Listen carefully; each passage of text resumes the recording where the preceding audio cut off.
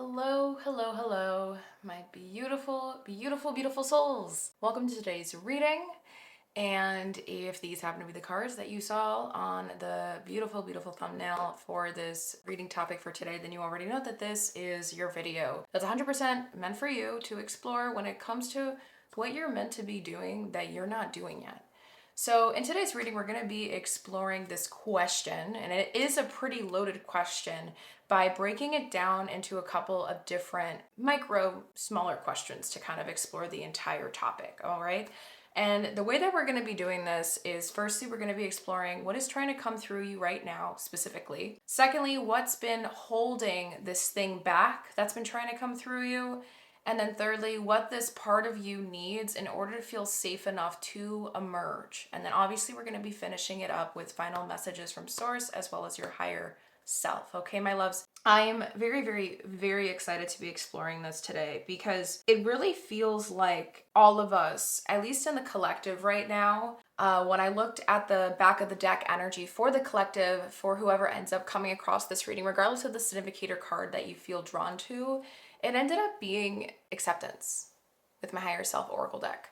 So everyone here, regardless of the pile that you end up going towards, this reading for you today is going to help you get to embody more self-acceptance and more self-love, develop a home inside yourself so that you can go out and shine to the world in ways that you never really gave yourself for permission to shine, or perhaps even to release chains. There's so many other ways that we can explore this. So I am very, very, very excited today to be looking at this together with all of you. With that being said, I do really want to have a couple of disclaimers here, maybe a trigger warning, because these readings tend to be very deep and detailed. It could pull on your heartstrings a little bit. I am not a doctor, okay? I also want to make that very, very clear. I am a trauma-informed facilitator for deep healing, but when I do my readings, specifically my pick of cards and just readings in general, I give source full permission to channel through in the tone, in the message, in the energy, the exact way that source wants me to.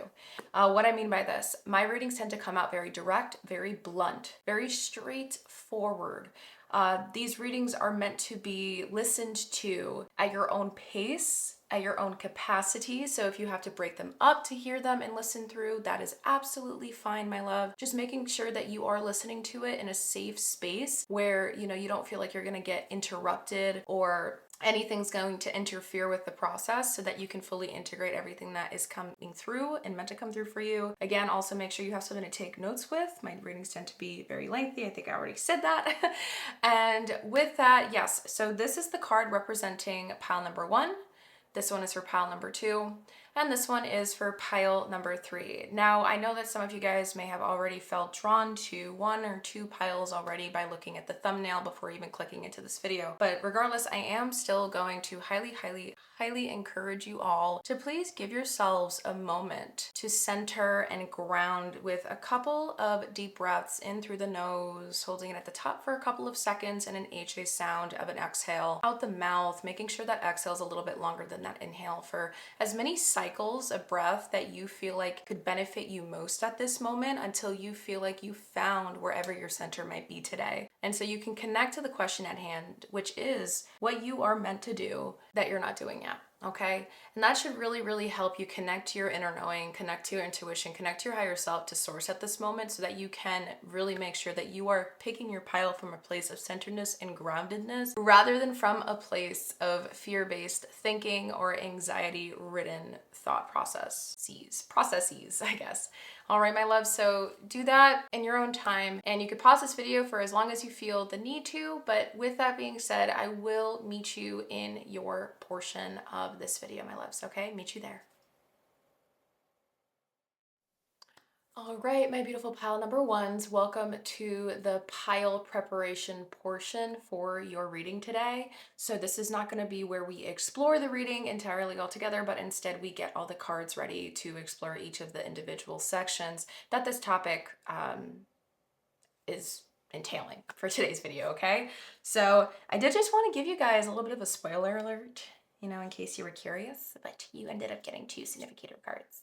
You got expect the unexpected and strength. All right, surprise, surprise. But this one did come out facing this way. I believe that when we explore in the portion where we do the reading itself, we're going to be looking into the booklet for specifically this meeting here, and we're going to keep this as a side note that's influencing the overall energy for the significator card that allowed you to select this pile. Hopefully that made sense, but because of that, I just wanted to share that with you. We're going to be placing your significator card up here, and we're going to begin getting everything ready for you guys, okay? So the first question that we're going to be tackling together is what's trying to come through you right now, okay, in your reading. So with that, we're going to be using my Yin Yang Oracle deck. I think this is called What's the Vibe, but this is about like keywords for career, love, self-growth in general. I think this is my Work Your Light deck, Heal Yourself deck, and are we good here? I believe this is what we were doing. Yes. No. And then lastly, was this it? No, this is for, okay, this is for the other thing. All right. Sorry, I'm trying to make sure that I keep my decks organized because I have a lot of decks set up on the sides of me, and I'm trying to make sure I don't confuse which decks are meant for which section. So this section, we're using all these decks together. We're going to be getting the cards nice and ready here. All right, cool. Let's do this, my loves. Oh, this is the last thing we're also including. I forgot. That's what I knew I was missing something. My Oracle of the Radiant Sun booklet, I don't have the cards. I don't know why I ordered the cards, but the booklet just came. It was like a reuse thing. And instead of using the cards, what I do is I kind of blindly flip through and see which word or keyword thing comes through for you. So we're going to be doing that as well. And we're going to be writing it down on a sliplet of paper. All right, my loves. So let's get everything ready for you. What is trying to come through pile number 1 in the moment that this reading finds them? What is trying to come through pile number 1 in the moment that this reading finds them? What is trying to come through pile number 1 in the moment that this reading finds them? Okay, I'll call for those. This one's important, so we're going to keep it like that. Cool. Next. What is trying to come through pile number 1 in the moment that this reading finds them? What is trying to come through for pile number 1 in the moment that this reading finds them? Okay. Back of the deck wants to come through, so that's going to be the back of the deck energy with the reading. Next up. What's trying to come through for pile number 1 in the moment that this reading finds them?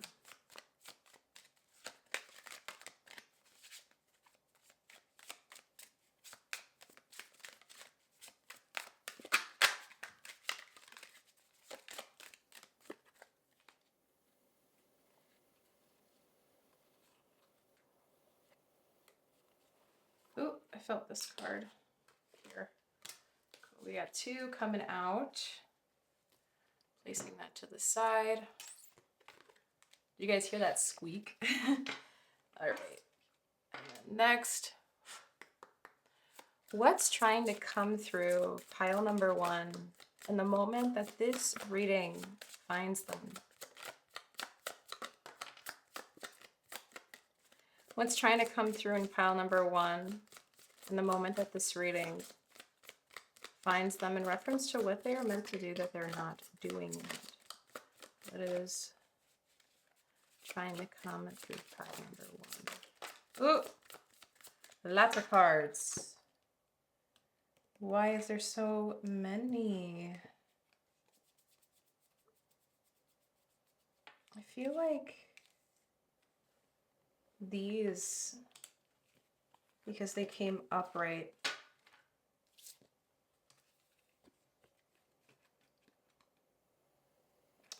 And these 2. Okay, what's the back of the deck? How teachable are you? Interesting. I'm actually really curious where this is going to lead us. Okay, and then lastly, for this pile, for the first section, let me just get the cards organized. There we go. We're going to be gathering the natal chart placement. What is trying to come through pile number 1 in the moment that this reading finds them? What is trying to come through pile number 1 in the moment that this reading finds them?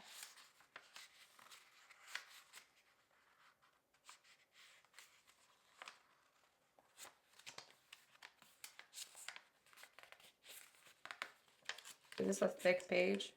Okay. Okay. We got Venus in Pisces with submission. So let us write that down.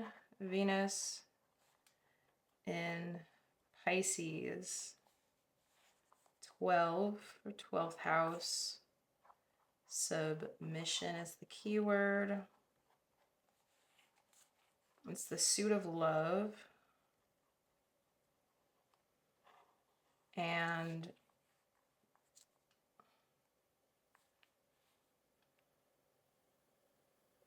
I'm just going to write the keywords here: understanding, sympathy, sacrifice, and I guess we will explore the meaning for the imagery in the card together. So I'm going to keep that there. Beautiful.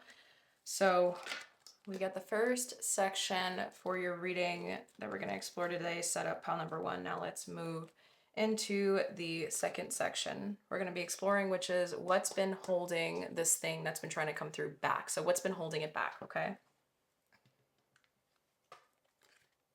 So we're going to be using my shadow deck, my Intuit tarot deck, and my chakra wisdom oracle deck for this part, as well as my transparent tarot deck here. Okay, so I got that set up. Okay, let's do the transparent tarot last, as well as the Intuit tarot. Let's do the oracles first. So what's been holding this back for pile number 1? What's been holding it back for pile number 1? What's been holding it back for pile number 1?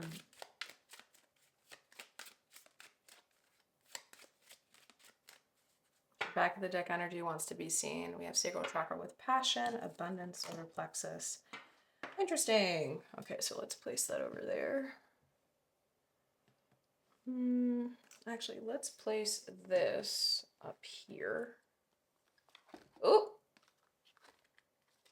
give me a sec, my loves. There we go. What's been holding it back? 1. What's been holding it back for pile number 1? In reference to what they're meant to be doing, that they're not doing it. What's been holding this thing back for pile number 1? What's been holding this thing back from showing up for pile number 1? Oh, okay. So we have these 3 upright, so we're going to honor it. I'm going to put this one back. Back of the deck wants to come through here with projection, so we're going to honor that as well. Keep it next to that. Back of the deck of the chakras. Now let's move into the Intuit Tarot. So what's been holding this thing back that's been trying to come through pile number 1? What's been holding this thing back from coming through within pile number 1? What's been holding this thing back that's been trying to come through pile number 1? What's been holding it back? What's been holding it back? What's been holding it back from coming through pile number 1? Okay, back of the deck here is the Two of Swords upright, honoring it as well. And we're going to keep these as significator energies. Oops. Now for the Transparent Tarot. What's been, making sure it's upright, holding this thing that's been trying to come through pile number 1 back? What's been holding this thing that's been trying to come through pile number 1 back? What has been holding it back from coming through pile number 1? What's been holding it back from coming through pile number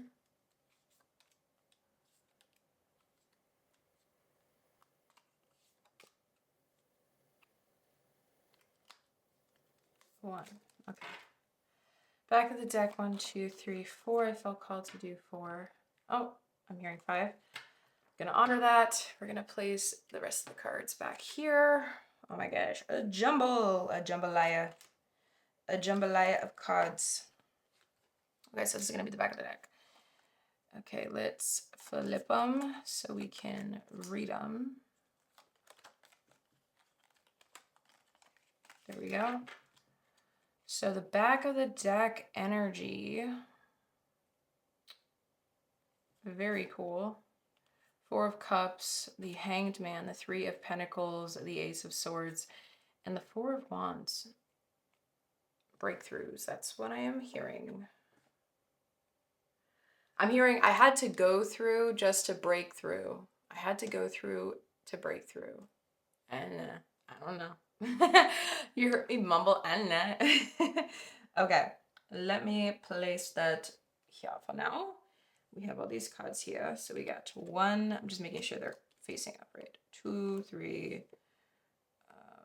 where is it? 4, 5, 6, 7, 8, 9, 10, 11, 12, 13, 14, 15, 16. We have 16 cards in total. So we'll be exploring that together in your reading, loves. And again, like I said, this is the back of the deck energy. Okay, great. So we're going to be putting that... we'll put the back of the deck energy... I don't know where to place that. I'll place it here. Actually, we will place it... Sorry, I'm trying to figure this out. Here for now. Okay, cool. And then these are the cards we're going to be looking into. So put that together here for section 2. And then I'll put the rest of the cards away. Great. Now we're going to do section 3, which is with my Rune deck, my Soul Lessons Journey cards, my Embracing the Shadows deck, my Animal Spirit cards, and my Druid Tarot deck. Okay, so here we're going to be pulling cards and exploring what this part of you needs in order to feel safe enough to emerge. The thing that's been trying to come through you, we're going to be seeing what it needs in order to feel safe enough to emerge, okay?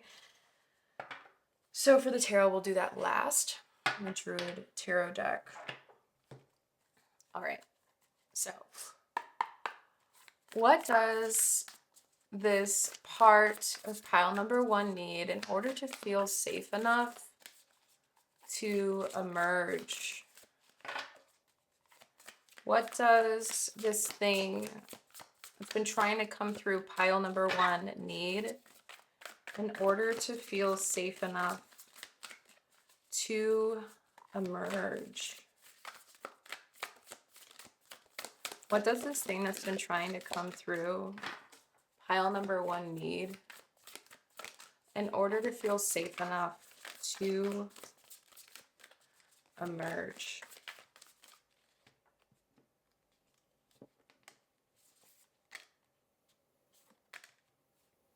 Okay, there's 3 cards coming through. I'm going to honor it. Wasn't expecting to get 3, but we did get 3. So let's honor that. Next up, let's do these. What does this thing that's been trying to come through pile number 1 need in order to feel safe enough to emerge?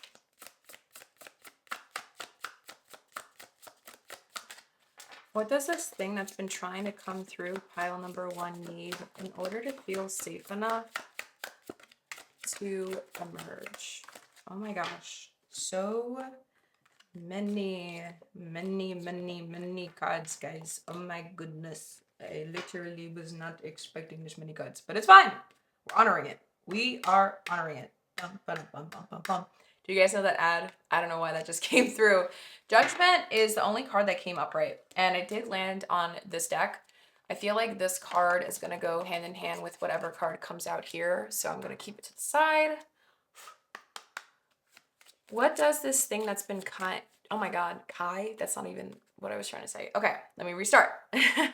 What does this thing that's been trying to come through pile number 1 need in order to feel safe enough to emerge? What does this part or thing that's been trying to come through pile number 1 need in order to feel safe enough to emerge?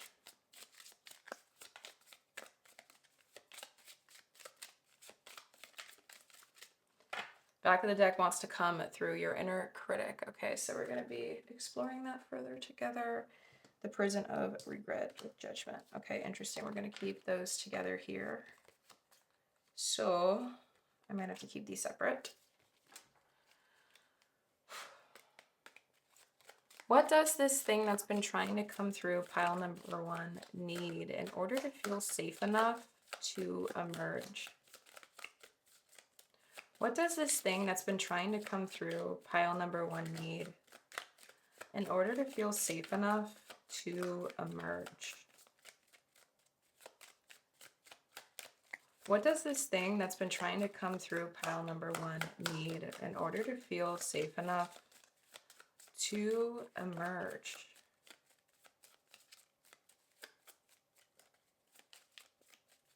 Back of the deck wants to come through the Thuti Saz rune. We'll explore that together. We didn't get any cards there, so these are staying separate for this 3rd section. Let's get the tarot out and about. What does this thing that's been trying to come through pile number 1 need in order to feel safe enough to emerge? What does this thing that's been trying to come through pile number 1 need in order to feel safe enough to emerge?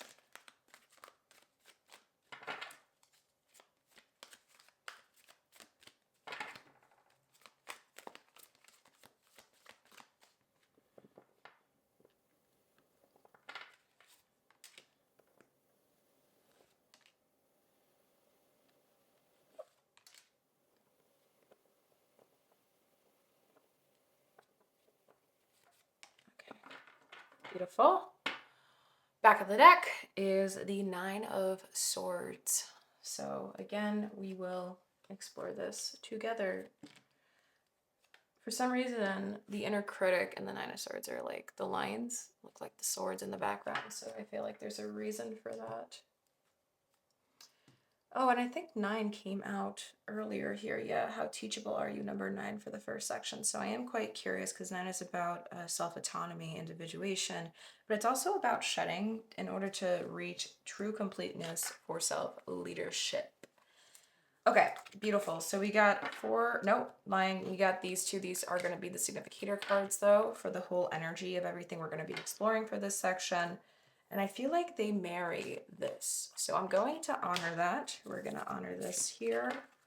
And we got your third section ready for action. All right.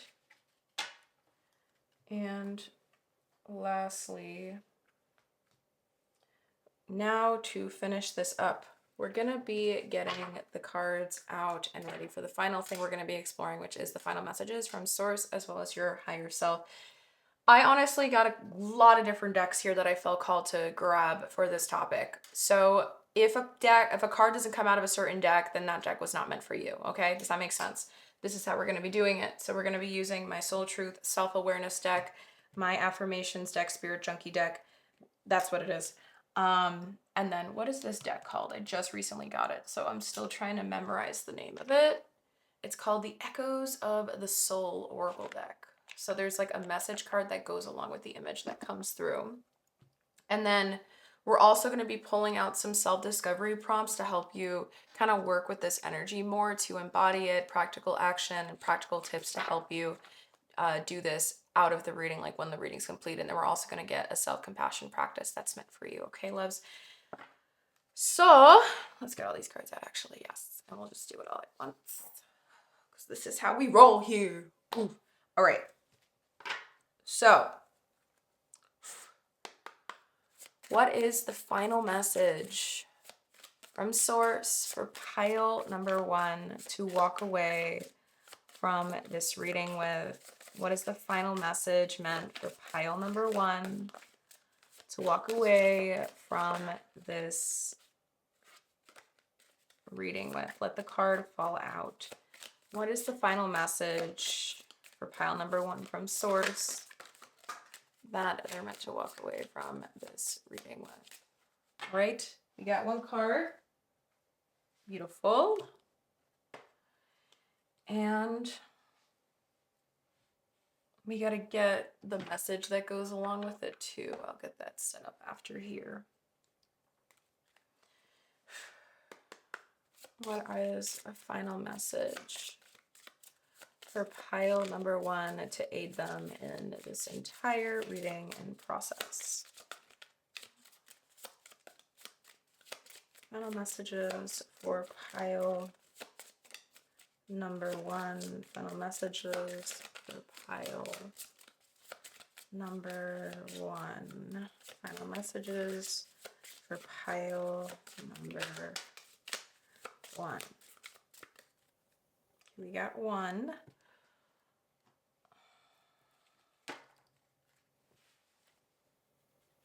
Okay. What cards are meant for pile number 1? What cards are meant for pile number 1? What cards are meant for pile number 1?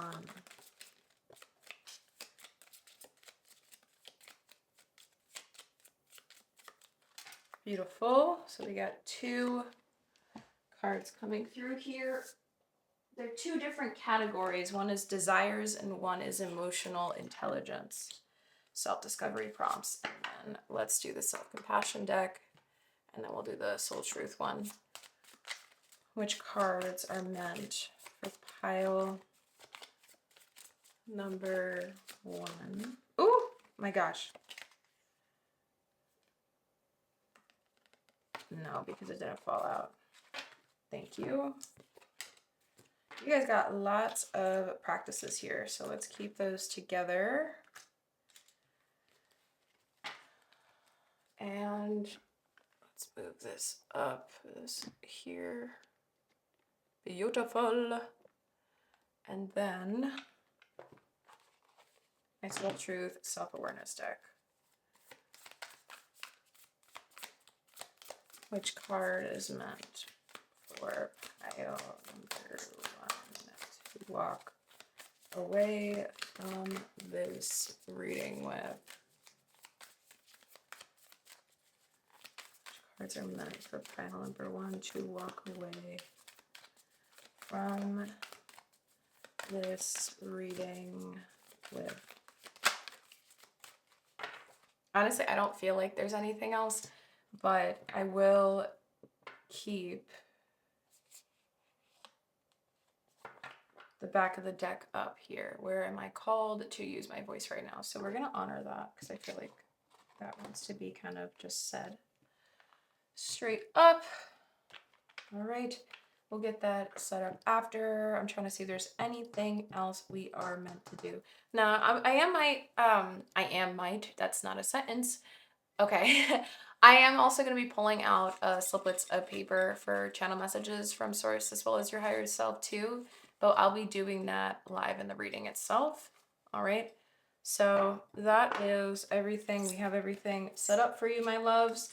If you have been here up until the very end of this portion of the video, then I guess I will meet you at the reading section next, okay? So I will meet you there, guys. Sending much, much, much, much love.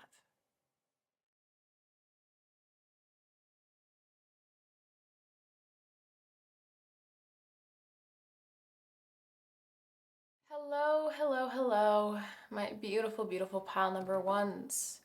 If this is the card that aided you in selecting this pile, the Expect the Unexpected card, then you already know that this reading is 100% meant for you in reference to what you're meant to do that you're not doing yet.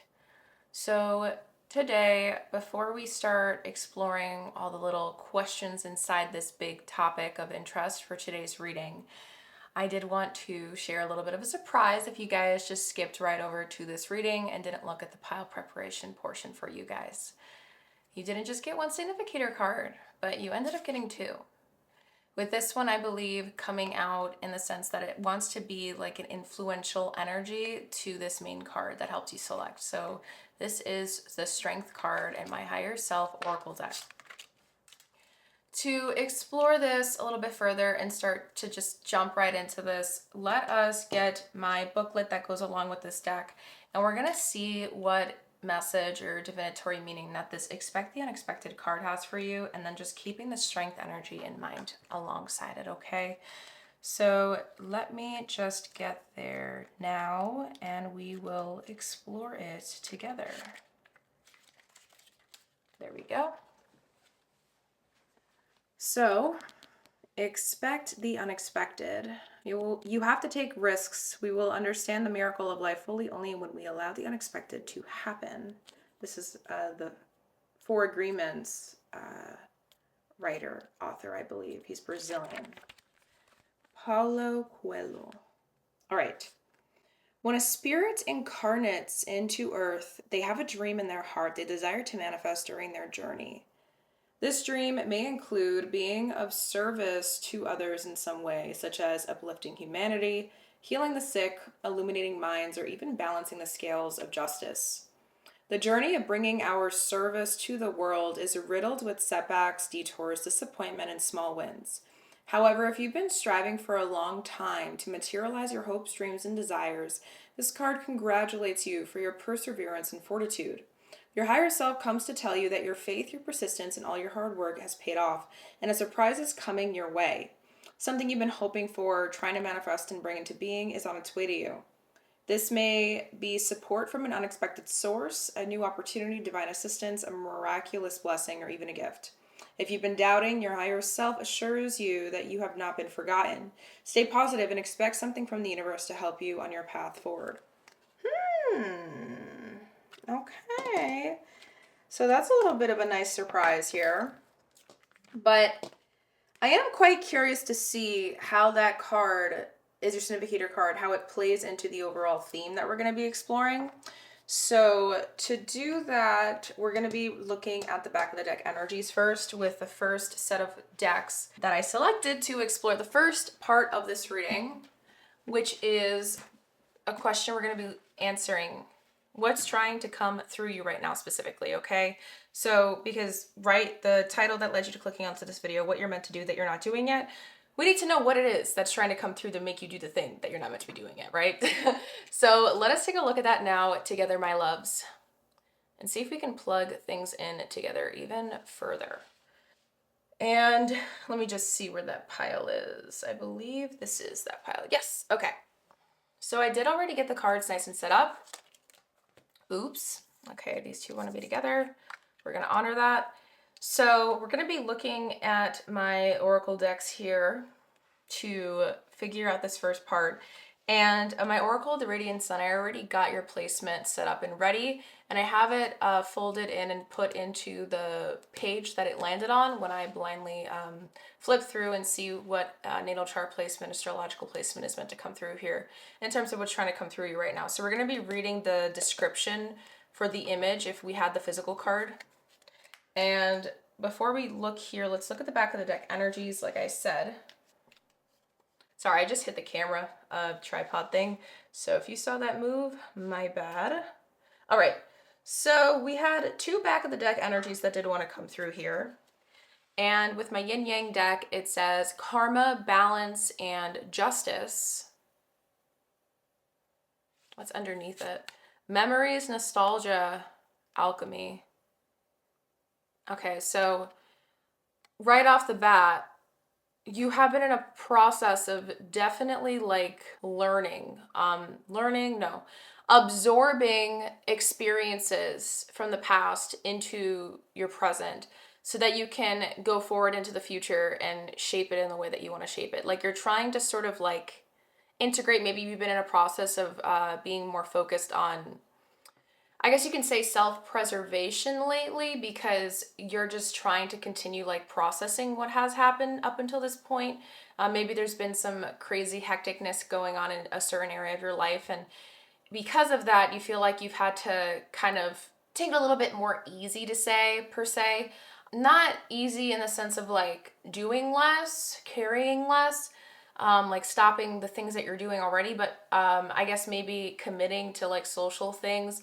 You've been more in an introspective energy in terms of like, because you have so much determination right now. That's something that's coming through.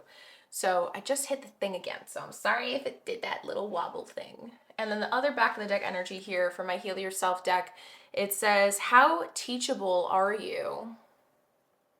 With a number 9.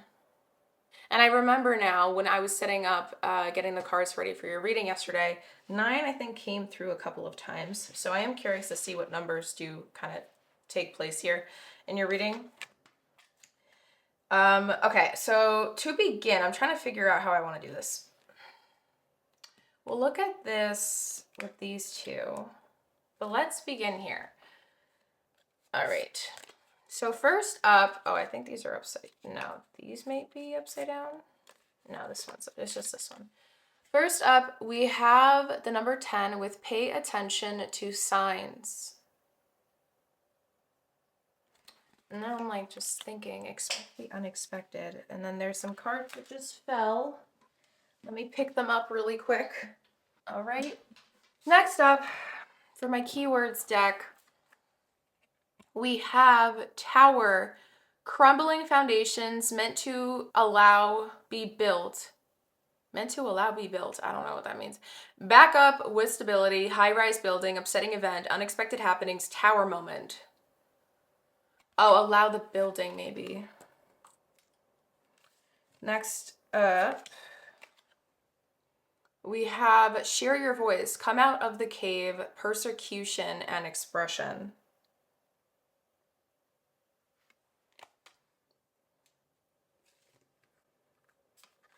We get a lot of Heal Yourself cards, I just remember that. Then we have Number 11 with take off your masks.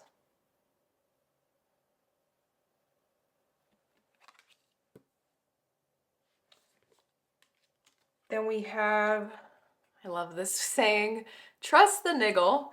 What is the niggling feeling trying to tell you?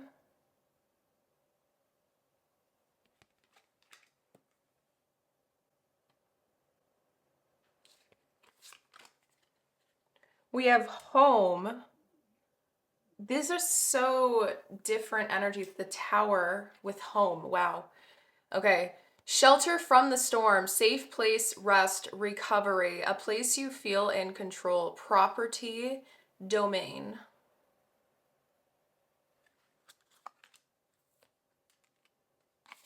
And then we have inner child with 16.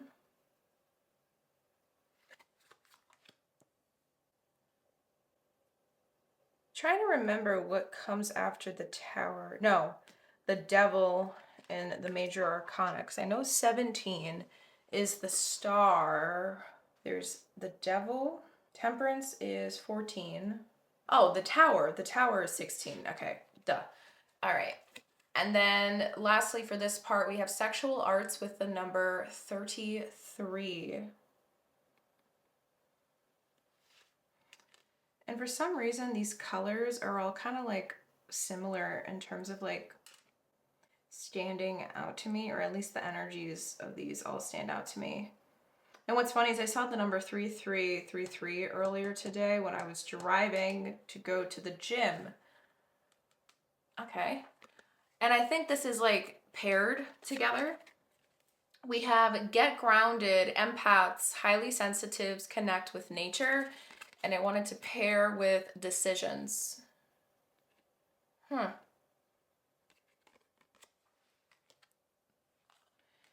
And then lastly, with the Oracle, the Radiance, and the placement, I think you guys received, yep, it was Venus in Pisces.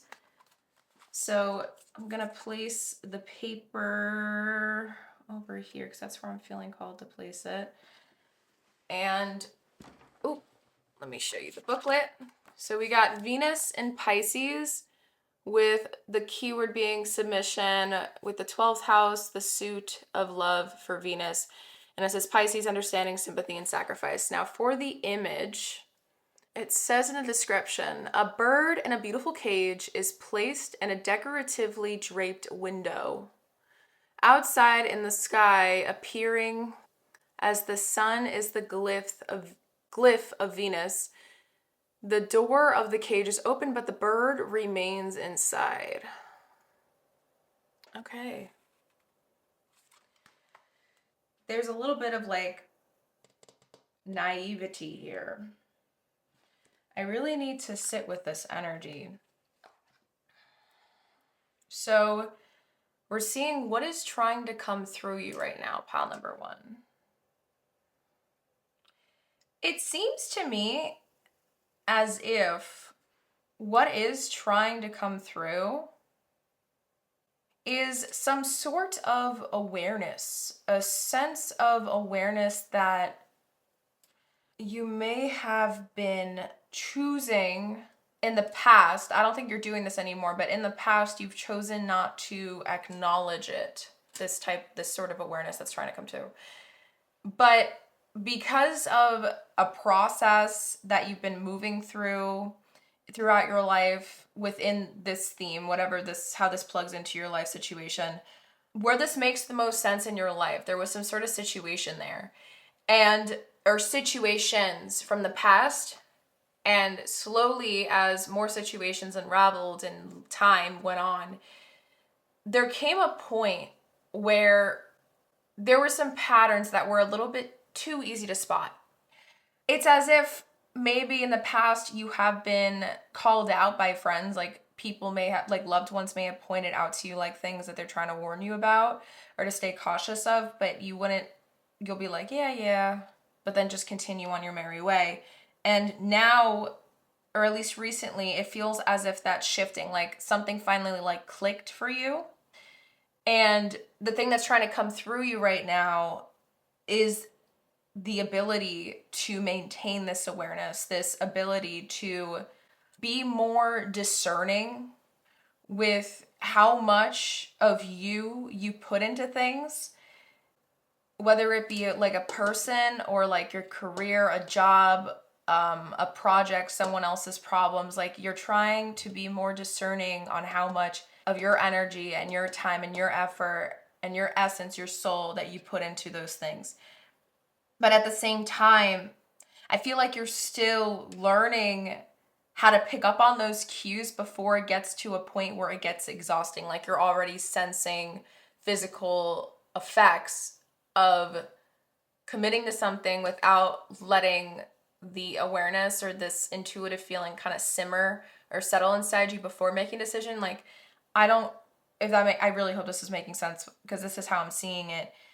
It's like this part of you that's trying to come through, pile number one, is the part of you that's gone through so much to keep you standing and strong. But it feels like this is the same part of you that can get you to places in life that the part of you that's in the driver's seat right now of your life can't. It can't get you there. It can't get you to the places and lengths that this side of you can, this part of you that's trying to come through right now can.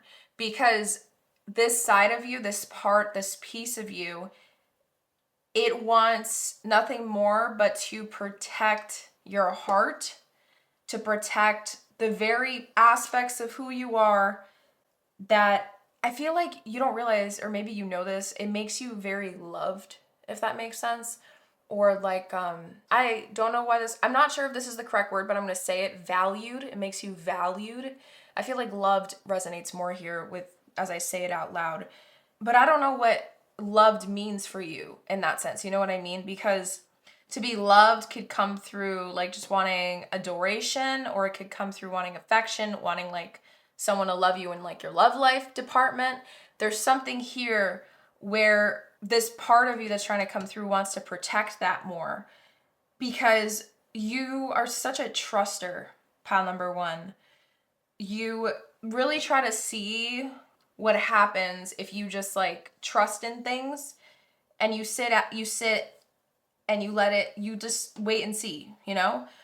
But it's reached a point where it's hurting you more than it is benefiting you, because in a way, like, this thing that you do, it benefits you, and it can be beneficial to everyone to like learn how to embody that mindset more, especially in situations where your heart's trying to tell you like, go for it. But here's the beauty.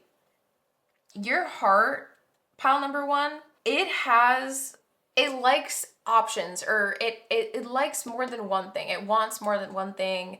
And because of that, you have more an ability here to be more like flexible or like adaptable to the situation as it comes. But that's not being used right now. Like, you're not taking advantage of that ability you have. Like, you're really good at thinking on your feet if you need to, but I feel like that's not being taken advantage of right now for some reason. And it wants to come through. It's been trying to come through because you're not meant to be at like some sort, I don't know what okay. I don't know if this is going to make sense for everyone, but I'm hearing you're not meant to be at this standstill anymore. Like, this part of you that's trying to come through, it's trying to make things start moving and help you make the choice that you're like so torn on, because your heart, you really like to let your heart guide you, but at the same time, it can wound you. It could create a disservice for you, because when you try to follow your heart likes many different things, and you don't have enough time to explore all these things at once. So it's like a matter of, okay, like choosing a path and like sticking to it. And this part of you that's trying to come through right now, it wants to help you be able to sort of, like I said, have more discernment and listen to the gut instincts. I feel like you're in the process of like building that internally right now, but it's weird. I don't know if you have a tendency, pile number one, to be more of like an impulsive person, or you're just like, yeah, like let's, like, remember I said like that sit back, wait and see what happens sort of mentality. So because of that, you don't really, like if someone asks you if you want to do something, you just say, yeah, sure. But you don't give yourself enough time to sit with that request internally enough to the point where you could be like, but do I really want to hang out and do something? Like, how am I feeling today? And, asking yourself those things to help you get to the real answer that aligns the most with like your truth. And this part of you that's trying to come through is trying to do that more for you. Like it wants you to be more discerning enough to the point that you're not overcommitting to things. You're not overburdening yourself with things. And it's teaching you, it wants to teach you, it wants to show you the power of taking your time in a different way than how you know or how you define taking your time today, if that makes sense. Like whatever the saying take your time means to you, pile number one, this part of you that's trying to come through wants to change it in a way that actually benefits your future more by helping you be more discerning in where you put your energy and time, and change the definition of what take your time means to you currently now. Like it doesn't want it to be that way anymore where you're constantly just like flowing 24/7, because you need to have a balance of structure and a balance with flow. And I think that something may have happened recently that made you kind of realize that. When I see the Strength card next to the Expect the Unexpected, there's this energy here of like hanging in there, like hang in there, because you're going to be surprised the more you trust in what you truly want, how things start working out for you. Like there's this feeling here of submitting to your truth, to the path that aligns with your integrity versus the path of quote unquote least resistance, or the path that everyone else is asking you to take, or the path that you're just agreeing to out of fear that if you were to take the path that feels more integrity aligned, that it won't work out. Like there's something here around everything I just said. And the thing that's trying to come through you right now is the part of you that isn't willing to sort of just be willy-nilly about things all the time anymore. Like it doesn't want to give in to those pressures. It doesn't want to let someone have that much power over them, or any situation of that matter, to the point where you're not listening to your own inner voice anymore. And there's something here that this part of you that's trying to come through wants to birth more of. And I think it has more to do with like self-leadership. And it wants to show you how capable you actually are. And I'm hearing how capable you actually are in doing this alone, or making it alone. And I don't even know what that means. That might not resonate with everybody, but I'm hearing something about like independence, like this part of you is trying to develop more of that. There wants more peace. There wants to be more peace here. There wants to be more inner safety where you can like reassure yourself if you're becoming anxiety ridden when you're on a certain path. There wants to be more reassurance here, but that can't really fully come if you're not already aligned with your inner voice's path that it desires. If you're feeling, okay, what I mean by that, that there's something that you want to do when you say yes to it, and the yes feels natural. It feels easy to say. It feels like a release. It feels like there's relief. Rather than when you say yes and you feel like constricted, suffocated, like I don't know why I keep yawning, guys. Whew, sorry. I'm not tired. I think I forget to breathe. And I didn't know this recently. Like if you yawn a lot, it's because you're not giving your brain enough oxygen. So it's forcing you to go, so you can yawn and like take a deep breath in. Fun fact, if you don't breathe while you talk, because I talk a lot. So sometimes I forget to breathe. Okay. What was I saying? I don't remember what I was saying, guys. I'm trying to remember. Oh, okay. You're going to feel less resistance to say yes to something when it feels like your heart is agreeing with it too. If it feels lighter when you say it. If it feels heavy when you agree to something and constricting and suffocating, like you're being trapped, you feel pressured, whatever that is, then that's not your truth. You're forcing something that's out of alignment for you just because of fear-based thinking, self-sabotage, and things of that nature, old narratives that don't serve or play a part in your life anymore. That's like all of that wants to shift in your life, pal number one. Like your reality wants to shift because this part of you that's trying to come through right now, it wants more for you and it wants better for you. It wants to show you what happens if you start choosing the things that you actually want to do instead of just constantly throwing your energy away. And I don't know what that means. I just keep, like, I don't know if you're ever saw the movie Yes Man. I actually really like, for some reason that movie's like popping into my head. It's a really old Jim Carrey movie. I think it's with Jim Carrey. I hope it is. It's old. And it's called Yes Man, and I think it's like a comedy.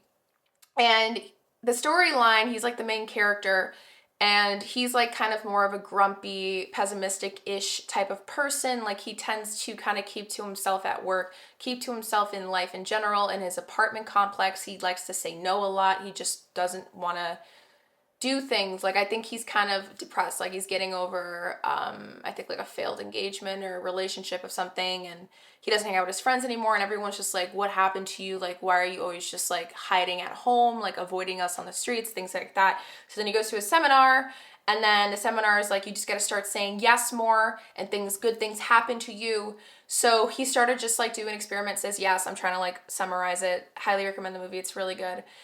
And things just start, like doors just start opening up for him. Like he has great opportunities, and it feels like the universe is like returning the favor. The more he says yes, the more he shows up for favors, the more he does things out of his comfort zone. Like he starts taking pilot classes and just says yes to people getting a bunch of loans because he works at the bank.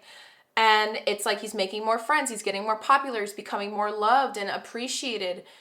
And he's like expanding, but there's no time to go in. Oh, sorry, that scared me. The opal light fell. There's no time to go in. And I keep picturing somebody who's kind of like that. Like, you might have moments where this feels so surreal, so magical in the way that you've been doing life, pal number one. But then there's also times where when you're finally putting your foot down, finally saying no, but it's like after so long of just saying yes, it's just like, what the hell just happened? Life feels like a standstill, like something strikes you, hits you out of nowhere. Or maybe you're even just paranoid to do it now, but like humans aren't meant to constantly be expanding. We're not meant to constantly be growing. Like we need time to recuperate. We need time to integrate. We need time to go inwards instead of constantly going outwards, bringing our energy out. This side of you that's trying to come through, pile number one, what you're meant to be doing that you're not doing yet, it has to do with listening to that more, that desire more, not just saying yes because you're afraid that if you say no, you're going to miss out on something or someone's not going to like you, this or that, because that's all coming from a wound. Obviously, we're going to be exploring this more because we have to, the next thing we're going to be looking at what's been holding this thing that's been trying to come through you back this whole time. So maybe we'll be able to explore this inner child card a little bit better. But the fact that Tower here, Tower moment card with the number 16, 16 rules the Tower card in Major Arcana, this is a big shift. In terms of this thing that's trying to come through you right now, the part of you, this strength, this gift, it wants to start being more discerning for the right things so that you can start showing up in areas of your life that actually are able to put this Venus and Pisces energy into the right places. Because with Venus and Pisces, it can make them very, like, obviously the key word here, submissive, martyrdom-like an energy in nature. But with Venus and Pisces too, I also see like a beauty here where when you believe in something so strongly, nothing can really deter you away from that as long as you keep on believing and have faith. And this needs to be implemented more. This energy wants to be implemented more into the things that you want and the things that you desire to choose for you in your life, whether it's something that isn't even fully created yet that you have to commit to grow. And with the expect the unexpected card and how teachable are you, it's kind of giving, and karma, balance, and justice, these two are the back of the deck energies. Pay attention to signs, trust the niggle. There's this energy here of like, this thing that's trying to come through you right now wants to create more miracles in your life to show you that the more that you start putting this energy that you put in for everything around you in your outer world into your inner world, like once you start putting it into the things that are solely yours, all about you in your life, you start getting things multiplied back times 10 back to you, because now you're finally showing to the universe, like, I am done expanding all over the place just for the sake of it, or just for the fear of like, what happens if I stop? And I'm going to start grounding, asking myself, what do I really want? How do I really want to move forward? Do I really want to say yes or no to this thing? Like, how do I really feel about this? Being more discerning, that's helping you. Oh my freaking goodness, I keep doing this anxiety. That made my anxiety go, what? So sorry if that scared you guys as much as it scared me.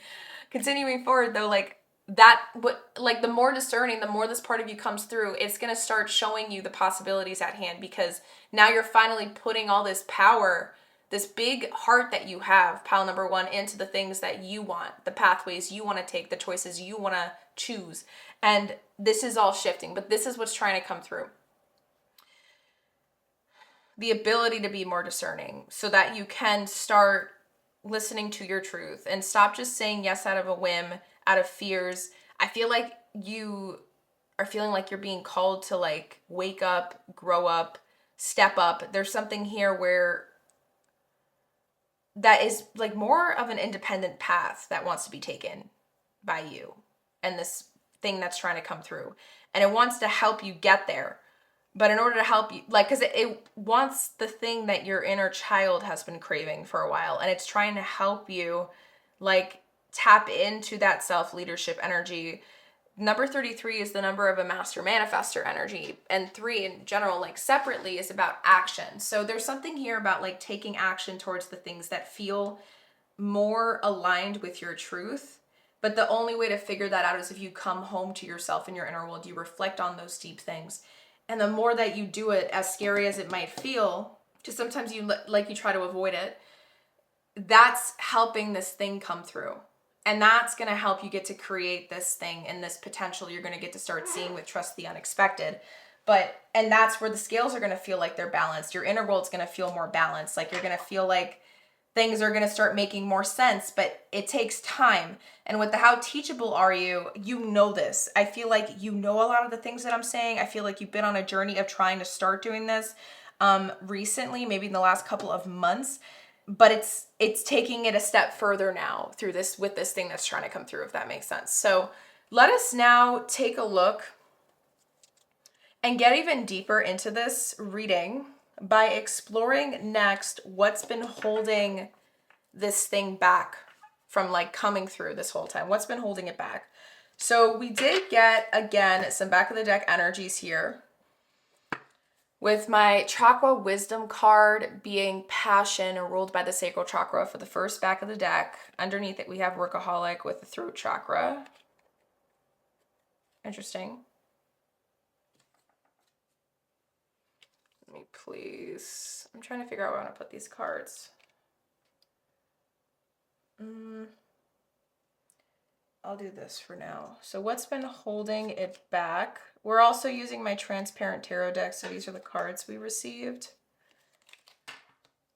We might actually need to clear the table. So if you guys give me one moment, I'm going to clear up the table and I will meet you back. All right, so I am back.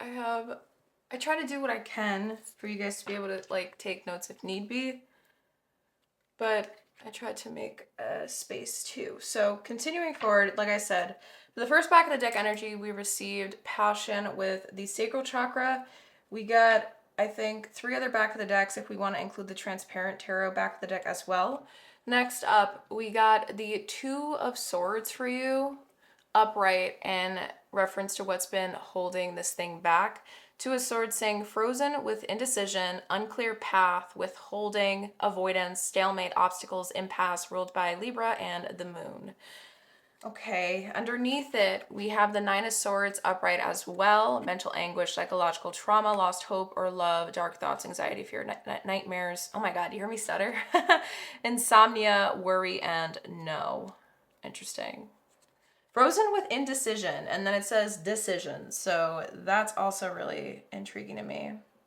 And then also we have the other back of the deck with projection. Seek the truth within before pointing fingers. Blame, deflection, accusation.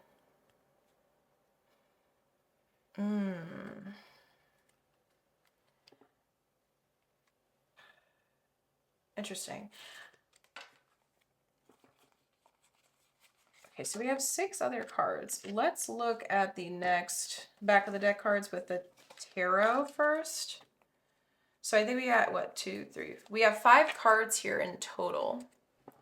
And this is the back of the deck energy for my transparent tarot deck. So we have here the 4 of Wands with the Ace of Swords, the 3 of Pentacles, Hanged Man, and the 4 of Cups.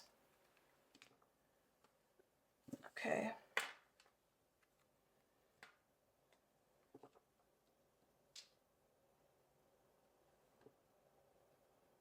Oh my God. What's been holding it back? Well, first off, it feels like you know what you have to do. This part of you that's trying to come through knows what you have to do. You're aware. You have trouble admitting that to yourself, but you are very, very aware. But you keep holding off on it. You keep holding back. But if you would just sit with yourself, if you would just look at the situation in front of you with the mentality that this version of you that's trying to come through has, things would be able to click harder and you wouldn't want to let yourself stay in this position anymore. I feel like there's still like this energy of unworthiness here that, okay, so this is weird, but I'm going to share it. When I was getting these cards out, for some reason, what came into my head, I don't know if you guys know the difference between like divine feminine, divine masculine energies. They're not gender based. They're like sun energy versus moon energy, yin energy versus yang energy.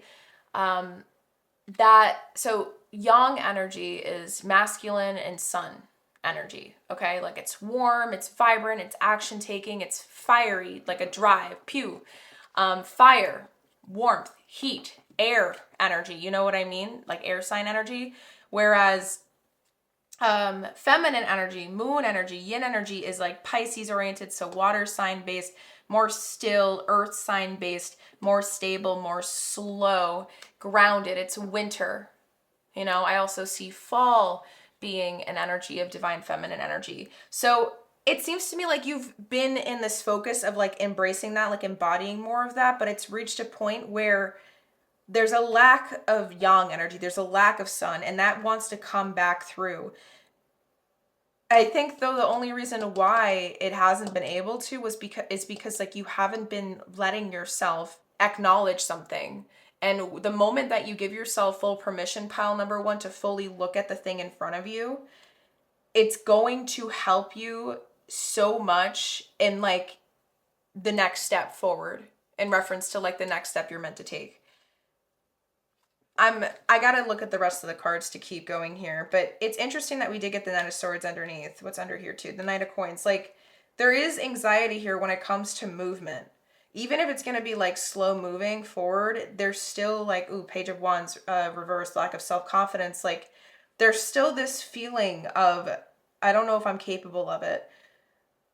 But okay, you guys might hate me with what I'm about to say, but source wants me to say it. I'm hearing, but like, do you really think you're incapable? Or do you really think that you can't do it? Or are you just using this as an excuse to not find out that you're scared? Because fear can't be an excuse. That's inexcusable. We still have fear when we do things. We still have emotions when we do things.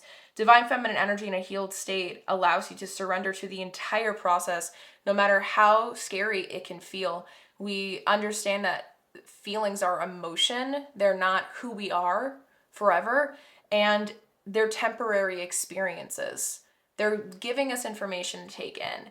And to be discerning means to acknowledge the emotion, be aware that it's there, thank it for trying to protect you, and be discerning enough to say, okay, I'm going to make sure that I know what to do to prevent X, Y, and Z happening. But at the same time, I trust myself enough to know that I got my own back no matter what unravels, no matter what unfolds for me at the end of the day. And you're still feeding some sort of idea in your head about how things can like play out if you just keep like showing up how you've been. I don't know what that means. Let me know in the comments down below if you picked this pile, guys. I would love to know your story because this one seems like it's a little bit all over the place. So maybe some of you guys that ended up selecting this pile, like, or everyone that selected this pile, like your stories are very different from each other. So you guys really need to plug in things into your story as you see fit. I don't think I can do that for you. I don't think Source is revealing everything to me. This projection card, though, I want to understand it better. So let's look at the rest, because you guys ended up getting a lot of shadow work cards here. So I am quite curious to see what they say. First up, we have desire. Harness its power to manifest dreams, not delusions, longing, yearning, and craving.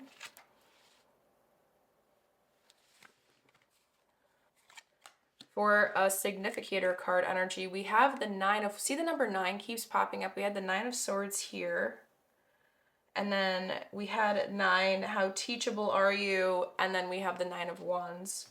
So 9 of Wands, a test of faith. It's ruled by the moon and as well as Sagittarius. Courage, boundaries, grit, determination, faith, endurance, holding the line, persistence, maintain. And that kind of reminds me of the booklet, what the booklet was saying about the unexpected card and strength. Now I'm understanding. Strength card, 9 of Wands, strength, energy, the major arcana, courage, endurance. Interesting. I'm also hearing you're halfway there. Like, what the heck is this story about, guys? Tell me, please. Like, I want to understand. Next up, we have avoidance. See the difference in energies, the polarities here?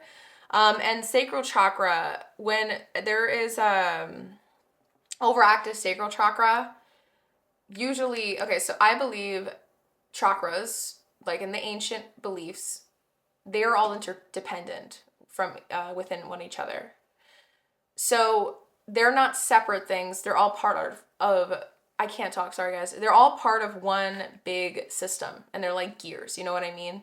But when one gear kind of like stalls, a couple other are gonna like wobble a little bit, they're gonna stall as well, and it affects the entire story, the whole puzzle. Sacral chakra, when there is a lot of feeling, there is a lot of emotion. And this is why I was sensing the energy of avoidance. This is why I'm sharing this, guys. When the sacral chakra, when there's a lot of emotions inside of us and they just keep building, but we're not giving ourselves full permission to like listen into our inner world, tune in to like release them, debrief them. What that means is like being in stillness, or not in stillness, sorry, being in a safe space, being alone, letting those emotions come up through movement until your body feels safe enough to kind of let it just naturally escape through. Like an example can be, one thing that I used to do a lot that I didn't even realize was like somatic healing for me was intuitive movement medicine. And I think I've mentioned this a lot of different times in my YouTube channel as well as in my pick a card. So if you guys know what I'm talking about, there's a reason why I'm always bringing it up, and it's because of how ridiculously freaking helpful and healing it actually is, how beneficial it actually is to our nervous system and to our inner worlds and to our bodies learning how to trust ourselves. So with intuitive movement medicine, you're in a safe enough space to just make a playlist, go on Spotify and do play some music that feels grounding to help you connect to your inner primitive nature. And what I mean by this, you're not meant to look in reflections. You're meant to cover up all the mirrors, cover up anything where you can see yourself in, and just move like no one's watching you, because no one is. Move without judgment. Move without trying to find the right position to sway your hips or step your foot in. Whether it's stretching, mobility movement, spinning around, stomping, jumping, swaying your arms around like crazy. It doesn't matter. You're doing the things that your body's asking of you to help release this like pent up energy and emotion. When that happens, we're giving our body an opportunity to also release anything that it's been carrying for a long time. When a sacral chakra is overactive, it can lead to people choosing to do things to constantly like not deal with their feelings, because it's hard for them to be discerning enough to be like, okay, this is all the stuff I'm carrying and let me sit with it and let it come up. Like, I give full permission. Like, there's an avoidance here. There's a running away from it. And now I also understand why the inner child card did come up and the sexual matters card, because sexual matters is aligned with the sacral chakra. It's about sensuality and passion, right? But since this is the home that is ruled by water, I want to make that clear. Water flows, right? And we can't control water. We can't control the waves of the ocean, but what we can do is move with it when they come up. There has been a lack of that because you've been constantly like in this fear-based mentality. It's the way of thinking where it comes to like giving into things, constantly saying yes to things, overburdening yourself with things, just playing some sort of role to like appeal to people, but it's exhausting and it's never really fully appealed to you, but you've just been constantly doing this because you think that one day if you keep doing it like this, it's going to work out. But that's like blind faith. There's a difference between trusting in something that you're leading with integrity in versus just blindly continuing to pour yourself nonstop into something, just hoping and thinking that maybe just one day, eventually this is going to shift if I just keep doing it and showing up the same way. With completely disrespecting how I feel, completely disrespecting my energy levels, how they're always shifting because we're cyclical beings. Like, there is a lack of that here. And the avoidance card coming through, face what you fear, for avoidance is but a temporary refuge. Evasion, neglect, and denial. There is a lack of wanting to see your truth. But in reality, it's like the moment you start doing that, things are going to feel like lighter again, like you're going to be able to breathe again. And the thing that's trying to come through you right now is the thing that's going to help you get to come over or get over this hump instead of constantly feeding like fantasy crap in your head, because that's been an ongoing thing. I feel called to cut the deck right now. So I'm trying to get the card that, okay. Mysticism with the third eye chakra. Yeah. So with the third eye chakra here, in terms of adding more emphasis or information into the back of the deck energies before we look at the rest of the cards, there's this idea of like, why, like, there is a part of you, pile number one, that is trying to protect you like really hard right now. But it's only trying to protect you in ways where it's like labeling you out to be a victim in your own life that you're choosing to create through the actions you take, through the reactions you have, and the choices you make moving forward. It's like sort of contradictory of like main character energy, for example. Like, this part of you, it's trying to like explain things for people so that you can't be discerning about it. You may have had like a tendency to be gaslit growing up, to the point that now you gaslight yourself because it's like you don't even know if how you're feeling is accurate enough or worth it enough to feel, if that makes sense. It's like you're constantly second guessing yourself. I don't know if you've dealt with manipulation in the past in relationships as well, like, then maybe now you're manipulating your own self into believing things, or maybe you're in a relationship right now that's doing that.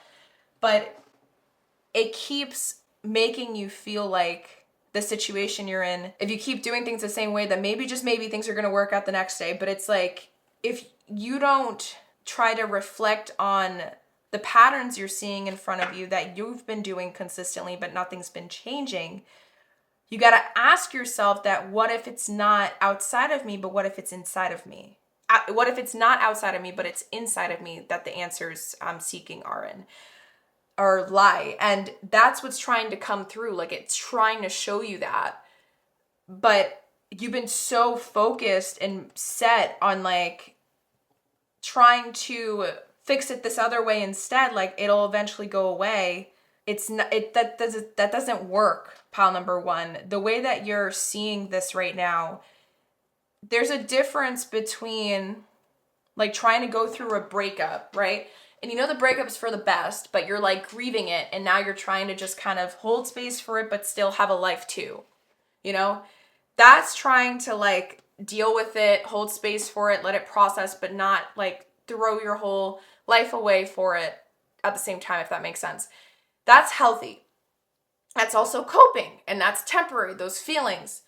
Here, it feels like you're coping, but in the way that you're coping, you think that the off, quote unquote, feelings, like how you're feeling off sometimes, like things feel off or something in the situation, you're saying, oh, like this is normal, it's gonna go away if I just keep like not thinking about it, or don't talk about it, or don't pay mind to it. Like I just keep doing these other things to not feel it, because then it'll go away eventually. Like, do you get the difference? Like that there's a difference between like the healthy coping and the unhealthy coping, or keeping yourself in a situation because you think it's easier, because you don't want to tell yourself how you really feel, and how you know that you have to step up to do this next step for yourself. And that's also really scary. Like there's a truth here that you're avoiding, but this thing that's trying to come through you right now that you're meant to be doing that you're not doing yet, it's trying to help you face that fact right now.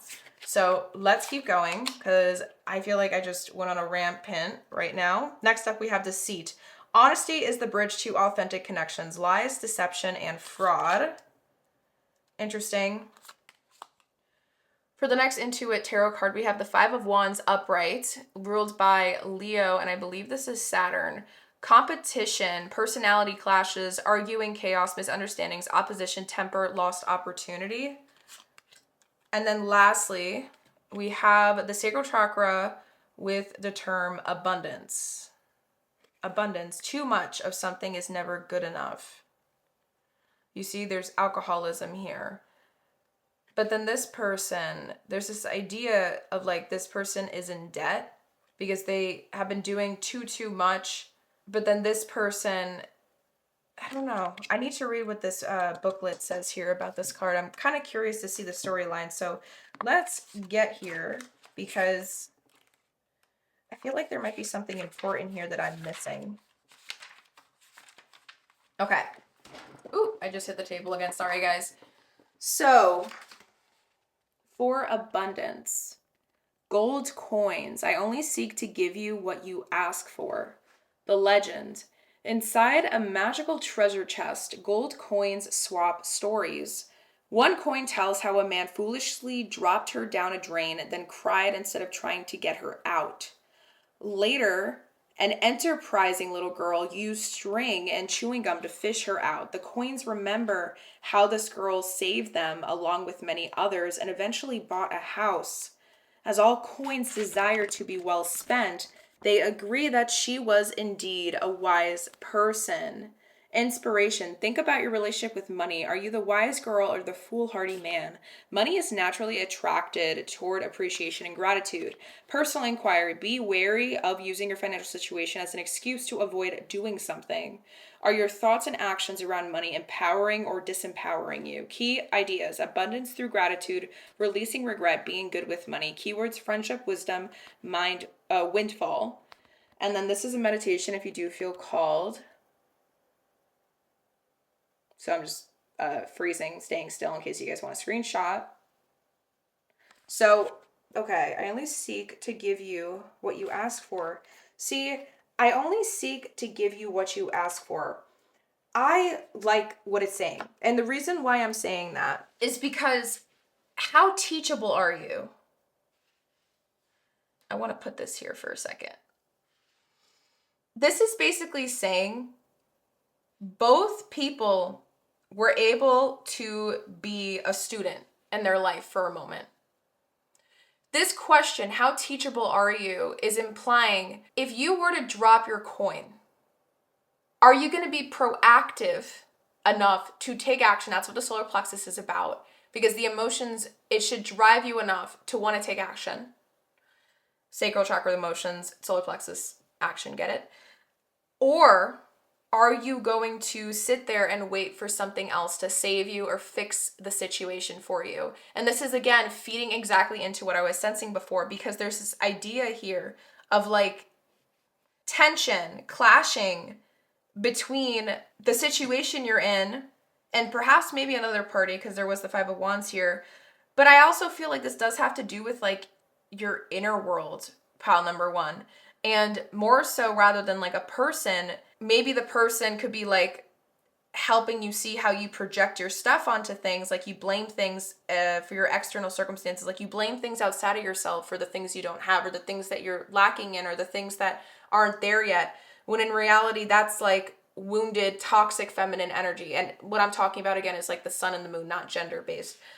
It's just sitting there and waiting for things like the law of attraction, that's like spiritual bypassing in a way. when in reality, like, we're meant to meet things halfway to get the other half. And the universe wants that for you, but you're not giving it a chance to show that to you, because the thing that's been holding this thing back from coming through is the old narrative, the old story, this old way of being where things were easier maybe at one point, but now they're starting not to be anymore. And you're realizing that you have to start changing your ways, but you don't want to because it's easier to stay this. I don't know if that makes sense, guys. I know I keep going back and forth with this. It's just, I hope you can see why it's a little bit all over the place, this energy. But let's now plug in the tarot here to really see everything in front of us. I'm going to move these cards out of the way so we have space. I'm just going to keep this in the lens.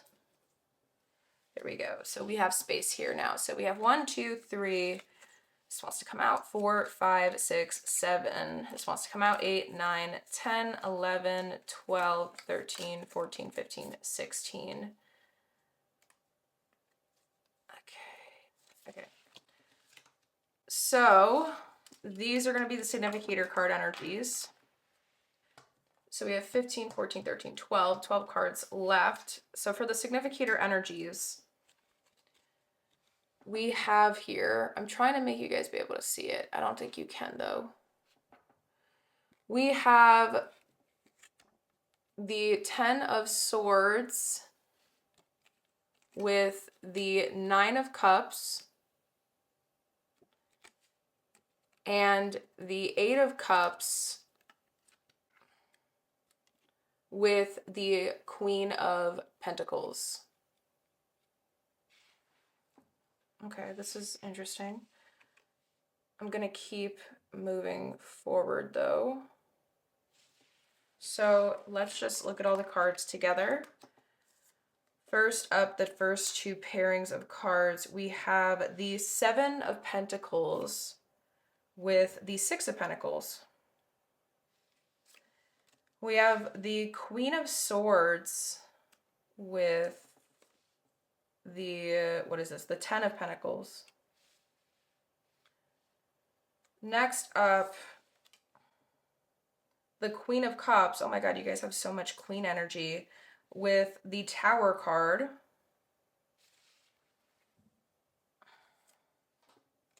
I'm going to start clarifying things. Oh, yep, you got all 4 queens. You have the Queen of Wands with the Ace of Pentacles, clarifying the Queen of Swords with the 10 of Pentacles. All right, and then we have the 4 of Pentacles, clarifying with the Magician. And then lastly, we have the King of Wands with the World card. Interesting. Okay, so I'm going to list this all out again in case you guys got a little bit confused on how I explain that.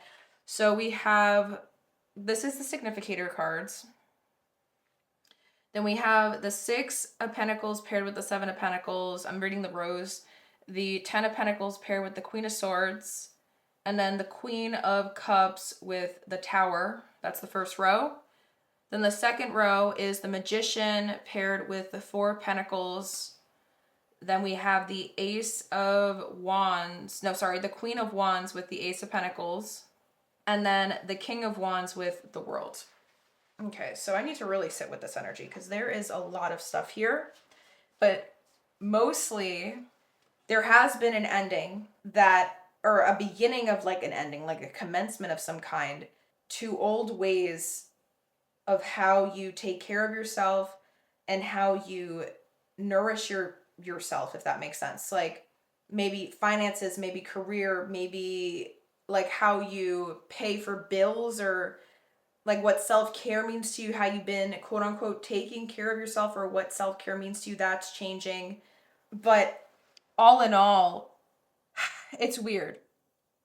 It's very, very strange how I'm seeing this, pile number 1, because what keeps coming through is this idea of like, the thing that's been holding you back is how too much things might feel for you. Like things just feel like it's too much effort or too much at stake. too much emotion, too much this, too much that. And instead of accepting it, you're labeling it as that. So it doesn't give it instead, like, you're already like defining this experience, whatever this thing is that feels like too much, as something that you have to run away from, because our nervous system can easily get overwhelmed if we start telling it what something is. If we're translating something, if we're interpreting something as a certain way, or perceiving it a certain way, instead of looking at it in the lens of like, there is a lot of emotions here. Let's explore that. I wonder what this is. Why does this feel like too much?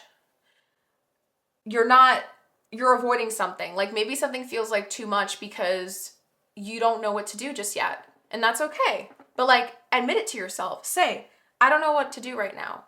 Or I don't know how to tackle this, but I want to figure it out. That gives us an opportunity in our inner world to be like, okay, the nervous system won't think that this is a threat. It's not going to shut it down. And instead, it's going to try to sit with it. It's going to try to process it. You have to hold space for that, though, by not saying this is too much and then just like completely closing it off. The thing that's been holding this thing that's been trying to come through you back for such a long time is how you would deal with things in the past, how you would deal with this type of situation. You were really, really good at like just walking away when things were too much. You were really, really good at just picking yourself back up or licking your own wounds for some reason. But I don't know what licking your own wounds means, because when I say that, it comes out of my mouth and it doesn't feel correct to say, because the way you would cope, the way you would walk away, quote unquote, the way you would, quote unquote, what I just said, lick your wounds, it felt very powerless. It felt very, in some ways though, it's like, I keep thinking about this energy, and it's, some people would see this as you taking the higher road. And it's like giving you such mixed signals on whether or not this is the correct way to be, because maybe that's another reason why this thing has been, that's been trying to come through, has been held back for so long, because this is just how you've always operated. And it seemed to work for you in the past, but now it's like, it's not sitting the same way it used to anymore. Things are hitting differently because there's a desire to want to start stepping into becoming your own leader in life right now. There's an opportunity to heal that wounded masculine energy, that wounded sun energy within you, pile number one. It wants you to start taking accountability, or not even taking accountability, but just holding yourself accountable for the life that you truly desire, instead of waiting for it to just fall into your hands or someone else to do it for you. By the way, remember, keep in mind, I am the channeler. I am not just calling you guys out blindly. Don't hate me for this. This is just how Source wants me to channel what's coming through, okay? I don't try to like filter what comes through, because I want these to land the way that they're meant to for whoever is meant to hear this. Does that make sense? So I'm going to continue. It's like, if you just stopped letting people constantly, I don't know if it's people, but there's just something here where things were always easier for you in comparison to the world, and things are changing, and now you need to start doing things a different way. But you keep like fighting with that. And it's because like, I don't know if you think that you can't, but like the way that you're fighting with it, it's not empowering. This isn't an empowering look. This isn't an empowering position that you're putting yourself in. And I feel like you're aware of this, like you're smart, you know this with the Magician card, like you're a very intelligent being, pile number one. But with the Four of Pentacles being paired with the Magician, and it's in conjunct with the Six and the Seven of Pentacles pairing, you're not meant to be doing life the way you've been, okay, anymore. That's not how it's supposed to be. You're supposed to take some of your energy and your attention back so that you can be more discerning on where you put it moving forward. What's been holding you back is the old way of doing things, the old way of being, the things that just felt easier to do, but that's got to change, and it's changing. You have an opportunity to change that, and it might feel like you were kind of forced in this position in a way, because you got Tower, so many different areas that kept screaming that energy there. But with karma, balance, and justice, like things weren't meant to be like this forever. Present, abundant, and gratitude. This is where you take the experiences, you take the lessons that you had here, but now you know what not to do moving forward so that you can actually go get the things that you deserve. Because with bound patterns and toxicity, there was a lot of this that was holding this part of you that's trying to come through back. But it had to do with you doing that onto yourself because you were afraid of what was around the corner once you do break the chains. Rejection, loss, fragmented. That slipped out. North Node, cosmic purpose. You're not supposed to know everything before. The clarity comes after you take the step. Okay? The answers come after you take that step. The map isn't meant to be completely set up for you.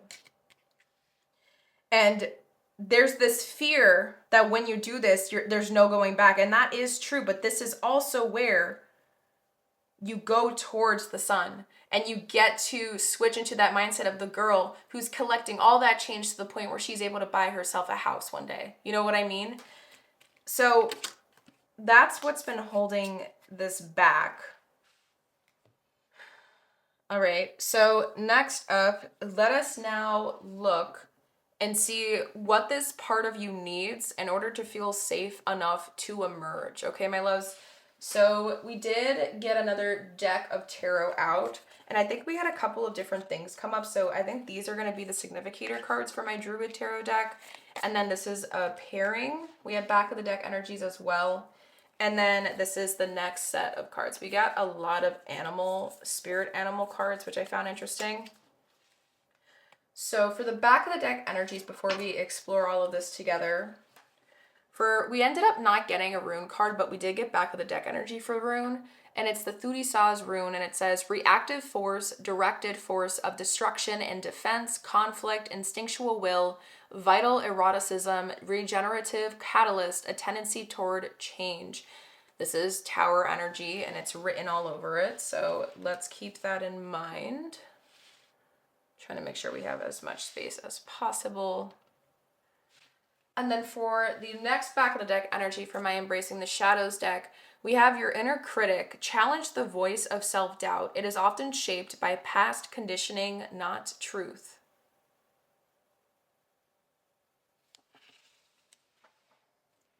I feel like you're being like forced to like face this inner shadow now for good. Like once and for all.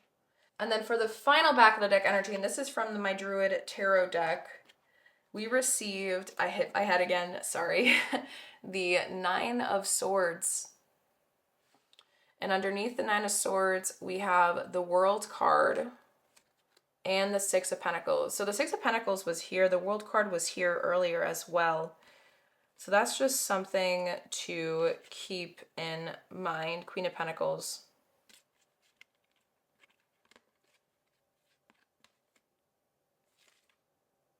Sorry, I'm just observing.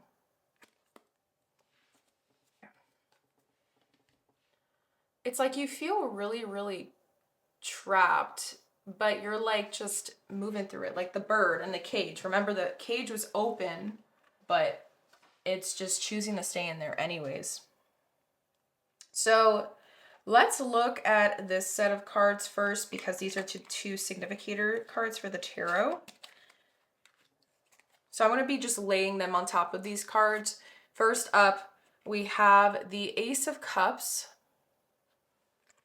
and the Prince of Pentacles, which is the Knight of Pentacles here.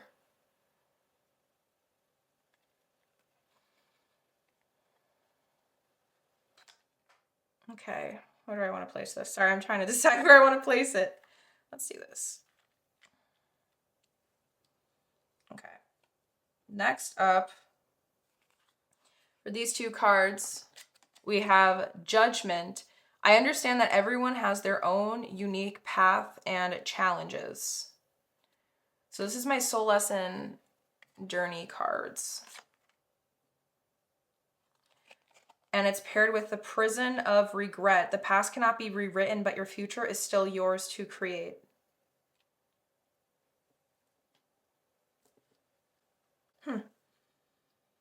Next up, look how many soul lesson cards you guys got.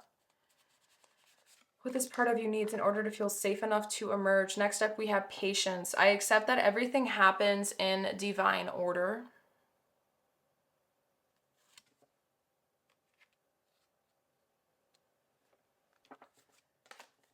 And loneliness. I know that I am never alone.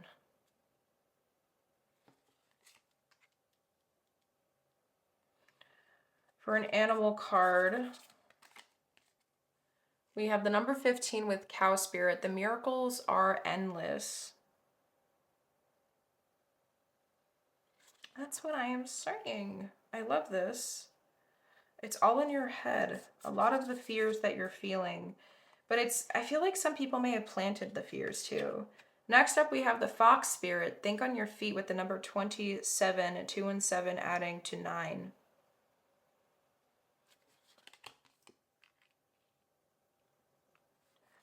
Next up, we have gratitude. I am thankful for this life and the opportunities that it presents.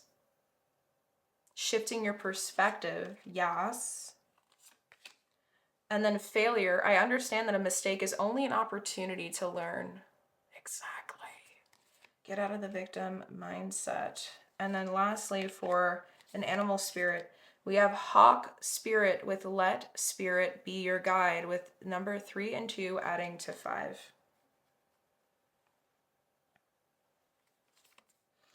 I don't even know where I could place this. Oof. I don't know where to place this, guys. Oh no. I might place this here, and I'm trying to figure out where I want to place these things. Because gratitude and failure went with it. So gratitude and failure with hawk spirit. All right. And then let me see if you guys can see that. If not, let me know. The miracles are endless.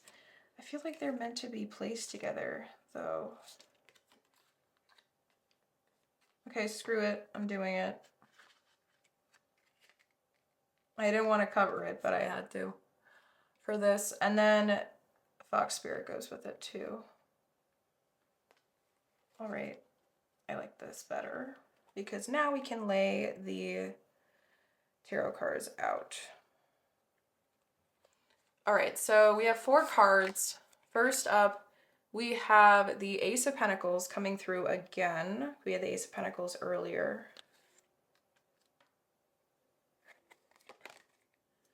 Rebirth, which is judgment.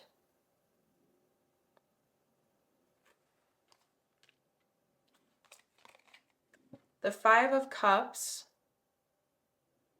And this 5 of Cups in this deck in particular is about looking at the things in front of you. Like acknowledging that these things happen to help you get stronger. Because usually the 5 of Cups, like typically in traditional tarot, it's about crying over spilt milk. But here, they're not looking at the cups anymore that's spilt. They're looking at this process of an animal chasing a fish.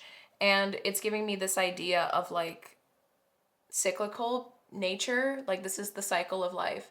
And to come up, things come down, but then they get back higher. And then you come down a little bit more and then you get higher. It's like, it's a process.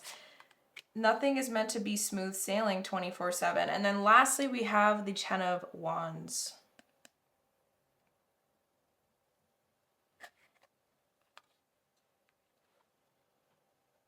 And what's interesting here, I feel like this person actually made it to their destination finally. Like I feel like they're finally going to take off the stuff, the sticks off their back. The rods, the wands.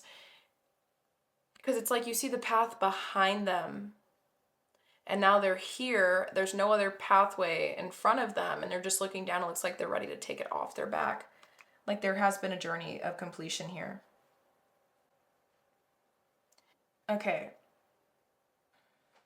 For some reason, I am feeling called to look at the Hawk Spirit booklet guide. And I think it's because the way that it's facing, it's looking at all these cards. And these feel like they're add-ons to like the rest of the storyline. So I'm going to get to that page really quick. And then we'll feed into it or add it in together. Because I feel like it starts the story of the tarot here to piece it all together. Okay. So for Hawk Spirit, let Spirit be your guide. Oracle message, flying high above the landscape. The hawk sees both the big picture and the small details, observes the rain and the pond as well as the cloud, and doesn't miss anything. When Hawk Spirit arrives, you are called to pay close attention to messages from Spirit that can appear anywhere in any form. Listen to your intuition and keep your eyes open for synchronicities. The meaningful coincidences. Hawk Spirit asks you, let me make this focus. Hawk Spirit asks you not to dismiss the signs that Spirit is sending to guide you. Lately, have you been hearing the same word or song or coming across the same symbol here, there, and in the strangest places? Perhaps you hear a song on the radio with just the right lyric pertaining to your query, or you begin to notice uncanny billboards, license plates, or other places where repetitive numbers or words show up for you to notice. Pay attention to the animals that appear for you and connect with their symbolism. Spirit wants to communicate and reaches out again and again. When Hawk Spirit appears, it is a sign to listen. Oh, this is actually interesting. The protection message, which is normally what we're meant to read if it's in reverse. Am I having a tripped out moment, or I think Hawk Spirit was in reverse? Maybe? I don't know. Let's read. Are you noticing red flags? Perhaps saying to yourself, oh, what pretty flags, and giving them no more thoughts. Hawk Spirit has arrived to tell you to stop and listen to the messages from Spirit. Take the time to observe the patterns you are seeing and do not dismiss your intuition, even if the messages you receive are not supported by evidence in the physical world. If it feels illogical to listen right now, listen anyway. Sometimes you might want certain signs and messages to mean what you want them to mean, interpreting through the lens of wishful thinking, a production of your desire to see things a certain way. Of course, when you do that, you rarely find yourself where you want to be. Take heart. Spirit loves you so much and doesn't want you to get hurt, but to align with Spirit's plan for your highest good. Listen and follow the signs and check your motives when you are being selective with your hearing. That's what I'm saying. Like, I feel like you've been doing that, and now it's like, stop that. Look at what's in front of you. This is the truth. You're getting too much in your head. You're taking on too much than you can handle, or too much than you realize that you were meant to take on. Like, the way that you're seeing the situation, I don't know. I feel like you had like some sort of false hope that you were like holding on to. And it's because of like, I don't know, maybe it's the world. Maybe you got like sucked into like the law of attraction, manifestation world. You know what I mean? But it's like you had to learn something the hard way to get to where you're at now. And this part of you, what it needs to help you continue to move forward, to find the right discernment, to help you do the things that feel like integrity aligned, like you're following your truth, you're listening to your inner voice, you feel lighter, you feel less weight and burdened. It needs from you to begin to accept that like this is what happened.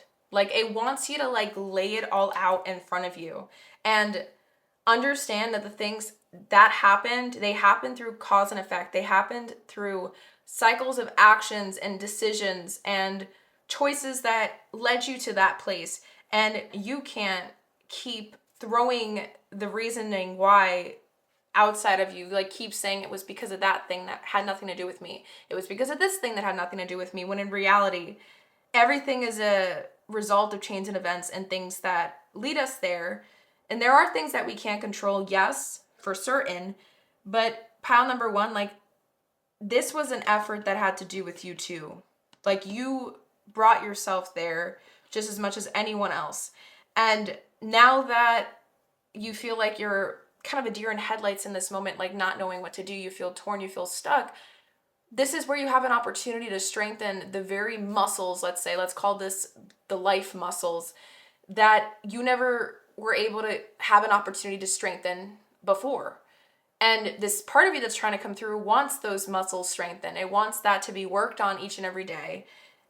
But in order to start, you need to start looking at your truth. You need to start admitting to yourself, like, what led me to where I am? What actions, what mindset, what chain of patterns that I've been committing to, that I am aware of. I don't want to tell myself I'm aware, but if I were to really sit down and like reflect on it, what comes up for you?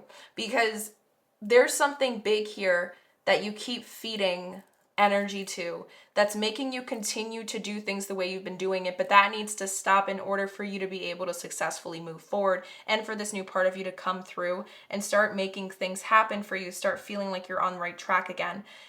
but it's all through potential. It's all your choice. Are you going to stop looking at the cups? Are you going to start seeing what's there? Are you going to get rid of all this extra weight that you've been carrying that wasn't even yours to carry, but you keep blaming it for why your back's killing you when you're the one that's been choosing to carry it all this time? Does that make sense?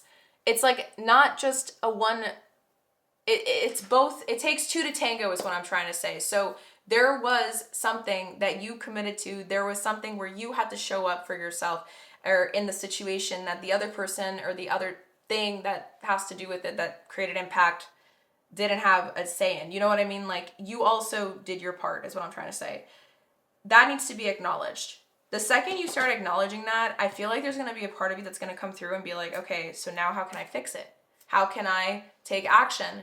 But you're not giving it a chance because I feel like you don't even, it's too scary for you. But in order to get there, you need to embrace the unknown. You need to remember that you don't have to go at it at full force, but you can just take a small step today by just asking yourself the questions, you know? Honestly, I feel like in order for us to like really get even deeper to this too, we would have to go straight into the next couple of cards I had for you. And it was part of the final messages from Source, but I'm going to look at them now because I ended up pulling out some self-discovery prompts for you guys, as well as 2 self-compassion exercises, mindfulness-based exercises that came through. So perhaps maybe what's on these cards are going to be very beneficial to help you start applying this, because this is definitely going to be a process to help this part of you feel safe enough to emerge. That's going to take its time because this is been a pattern that you've been stuck in for quite a while, okay? A long while. But once it's out, once you share your truth and you speak your truth out loud to yourself, for nobody else but you, that's when things are going to start shifting, and you're going to feel like a light bulb turns on, a fire goes under your feet, and you're going to want to start taking action. But it takes time for that fire to build, and your nervous system needs to know that you got its back, because all it's been going towards was the need to avoid, divert, run away, repel, turn around when things feel too much. When in reality, you need to embrace that feeling for a little bit, acknowledge that it's there, and it's okay that it's there, but say it out loud to yourself, speak to yourself, no matter how weird it looks, you know? Go in a safe space in a bathroom and just talk to yourself in the mirror and see what wants to come up. There's something here where you need to kind of give yourself a pep talk, pile number 1, because there's been a truth that you haven't been wanting to face. And the only way you'll be able to face is if you share that truth out loud to yourself. So that's something to keep in mind, okay? That's really, really important. That's something that's coming through. So let us now look at the questions that you guys did receive as well. Well, this isn't a question, this is a mindfulness practice. But do you suffer sometimes, want to be happy, but don't always know how to make that happen? Congratulations, you've just discovered you have something in common with every other person across the world and across history. Damn, I've never received this card. Now, this is my self-compassion deck, but there is something here where you need to remember that truth. So I'm going to read it one more time. Do you suffer sometimes, want to be happy, but don't always know how to make it happen? Congratulations, you've just discovered you have something in common with every other person across the world and across history. So there is something here where you're meant to wake up to that reality. Damn, I never saw this card. So like, that's just like crazy. And then next up, these are 2 different categories for the self-discovery prompts. We have desires here. How would you live if you had all the resources to do whatever you want? What small steps can you take to start experiencing that life now? How would you live if you had all the resources to do whatever you want? What small steps can you take to start experiencing that life now? So this is something I highly recommend to write down and reflect on in your own time. And then for the final self-discovery prompt question, this is the category of emotional intelligence. What are some ways you can cultivate more self-love and acceptance of yourself? What are some ways you can cultivate more self-love and acceptance of yourself?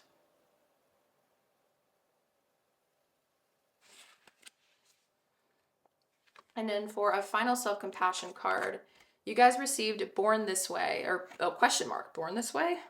Consider one of your heroes or role models. Can you recognize that they suffer and struggle with imperfection too? Consider one of your heroes or role models. Can you recognize that they suffer and struggle with imperfection too?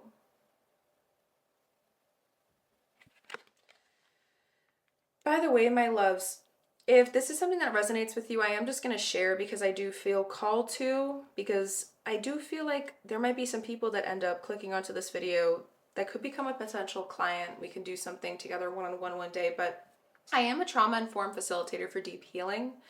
What that means is basically what I do depending on where you're at in your self-growth or healing journey in general. If you're just trying to better yourself, relieve self-sabotaging tendencies of any kind, regardless of where you're at on the journey, I work with you one-on-one. In the container, the offerings that I provide, the services that we do together, it's completely dependent on where you're at in your journey. That's why I'm saying that. But I work with people who are just got out of therapy and they want training wheels to develop more self-trust. I work with people who are about to start dipping their toes in the healing journey. They don't go to therapy, but they're very curious about the world, but they don't want to go in it alone. They're scared of the deeper, scarier, darker parts of the healing. And I also work with people who go to therapy currently and are looking for services that are more spirituality and science-based that help them continue on, but it gives them additional support so they can unwrap and unravel all the things to bring into their therapy sessions. Do you get what I'm saying? So I work from a lot of different angles. And if this is something that sounds intriguing or interesting to you, I do highly, highly recommend that we should definitely hop on a free soul clarity call together. There is a link for that in the description box down below under this video. If that is something you're interested in, I am accepting one-on-one clients as of right now. The slots are getting pretty filled up, but I am still wanting to keep that message out there, because I always hope that these people, like whoever feels the call, whoever feels like they can use some healing of any kind, they want to learn how to become their own inner healer. They want to learn how to manifest the life that they've always wanted for themselves through capacity-based healing and learning how to self-regulate, learning how to find a home inside themselves, become their own best friend and shoulder to cry on. I want to give that to you guys, okay? So if that is something that you're interested in talking about, we can see if working one-on-one together could be a good fit. Feel free to sign up for a free soul clarity call with me, my loves, okay? I do want to just say one more time, it is getting pretty busy, so just make sure that if you are interested, feel free to book weeks out if you feel the desire to, because I don't know, like the timing that this video posts, I don't know how busy my schedule is already going to be, but I still feel the call to share it here, and I don't know why for your pile specifically. So if that's something you're interested in, and I can also share with you more of what I do, I can share with you the whole model that my business Hymns to Heal stands on. I would love to work one-on-one and just see where that can go, okay? So just something I wanted to put out there, but let us now move in to your final messages from Source, my loves, okay? But yes, again, the reason why I had to bring that up, by the way, is because it seems to me like there is something big here, but it does need some like verbal expression of some kind. So if looking in the mirror, talking to yourself doesn't feel right, it's not writing it down, but it needs to be said. Like, this is like somatic healing in itself when you're verbally just letting the words come out of you. Maybe even recording yourself and do a video diary, because I used to do those a lot for myself as well on my laptop years ago when I was in the deeper parts of my healing journey. But, you know, a free soul clarity call can also benefit you in that way is what I'm trying to say. So, you know, just wanted to put that out there, my loves. But let us now get to this final part of your reading, which we're going to be seeing the final messages from Source.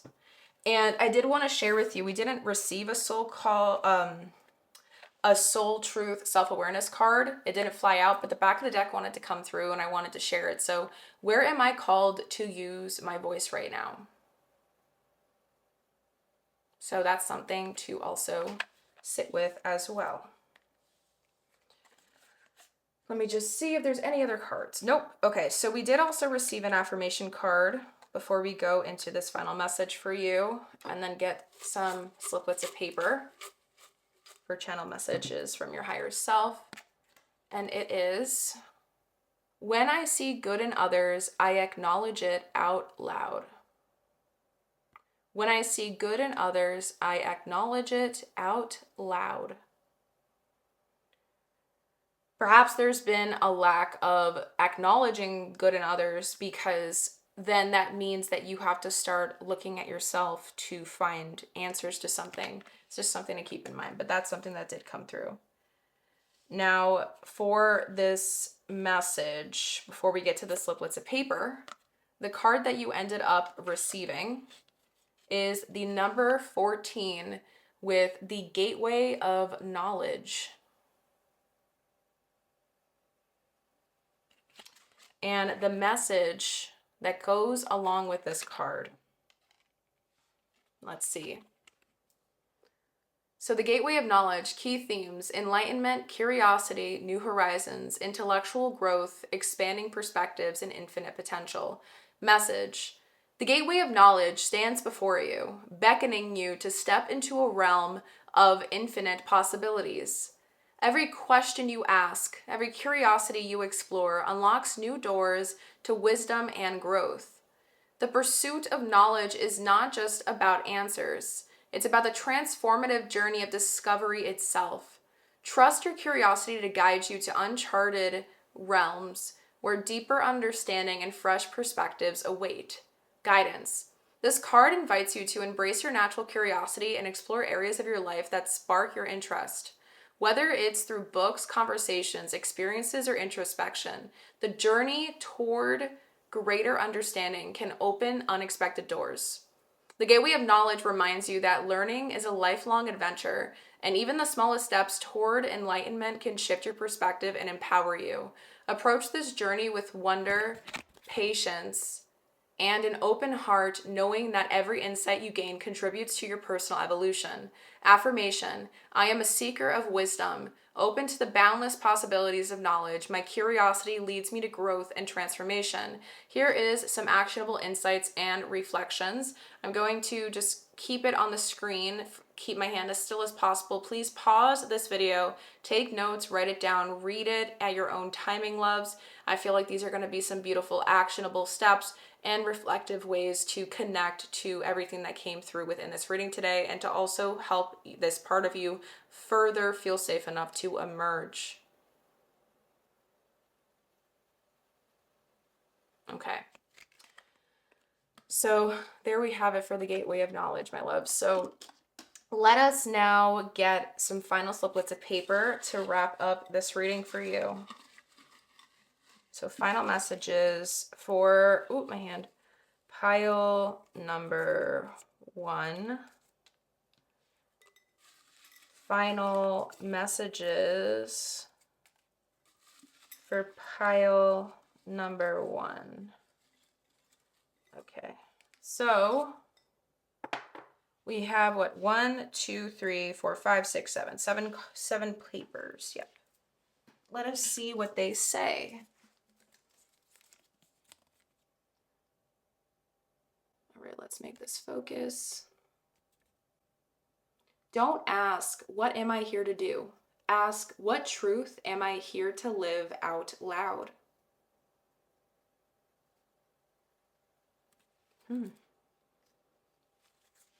Next up.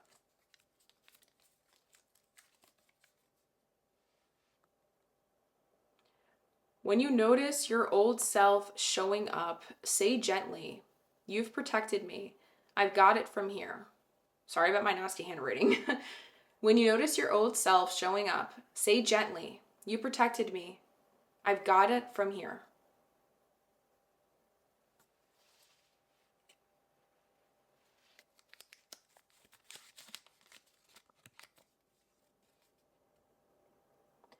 Oops. The truth is, you already know what you need to do, but you've been asking for more signs because doing the thing would mean you finally stop betraying yourself. This message is a sign. It's permission to trust your own inner signal.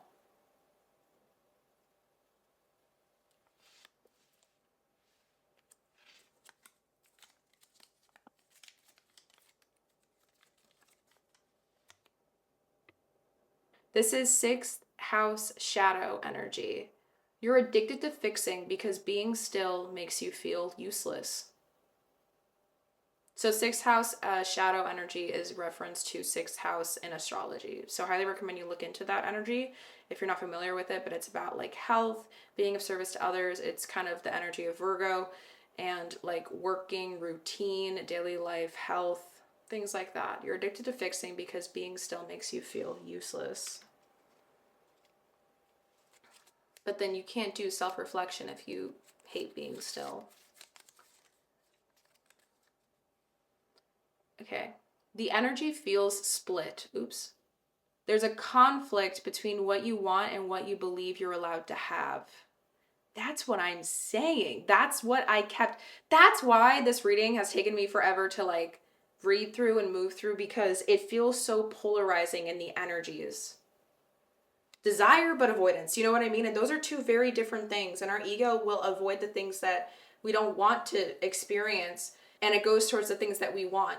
But it's like the thing that you want is also the thing that you're afraid, like if you get it, like, or go through it, it's going to be negative. So it's like you're avoiding it without, do you get what I'm saying? And that also affects law of attraction, by the way. Fun fact. The second to last one here is Capricorn lesson. Let me make this focus. Capricorn lesson. Your emotions aren't a distraction. They are data. Use them wisely. Didn't I just say that earlier? Your emotions aren't a distraction. They are data. Use them wisely.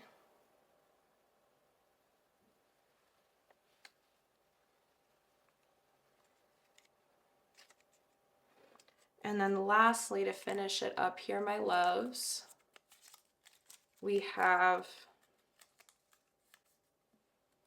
oops. You've done enough learning. Now it's time to embody. You don't need one more card pull. You need stillness and presence. Trust that the knowing is already inside you. You've done enough learning. Now it's time to embody. You don't need one more card pull. You need stillness and presence. Trust that the knowing is already inside you. That's what I'm saying. You can't keep doing it the way you've been doing it anymore. Okay. So this is all I have for you in reference to what you're meant to do that you're not doing yet, pile number one. From the bottom of my heart, I am so flipping honored that I got to do this reading for you today. If you have made it to the very end, be very, very flipping proud of yourself, because I know my readings can be pretty hard to listen to straight through. They're intense. There's a lot of things that do come through. Give it some time to let yourself integrate everything that has been channeled or resonated the most with you. I know maybe some of the things I did share was triggering, so just know that I am a fan standing in your corner. I am someone who believes in you. And even if I don't know you in the way that you like would see someone organically on the street in person, you know, I feel your energy, okay? And I can understand this. I can understand this because when it comes to the things that we want from the heart, those are the scariest things to go after. And so it's normal for our body and our inner world to kind of like divert from it, like go away from it, stay away from it when it scares us the most. But that's also a form of self-sabotage. And this is where it's meant, and it's time, like this reading I think came for you today, to show you that the thing you're meant to do that you're not doing yet is to look at that thing. Have awareness of this self-sabotaging tendency that you've been putting yourself on this hamster wheel with, because you're not going to be able to get anywhere if you don't look at it now. And I'm here while you look at it. If you feel called to share your story, the first step could be to express this part of you, is maybe even sharing it in the comments, because I am in this process and on this journey on YouTube trying to make this YouTube channel a safe space online, a supportive community online for people to come together to share their stories, because there are people here that are listening to this from New Zealand, from Switzerland, from Poland. You know what I mean? These people don't know you from a hole in the wall, and this is the best place to share your story. okay? There's no judgment here, and you have no clue the thing that you're going through, if you shared it right now, could be helping someone else going through the same exact thing that chose this pile, okay? So never hesitate to share. This is your best step forward to start finding your power in this story that you've been carrying on your back today, my loves. And with that being said, feel free to give this reading a thumbs up or a thumbs down. Honestly, any form of engagement, a subscribe, a share, a comment, doing all those little things does really help support me and my channel, the mission on my channel, which is that healed people are who help heal this world. And the only way for us to create more healed people is for us to come together as a community to work towards growth and leveling up. And not even leveling up, but just learning how to hold life in our hands and move through life at a pace where we're not dishonoring our own bodies, trying to bypass our own brain's energy levels to just keep grinding. Because I'm not for the hustle culture. And this is what I want to prevent in this world. I'm trying to teach people that they can go towards things, they can heal. And whatever it is that this goal is that you might have, you know, it's possible. It is so, so possible. But the only way to find the support to know it's possible is if you share your story. Okay? So never, never hesitate to do that. And again, you know where to find me in the description box below if you want to schedule a free soul clarity call or a soul immersion reading for the first time. It's $88 US if that's something that you're also interested in, to get like a taste of my energy before even considering or committing to a free call, which is absolutely no pressure, nothing that you need to sign up for. But again, I'm here, just know that. And hopefully I'll see you on my other pick of cards to come. If not, thank you for being here. Regardless, I send you so, so much unconditional love. I am believing in you. I am in your side, in your corner right now. Pile number one, I believe in you. You got this. You can do it.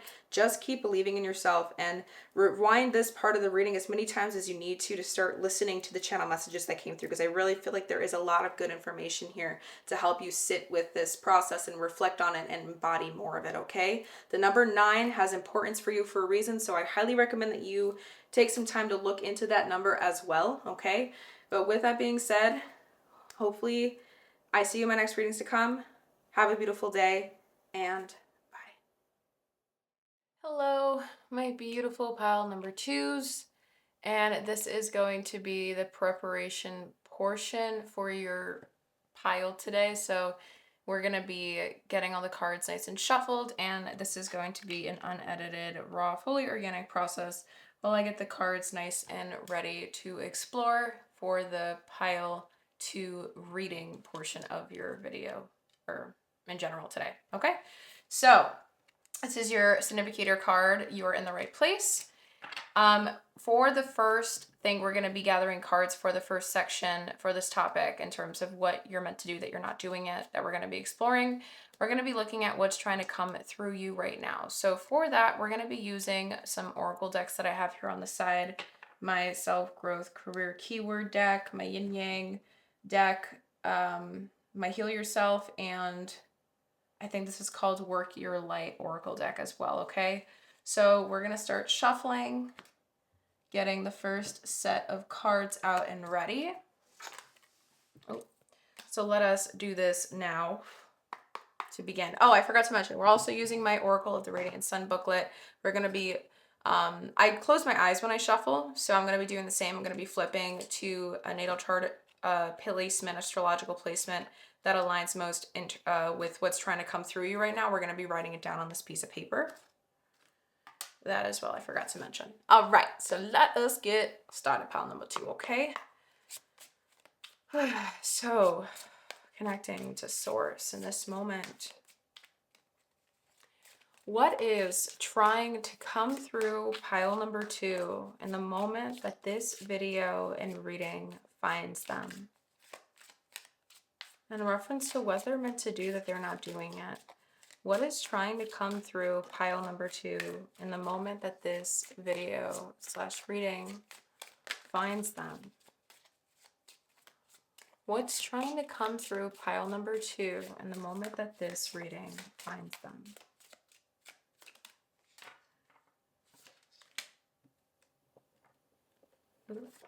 These 2. Back of the deck energy also wants to come through, so we're going to keep it on the side. and keep it in mind. This one came upright, so there is importance, but I'm going to keep these two separate because I feel like we're going to make two separate piles. What is trying to come through pile number 2 in the moment that this reading finds them, or at the moment that they're listening to this reading? What's trying to come through pile number 2 when they're watching this reading in reference to what they're meant to do that they're not doing yet? What is trying to come through pile number 2? All right. Oh, 2 cards. All right.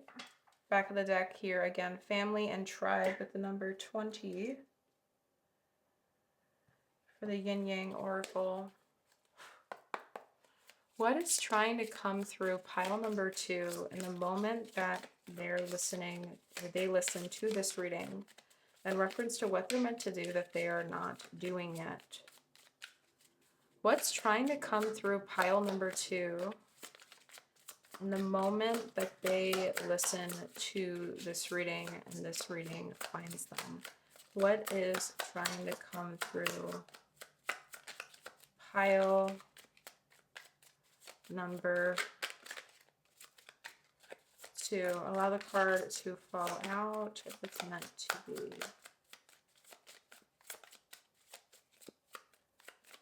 All right, so no card came out, but we do have back of the deck energy with messages and dreams. Again, we're going to place that to the side. For the Work Your Light deck, let's see.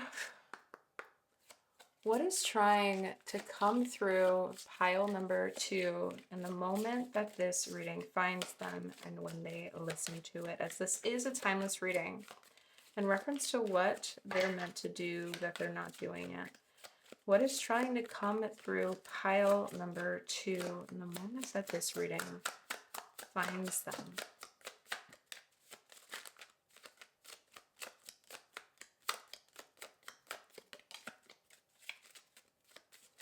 All right, back of the deck here, awakening. Again, keep it to the side. Sorry, I'm just trying to keep everything nice and organized. This card landed here. Right, so we do have 2 separate piles of energies, and then let us get the placement out. Okay, so what is trying to come through pile number 2 in the moment that this reading reaches them / finds them, as this is a timeless reading in reference to what they're meant to do that they're not doing yet? What is trying to come through pile number 2 in the moment that they find this reading? All right, so we got Mercury in Libra with the keyword influence in the 7th house, and Mercury being the suit of change. All right, so I am just going to write that down. We are going to be exploring the depiction of the card and the description of the images on the card that goes along with this placement in the reading itself. So Mercury in Libra, 7 circled for the 7th house with the keyword influence, and it's the suit of change. Cool. So we're going to just place that here, and we're going to close the book. All right, great. So we got that set up for you. We're going to place that to the side over here. And then next up, we're going to be getting cards ready and shuffled for the next section for this reading topic, where we're going to be exploring what's been holding this thing that's been trying to come through you back all this time, okay? So we're going to be using my Transparent Tarot deck, my Intuit Tarot deck, my Shadow deck, and my Chakra Wisdom deck as well. All right. All right. So let us get the oracle cards out. What's been holding this thing that's been trying to come through pile number 2 back?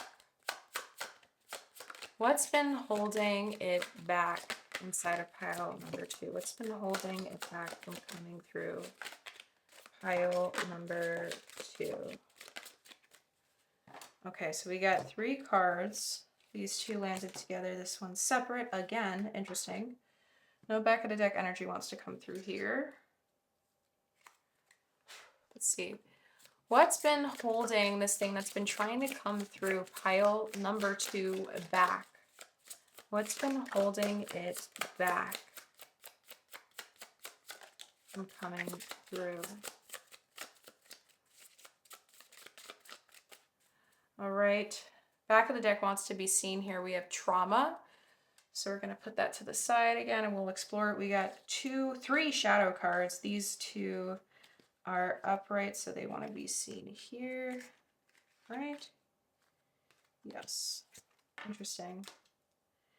And then for the Intuit Tarot, we're going to take reversals here. What's been holding this thing that's been trying to come through pile number 2 back? What's been holding this part of pile number 2 back from coming through? What's been holding it back? What's been holding it back in reference to what pile number 2 is meant to do that they're not doing yet? What's been holding it back from coming through? What's been holding it back? What's been holding it back?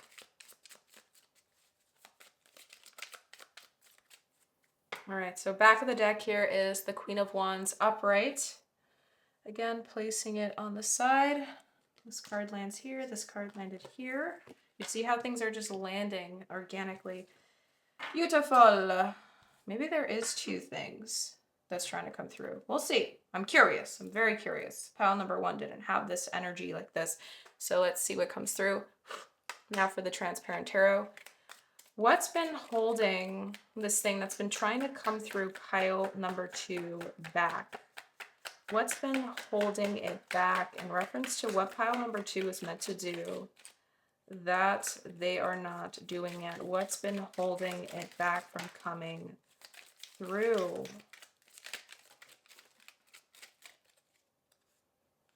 Let me fix this. Okay. What's been holding it back?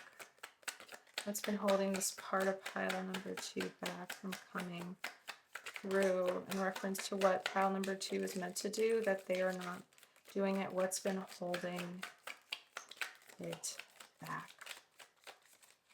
All right, so let me just make sure these cards are here. We have 1, 2, 3, 4, 5, 6, 7 cards.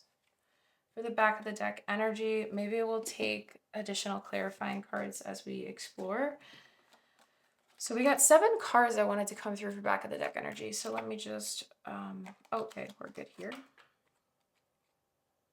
Now they want to be facing this way. So Moon first, the Empress, the Tower, wow, the Moon, the Empress, and the Tower. How many cards is there? 7, I said, for the significators, or back of the deck, sorry. Then we have the 7 of Swords, the 8 of Cups,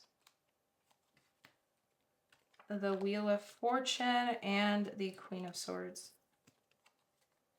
This is some strong energy. It's all like internalized. Wow. This is just very, very, very strong energy, guys. Okay. So we got the back of the deck energy. We ended up getting 4 tarot cards. These might end up being the first row, but we're going to trust and see where source takes us tomorrow when we explore your reading. So we're gonna place these cards here. Yeah, so those are the back of the deck energies. These are the regular cards. We'll place that up here. Okay, cool. And then we have these two piles. We will leave one here and one here. Perfect. Now for the third section, before we go into your final messages from Source as well as your higher self, we're using my Embracing the Shadows Oracle deck, my Rune deck, Spirit Animal deck, and my Soul Essence Journey deck, along with my Druid Tarot deck, okay? And we're going to be seeing what this part of you needs in order to feel safe enough to emerge. This thing that's trying to come through, what it needs to emerge.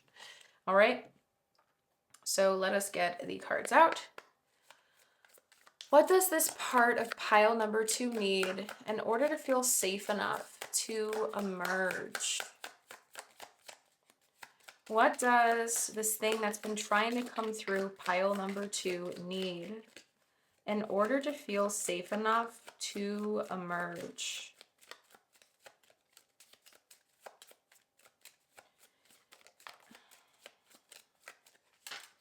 Back of the deck here is the Wunyo rune, so we're going to be keeping it to the side. We'll explore it later. We got one rune coming out here next up. What does this part of pile number 2 need in order to feel safe enough to emerge? In reference to what's trying to come through them in the moment that this reading finds them, in reference to what they're meant to do that they're not doing yet. What does this thing that's been trying to come through pile number 2 need in order to feel safe enough to emerge?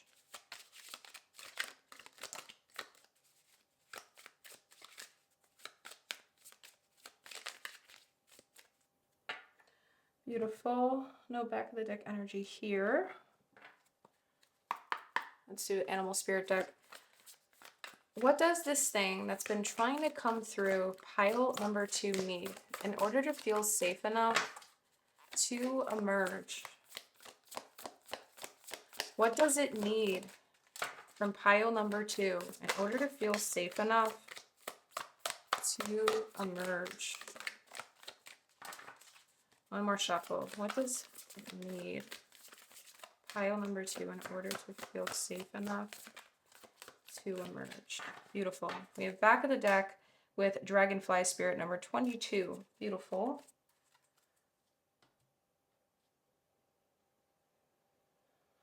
Okay, so we have this two here.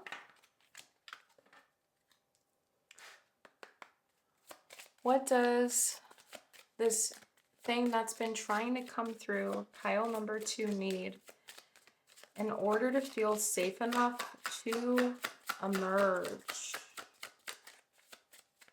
What does it need in order to feel safe enough to emerge?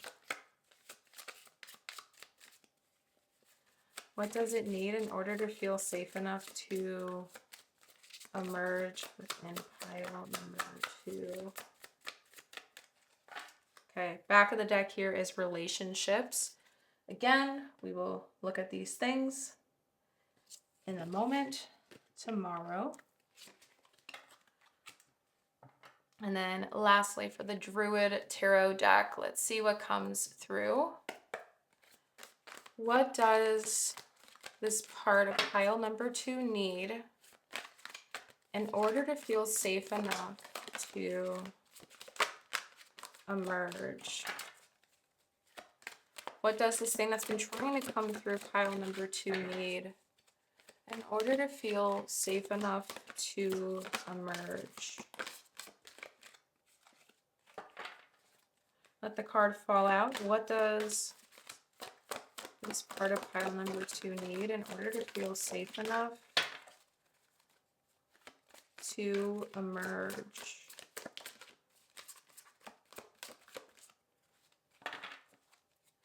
Okay, so back of the deck is the King of Wands. So again, keep that in mind. We have these two cards here. These two cards here. Okay. We'll keep an open mind. Trust in source. And we will explore that way together. And we're also going to be getting some self-discovery prompts, whatever that a source believes will benefit you and aid you in allowing this thing that's been trying to come through you to emerge and help you like apply yourself further into the process of it. So my self-compassion deck and my self-discovery deck, let's see what comes through. What cards are meant for pile number 2 to aid them in this process? Why did all you guys fall out? We are going to start over. I feel like these two. I'm going to honor it. We're going to put these back, but I'm going to shuffle a little bit more. What cards are meant for pile number 2 to aid them in this reading and process? What cards are meant for pile number 2 to aid them in this reading and in this process? Okay, so we got 4 cards, and I think the back of the deck energy wanted to come through, so we're gonna again explore those things afterwards. And then we'll shuffle this. This could be a mindfulness-based self-compassion exercise or practice that comes through. We'll see. It can change. It's dependent upon the card and what comes through. So which card or what cards are meant for... Ooh! Okay.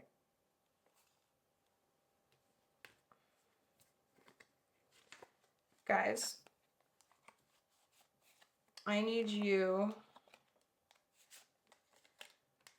to chill because I think Source is really excited to help you. We're going to honor this one though because it does, I feel like an energetic desire to keep this out. What cards are meant for pile number 2 to aid them in this reading process and topic after this reading is complete? Which cards are meant for pile number 2? Okay, so we have 2 cards back of the deck. We're also going to be exploring together because that also wanted to come through. It's interesting. You know, you guys got a lot more questions and stuff and exercises than pile 1. So I am curious to see where this is going to take us when we explore it together. And then to finish up, we're going to be getting the cards out for the final messages from Source as well as your higher self. I'm going to be getting the sliplets of paper for channel messages from your higher self live in the reading itself, so we're not going to be doing this in this preparation portion, but we will see if card from my Echoes of the Soul deck wants to come through, and a Soul Truth Self-Awareness card as well as affirmations. So we'll see. What is the final message from Source to pile number 2 to end this reading for them to take away from this reading? What is the message from Source to pile number 2 to end their reading with? Okay, so we got number 17 with Idle Reverie. All right, so we got to get the card with the messages that aligns with it. So let's do that. 1, 2, 3, 4, 5, 6, 7, 8, 9, 10, 11, 12, 13, 14, 15, 16, 17. 17 major arcana, the star that's coming through. But beautiful. So we got the message that we will explore to end the reading. Let's see. Which affirmation is meant for pile number 2? Regarding this topic in reference to what they're meant to do that they're not doing yet when they find this reading. Pile number 2. Nope, we have 2 though here. Okay. And then for the self-awareness cards, which cards are meant for pile number 2? Which cards are meant for pile number 2 which cards are meant for pile number 2. Shuffle. Okay. Does my life have more room for more pleasure and play? Okay. So we got this that wants to be looked at. End it, and then we got a couple of these. Okay. Beautiful. So we'll explore that with the self-discovery prompts, and then we'll look at these things at the end. So there we have it, my beautiful pile number 2s. We got everything nice and ready and set to dive into this reading. So I will meet you at the reading interpretation unraveling portion of your video and reading. Okay, love? So I will meet you there.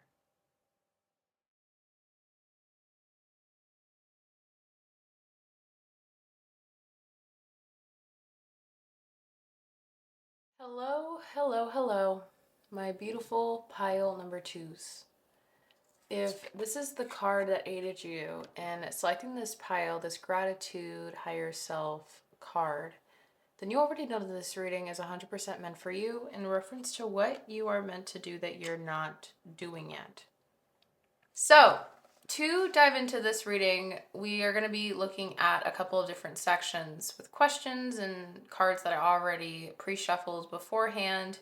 You can check it out in the timestamps if you do feel called to like see how I prepare your pile and like the cards and everything. That process is fully unedited, raw and organic. So if that's something you want to check out, please go over there now so you can see how I got the cards that I have for you guys.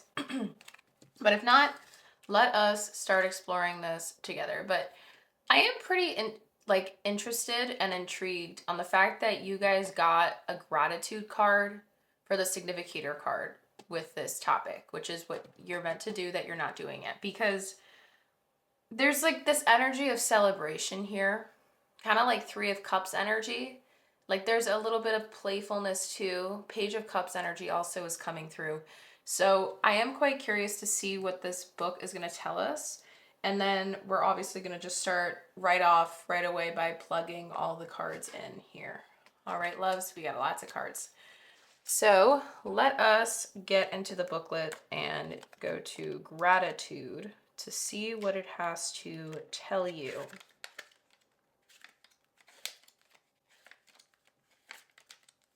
There we go. Okay, so for gratitude, acknowledging the good that you already have in your life is the foundation for all abundance.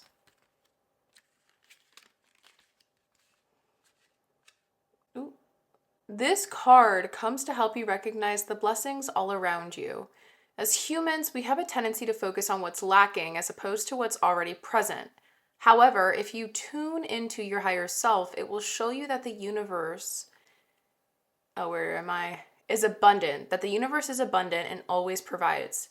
As seen on Earth, nature constantly provides for its inhabitants. It provides rain for nourishment, food for sustenance, and plants for healing. Your higher self is already asking for a shift in your perception about what is readily available in your life. Make time to write a gratitude list every day so that you are reminded of the good fortune that already exists in your life. By journaling about what you're thankful for, your perception will shift from one of lack to one of abundance. Consistently acknowledging and celebrating the goodness in your life will help shift your mindset and build up a reservoir of gratitude and thanksgiving. Gratitude will also help you cope under dire circumstances. Life is cyclical and there will always be ups and downs, so having a grateful perspective will help you overcome a challenging experience in life. When you have a broken heart, you can dig deep into that reservoir of gratitude to help you heal. And when you experience loss and sorrow, gratitude can bring hope. If you're having trouble shifting into a grateful perspective, ask your higher self for assistance. Well, that was a mouthful, but let's see. Ask your higher self for assistance. So maybe this is where that comes through. This is what's trying to come through and what you're meant to do that you're not doing it. Maybe this is where all the answers lay. So let's dive right into this reading. All right, so before we look at the cards that did come out for you, these came separate. We had two separate piles. Interesting. For the back of the deck energies, there was a couple of decks, I think all the decks actually, yes, that wanted to be shown or revealed for back of the deck energies. So first up, we have Camel, Travel Journey, Wisdom, Endurance, Survival, Service, Self-Sufficiency, Conservation, and Stamina. Hey, I'm filming this on hump day. That's kind of funny. Okay. And then next up for the Heal Yourself deck, for the back of the deck, you have number 20 with Family and Friend. Family and Tribe. Family and Friends. I don't know why that came through. Family and Tribe.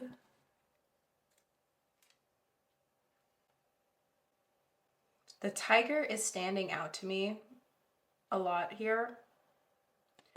So I don't know why, but it stands out because the colors on it are different in comparison to the colors they're wearing. Like they stand out.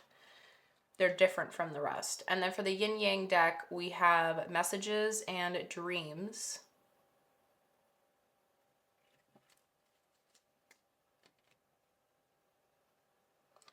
And then for my Work Your Light deck, we had Awakening with energetic upgrades, a new way of being, and integration. Okay. Let me put this over here. And this over here. Better. Let me just make sure that I don't need to adjust this more than I need to. Okay, cool. Great. Okay. The gratitude card we will place over here. Fits perfectly. And let us look at this first set of cards. All right. So first up for the keywords. Oh my gosh, you guys also got home. Pile number 1 also received home. So home, shelter from the storm, safe place, rest, recovery, a place you feel in control, property. Why did I say it like that? Property. Property and domain. Next up, Pillar of Light. Your vibration is rising. You are the oracle.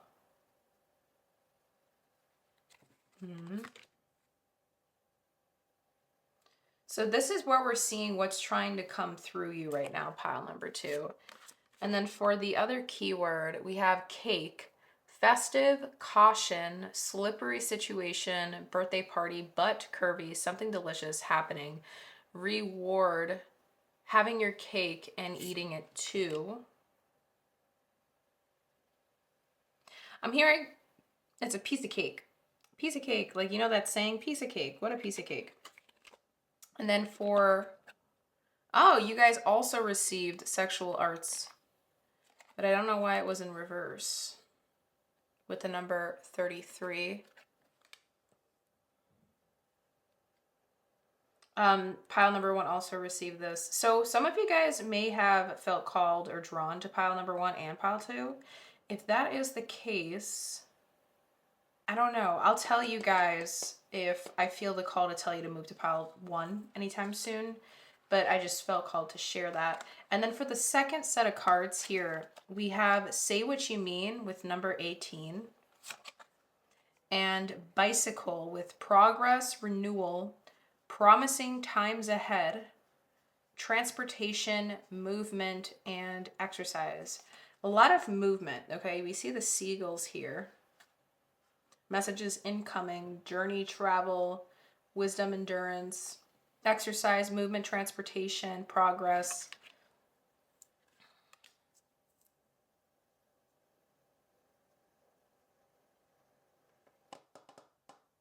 I think I'm understanding this. Like a lot.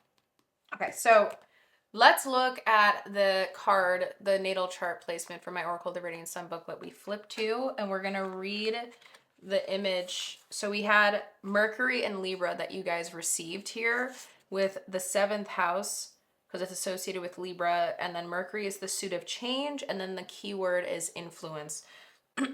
So we're going to look at that together. Where do I want to put this? We will put it here. Mercury and Libra. Okay, cool.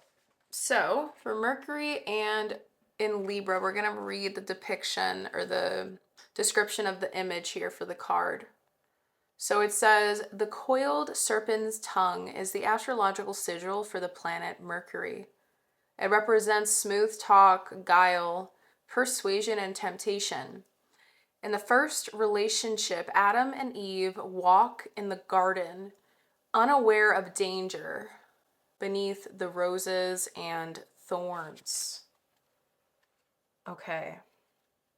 There is a delicacy about the Mercury Libran who prefers the company of the reversed and cultured. Their innate curiosity about the workings of other people's thought processes make Mercury Librans essentially sociable and friendly in outlook.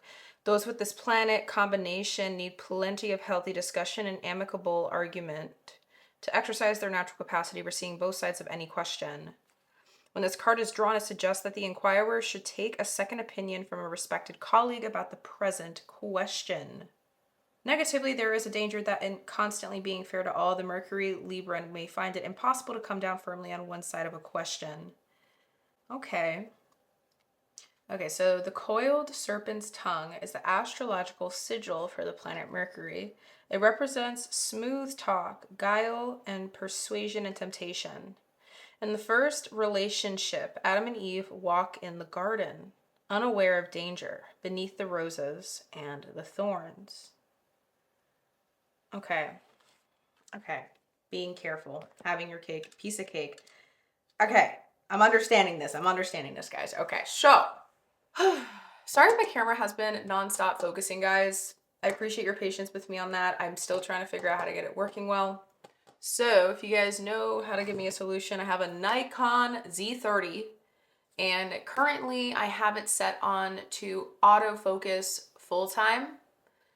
So I don't know if it's because of the lighting situation or because my table's like glass. I don't know. There could be something going on there. So just if you have any suggestions or recommendations or just comments that can help me insight would be very deeply appreciated in the comments down below, my loves. Okay, so what is trying to come through you right now? Pile number 2. There's a lot of interesting things coming through in my head right off the bat. But firstly, what I want to say, there is something coming through you right now that has to do with helping you initiate takeoff towards something, for something right now. But it's being stalled, or it's kind of being like, stalled. It's being stalled, or, when like they do a rocket launch. Sorry, I have my matcha. I was going to take a sip. You know how they have a rocket launches, like they do, I forgot what it's called, like launch tests, like a test to launch a rocket out into space. And sometimes they're not sure if the rocket's actually gonna like work and has to get out to like a certain part of the atmosphere for it to signify that it's a success or something, or it's good. Give me a second, I'm gonna take a sip. Okay, so what I'm seeing here is something like that. And there's this idea that I'm channeling, that I'm picking up on, of like, I've heard this before, and I don't know why that's coming through. And I don't think that it's you thinking that. I think it's a guide, a source, a guide, a source. That's so funny. Source, your guide, a spirit guide, your counsel. I don't know what's coming through right now. Your higher self could be coming through. But I've heard that before, and I'm like literally picturing eyes rolling in my head, like an irritation of some kind, because you're very protection oriented for yourself. Pile number 2. That's a good thing. I like that. That's smart. You guys try to be as practical as possible with things. But at the same time, I don't want to say I think, but what I'm picking up on is you're kind of like, you're outgrowing something. You're outgrowing a persona. You might be outgrowing right now, like some sort of identity that was held or put upon you in your household. Like, I don't know if you still live with your parents. I don't know if you live with people in general, or maybe just your family, like maybe you don't have to live with them, but it could just be family in general. But what I'm picking up on is like there was a certain persona identity, like when people say, oh, that's pile number two, it's like the other person, like let's say they're making a joke and they're like, well, that's pile number two. And then the other person's like, ah, yeah, I get it. Like there was a certain characteristics, there were certain traits, there were certain personas, like storylines, I guess, maybe, like people would be able to like jump to conclusion with about you, about who you are when it comes to family or loved ones of some kind. But you're outgrowing that like identity, I guess you can say. This wasn't an identity that you chose though. It's like the one that people made for you. And like that's kind of like unfair. You know, when people put us in boxes, I actually have spoken to my therapist about this months ago. We were having a conversation about how it's so sad how some people, you know, especially parents, sometimes we will have somebody in our life that will struggle to understand when we're growing and changing, because we're constantly evolving. Like as humans, every year we can become a different version of ourselves, each a little bit more each and every year. There are some people though that, depending upon how much of an imprint that we may have left in their life and their own personal narratives and traumas and things like that, the filter that they absorb life through, they can keep us in some sort of box, aka this identity, this image, this idea, and never take us out of it. No matter how much we grow, no matter how much we try to show them that we're not that way, that same person anymore. And I'm picking up on this energy here where it's not sitting with you anymore. The way that people see you, view you, perceive you, but specifically your family and specifically people that are close to you, like your circle, your social circle that you share things with, like personal crap with, you know? And I don't know if they underestimate you, because there's this feeling of like paranoia, but I don't think it's coming from you. But it's feeding your head up with paranoia too. Like the things that people are saying are planting seeds in your head, whether it's consciously or unconsciously on their end. That's kind of deterring you from listening to your soul's calling right now, which is that, and you can feel it, like you can sense it, like the thing that's trying to come through you is this soul's calling. It's this, and when I say calling, I'm talking about like an awakening. I don't want to say the word mission, but that's also a word that's coming through, mission. It's like, you know, when you have like a prophetic feeling, a message, a symbol of some kind. Like, I don't know if you're getting this weird gut feeling, like there's something shifting, there's something changing, and you're in this really funky in-between state with it, because there's something you're trying to like prepare for, but at the same time, it's like your old life, your old narrative, your old identity is still trying to like kind of slowly pull you back from stepping into this new thing, or emerge differently in some sort of way because of the family, because of the, I don't want to say old baggage, but that's what source wants me to, because of the old baggage, it's like trying to pull you back. Because sometimes it can feel like these people in your life are weights, and they're weights that are being added onto your shoulders, and they feel heavy. And it can be kind of draining. It can be kind of exhausting, feeling like you constantly have to like justify or like explain yourself constantly. Like, as if people don't think you're capable of choosing things or decisions, making decisions for yourself. But that's the whole point of life. Like, we're not meant to know everything around the corner. We're supposed to just trust, you know, and things always work out in time, but it's the more you trust that things will work out. You can't be angry and give up and think life is happening to you, not for you. You can't think that. That's what I'm trying to say.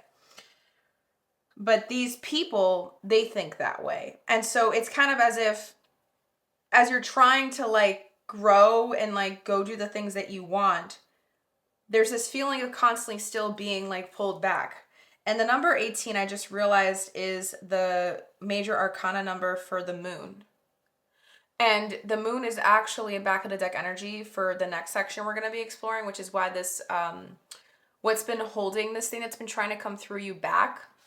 But the fact that it's showing up here with the number 18, say what you mean, there is a lot of things that you have been keeping to yourself, pile number 2, that does want to be said and does want to be expressed.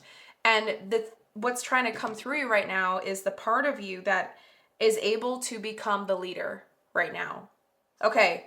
Anyone that felt drawn to pile number 1, stop this reading here and go right there. Okay, guys, I don't know why. That's what source wants me to do right now. That's what I just heard. Stop everything and just what you were meant to hear is what you were meant to hear here. Now transfer to pile number 1, okay? If you only chose pile number 2, keep listening, my loves. All right. I'm gonna take another sip of my matcha. Give me a sec. Okay. So that's what's trying to come through you right now. But I keep feeling like there's one more thing that I'm missing. Like, this is shutting your desire to want to move forward with it, this plan of some kind, but at the same time, it's like I said, like right here, slippery situation. It's a weird situation because it's like these people are bringing up good points, but at the same time, it's like, I want to make these decisions on my own. I want to grow up. Like, not that you're not grown if you're an adult listening to this, but I mean, just like, continue to develop, you know, and take a shot anyways. But then it's like things and words keep buzzing and whispering sweet crap into your ear, and now it's just screwing with your head a lot. But all the signs of your heart are pointing you to do it. But at the same time, it's like your subconscious feels right when you think of it. It's like when you feel like doing this thing, your heart's like, yes. But then people are trying to like sway you from that decision. And so it's kind of leaving you in this really weird in-between state. And that's how I'm picturing it. Like the scales, like, like, I don't know, like Libra scales. Constantly going back and forth, back and forth, back and forth. So honestly, let us check the rest of the cards because I'm quite curious to see where the rest of this story and the whole situation is going to lead us.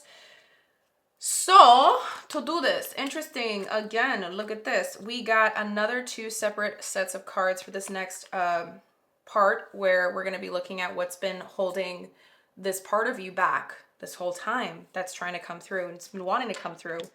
Maybe this is going to give us more insight and more specifics on what we already explored. So let us see that together. We do have 2 back of the deck energies that wanted to come through from my Shadow deck and my Intuit Tarot deck, which is the Queen of Wands with stylish trendsetter, charming, confident, courageous, energetic, outgoing, visionary, strong, and sexy. Ruled by Leo. Any Leos in the house, let me know in the comments down below. I'm actually quite curious. If you are a Leo, let me know in the comments down below and tell me your house placement. Like what your sun sign is ruled by. House placement wise, I am a Leo stellium, Sun, Moon, Venus in the 12th house. Isn't that swell? Isn't that swell for any people that are into astrology that way? Virgo rising, Leo in the 12th house, stellium and Cancer in the 11th house, Mercury and Mars. Fun fact about me, there you go. And the other back of the deck energy we did get is trauma, where it says, your scars are proof of resilience and survival, with some subtext at the bottom, pain, wound, and shock.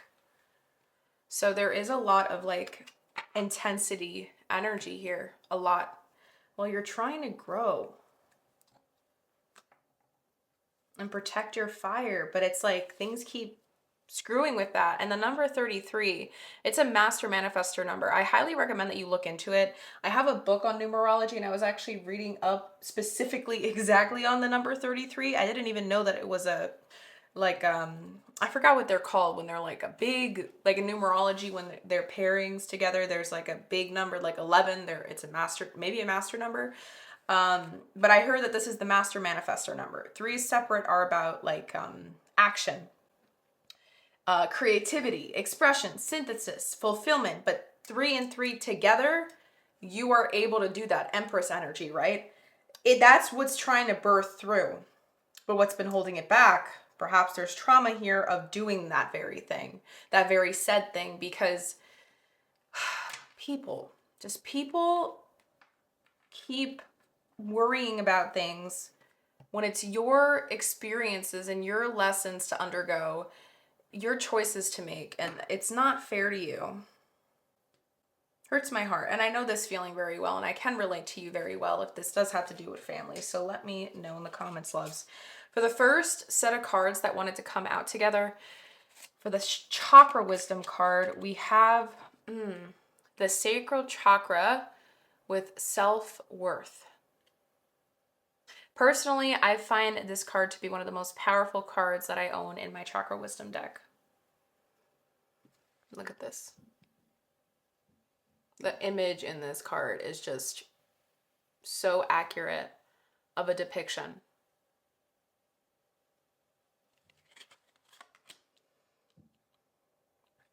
Next up, we receive the King of Cups in reverse, and it is ruled by, what is that? Oh, sorry, the King of Pentacles in reverse, ruled by Capricorn, and it says, ruled by materialism, greedy, possessive, hasty, miserly, disloyal, jealous, stubborn, and ungrounded.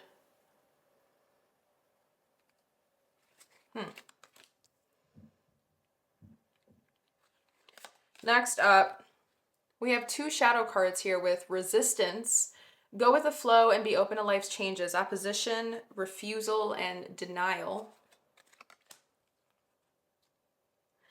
And then we also have attachment, true growth requires letting go, clinging, dependence, and addiction. So there's cages, like this is a cage, this is a cage, but they're different forms of it. I like this meaning a lot. And then lastly, again, another sacral chakra card with service. Yes, there are definitely people involved here. Definitely people involved here.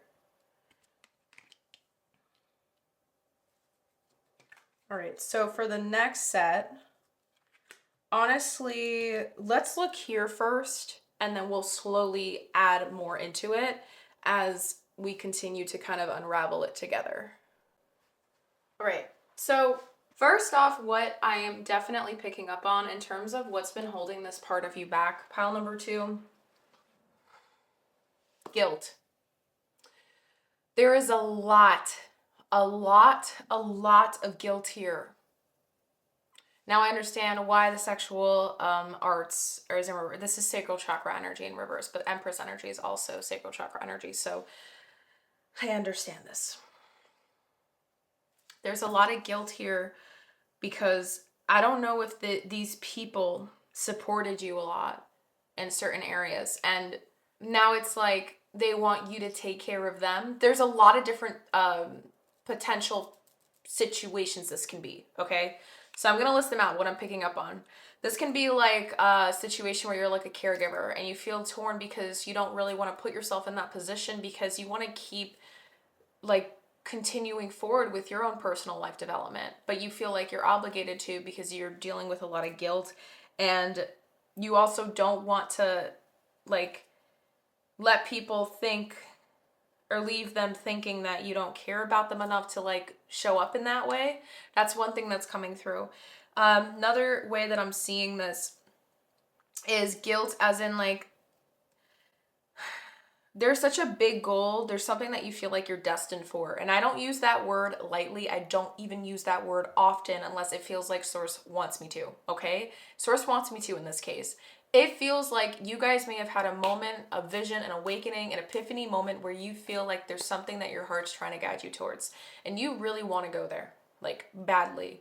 But because of how much support that you have received from these people or person in your past, there is a lot of guilt surrounding the idea of like asking for more support. And you feel like you're not worthy enough of like fulfilling that story for you because it's too much to ask for is what I'm hearing. Or like there's this idea of like, what if you can't, like you keep jumping to conclusions in your mind and it's immediately or kind of just automatically making you like constantly back out when you're about to like ask for support in some way. Another thing that I am also picking up on this is the people that are kind of trying to change your mind about this situation. They're always looking for the return or the immediate return on something, or how much you can get out of it and what you can physically get out of it, like financially wise, just because that's their mindset. That's how they've always been. They might be a little bit old school in thinking. That's what's coming through. Like they like to make sure you have all, what's the saying?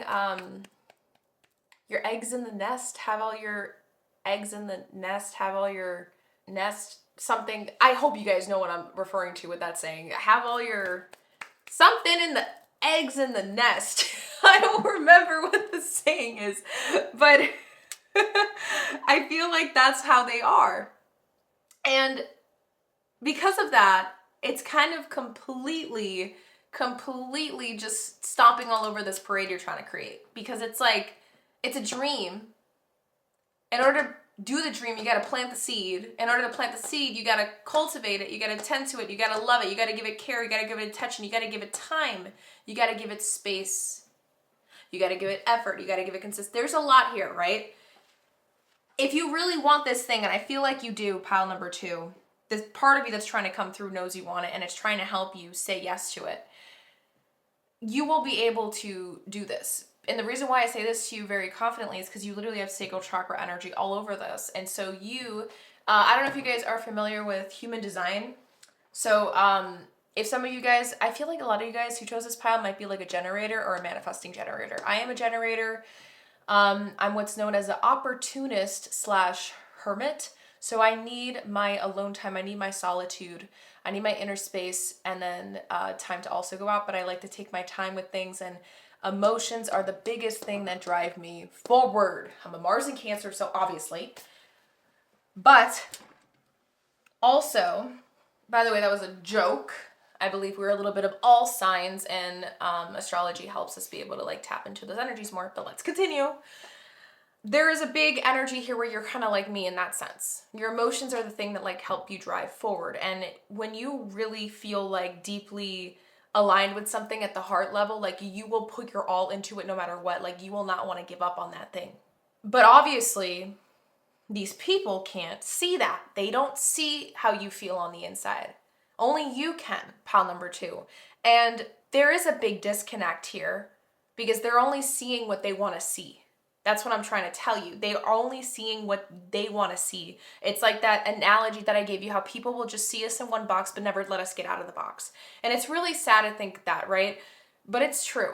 And we can't force those people to get out of that perspective. It takes time, or it might never happen because it's fully dependent on how healed that person is, their age, because age can also be a thing where when someone's believed something for all these years long enough, it's going to be very difficult to shift or sway their opinion, sway their viewpoint, unless they're open-minded enough. And everyone's different in personality and traits and perspectives and things of that nature. It's also like generational trauma, like what they inherited, what old narratives they have, beliefs that they have. So it sucks. I'm going to be straight up. This is kind of a shitty situation to be in, considering what's been trying to come through you. The desire is here. It's really here. Your vibration is rising. You are the oracle. Like you have had an awakening of some kind. Pile number 2. And it finally feels like you're getting closer to connecting to your truth, if that makes sense. But it's like, not everyone's on board with that, and they don't understand it. That's why they are associating you with something that's old news. And that keeps adding like pain to a wound that's been trying to scab and heal, but it keeps getting ripped open. So it scabs and heals, gets ripped open, scabs and heals, gets ripped open again and again and again. And it's driving you insane because you're constantly feel like you have to prove yourself. But with this story, this journey, you're not meant to prove yourself to anybody. You're just meant to trust and follow your heart. But it feels like this is one of the big things holding you back from that in this part of you rising. So, my heart goes out to you, pile number 2. Let's look at the next set of cards that did come out in a separate pile here, and see how this adds into it. Because again, don't forget guys, we do have the transparent tarot that we're going to be exploring as well to add more details here. So first up, for the final shadow card you guys received, rejection. Through the sting of being left out, We discover our own inner worth. Oh my God, that made me want to cry. Ooh. Through the sting of being left out, we discover our own inner worth. I love this because this is exactly the fear. But this is the beauty of it. You heal these things. All the things that you were trying to get from these group of people, you get it from yourself. Oh my God, the goosebumps. I have so, like, I don't know if you guys can see the goosebumps, guys, but I have such heavy goosebumps right now. The tarot that aligns with this is the Hierophant in reverse. Exact freakingly. I'm trying not to cuss because I'm getting so hyped. Non-conforming, unconventional life choices, alternative lifestyles, freedom. Challenge the status quo. Think for yourself. Yes, yes, effing yes. And this is ruled by Taurus, whether it's upright or in reverse. What this is telling me is that you're not meant to give a damn about what any of these people think. You're meant to give a damn for what you think and how you feel about the situation at hand. What you want. Because this came from your heart. Not like a freaking book. You figure this out because you're capable of it. And what's the point of having money if you don't have emotional fulfillment or experience it? And the whole point of having a human experience is choosing the things you want to experience in this lifetime. And this is part of it. The thing that's trying to come through you, that this part of you that wants to help this birth into creation for you, birth into reality, it's part of this process. No one should ever stop you from that process. So the final chakra card that goes with these 3 cards here, or the 3 cards in total, is the crown chakra with creation. Yes. That's what I'm trying to tell you. But this is another thing that's holding this part of you back. Because you are afraid of what'll happen when you take full, charge into it. And these are two such different situations, but they're all pointing towards the same thing. And fear of rejection, this is about fear of conformity. So it's just, do you guys see how accurate everything's lining up for you guys? This is absolutely insane. And what's kind of cool is how there is some similarities here with pile number 1, but it's very different in the situation itself as well. I don't know if that makes sense. So that's crazy. Let us get the tarot out, and we'll just keep plugging things in. This is such an intense reading. I can only imagine what you guys are going through right now because my heart goes out to you guys, genuinely, because you really feel like you are getting to do something celebratory, something that feels worth it, worth the risk, something that feels exciting, new, beautiful, grand. And you have a lot of gratitude. Now I'm understanding why the gratitude was your significator card, because to heal the guilt, there needs to be more gratitude. The gratitude eventually gives yourself permission to also forgive yourself, because I feel like there is something here about where you feel like you didn't do enough. But that's just a story, a script that you're putting in your own head, love. That has nothing to do with this. Let me just take a sip of my tea, or matcha, which is, no, technically, it's a latte. Matcha tea latte. Okay. Okay, so to look here, we have a back of the deck energy that wanted to come through. This is not the back of the deck. My bad. This is the back of the deck. All right. So I know this might look a little bit overwhelming. Oh, wait. 1, 2, 3, 4, 5, 6. I am so tripped out. Okay, 7. Sevens may be of significance to you. Pile number 2. 777 is coming through. I highly recommend that you write it down and give yourself a chance to look into it. But I know the number 7 is about spiritual growth, okay?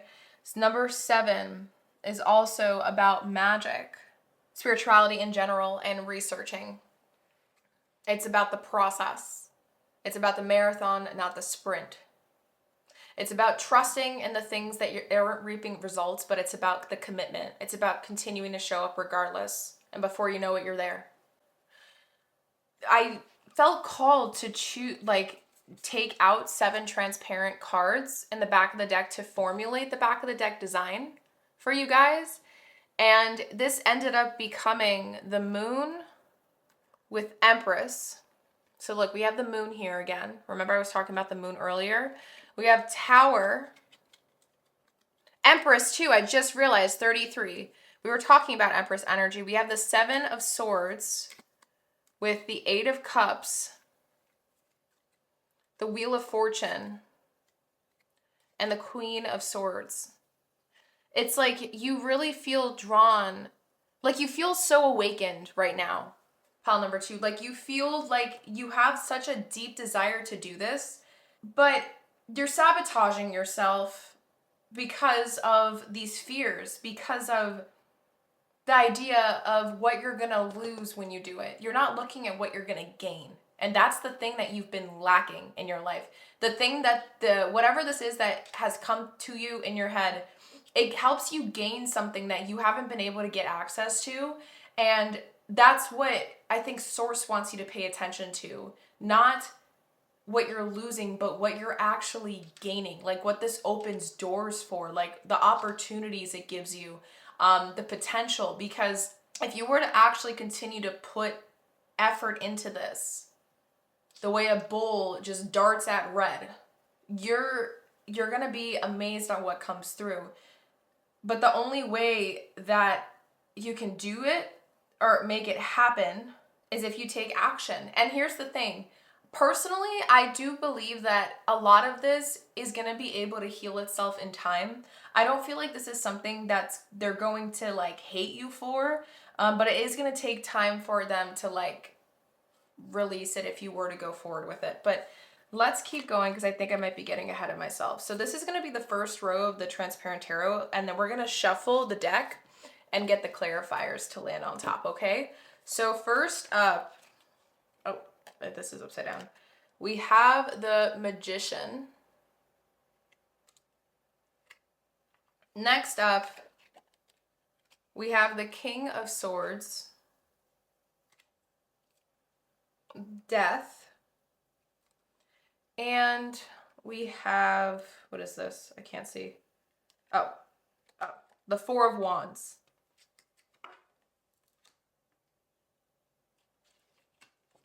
Okay, let me,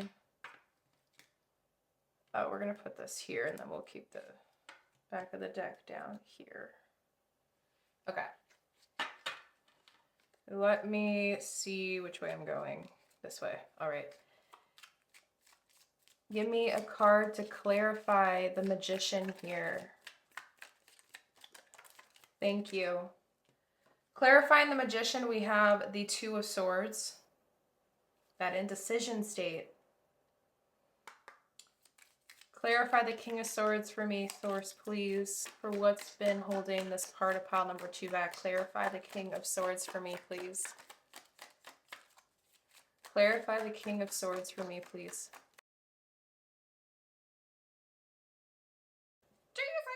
Okay, we're clarifying it that way. So, landing on top of the King of Swords is the 7 of Pentacles, and then we have 2 more cards coming out. I think they go right underneath it. We've got the 3 of Pentacles and the Hanged Man. What's been holding this part of you back? Okay, this is going to bother me. I need to figure out how to do this. Okay. We're gonna do this. What's been holding this part of you back? This is the back of the deck energy. Let's keep that in mind. Let's keep clarifying. All right.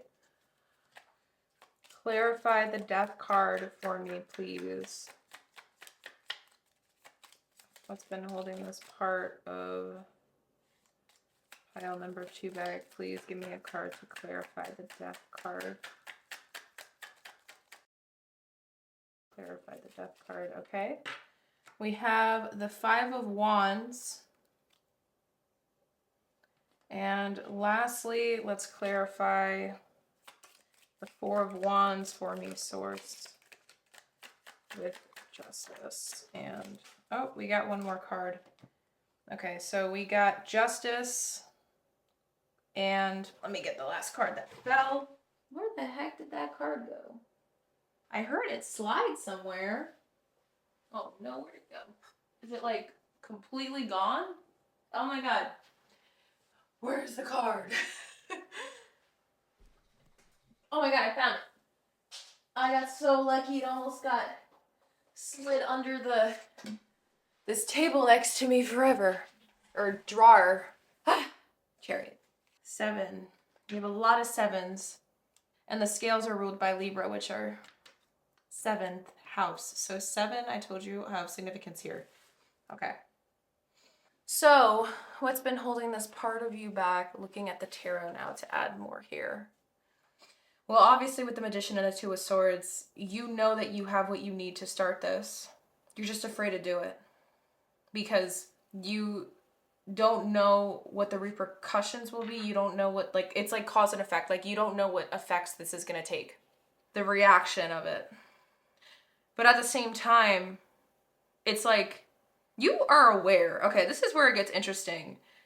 I feel like you have already sacrificed in some way, shape, or form parts or experiences, areas of you, of your life, of yourself for this person, for these people, for this thing. Like, you've already done a lot. You've done a lot. And that's why this part of you that wants to come through, like, it wants to show up now with the King of Swords, because it's time for you to put your foot down and say, what about me? This is actually could be kids too. Like, if you have kids, pile number 2, this could be like you feeling guilty about like not wanting to, like, you want to start focusing on your dreams, a dream that you never got to fulfill. And to you, like, you're worried like this is going to make you a bad parent, and there's guilt here for that. But beautiful soul, everyone deserves to have a shot at that. And these people are going to be able to be understanding of it in time. It's going to take time, but they're going to be understanding of it eventually. This is how you get to become your own leader, and you heal through taking this step. But it's holding you back because, you know, you've been doing this for so long. You've gotten so good at it. And I think people are just used to this identity that you've been identified as for the longest of times, that now it's like, oh my God, like, this is so out of the box. This is so far-fetched for them. Oh, like, this is the reaction that they're going to get, like, have, and that annoys you. And it's holding you back from doing it because it's like, is this even worth it? But you know it's worth it. It's just, you're still in this process of believing it, I think. You're still in this process of, like, this is the biggest thing that's holding this part of you back, by the way. It's that you're still in this process of, like, integrating how you feel, like confirming to yourself, giving yourself confirmation. Maybe even you've done pick a card readings trying to understand the situation for a while now, because you're trying to really make that final decision on, like, okay, is this really what I'm meant to do? And I'm hearing yes. Yes, you are. This should be the last reading that you ever try to go to get this understanding, because here it is. This is what you needed to hear. Let's now take a look, though, and see what this part of you needs in order to feel safe enough to emerge. Okay? So in this part of the reading, we're going to be exploring things, and we have a lot of cards that came out for you guys. And again, this is where it gets interesting, because you can literally see how I set up the cards. The cards, as I was shuffling in the pile preparation portion of your video, guys, there were piles, 2 separate, distinct piles. A card would land here, another card would land there, and they literally separated for you. So just like the way that this was a pile and then this was its own pile, we have the same setup for the next and third section. So we have one here and another one there. So we're going to now be looking in to see what this part of you needs in order to feel safe enough to emerge, so we can understand how to tackle all of this. Okay, loves? So we do have back of the deck energies here, and we're using my animal spirit deck, my Druid Tarot deck, my Soul Lessons Journey deck, and my Runes deck, and my Embracing the Shadows deck, okay? And then at the end, after that, before we move into final messages, I also have self-discovery prompts that I felt called to bring out. You guys ended up getting 3 questions, and you ended up getting a lot of other self-awareness questions and inquiries that you can literally do self-reflection on in your own journal, and mindfulness practices for self-compassion. So you have a lot of different tools for practical application of this to help you continue to practice bringing this part in to come through you right now so it can feel safe enough to emerge. So I'm not making you leave this reading empty-handed, my loves, okay? So we're going to be exploring that as well, all right? I am going to just layer everything on top of here. So, you know, you have been warned. I really hope you guys were taking notes. All right. So for the back of the decks, first up, before we dive into the cards, the first back of the deck here for the Druid Tarot, you have the King of Wands. Underneath it is the Hanged Man. The Hanged Man again. And the Seven of Swords. And this is a waning crescent moon, which is about surrender. So there is a lot of self-sabotage here, but it's because you're standing in indecision, like really, really heavily right now, even though you know you have all the power you need to just have at it and take charge, become the leader of your life. You're just afraid to, and that's okay. You're okay. It's healing. You're still working on it. I understand that. So let's keep going. The other back of the deck energy you guys received is the Dragonfly Spirit with the number 22, and it says truth transcends illusion. I love this.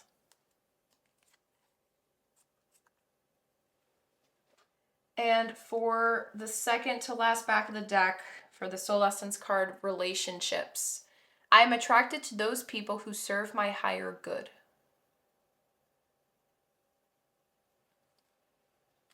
And for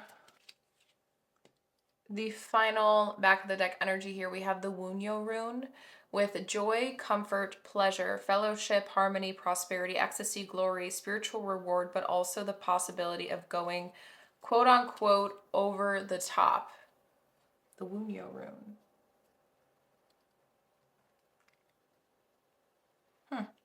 Okay. To start this off, let's explore this pile of cards first together. So first up, we have regret. I know that I cannot change the past. So much R words.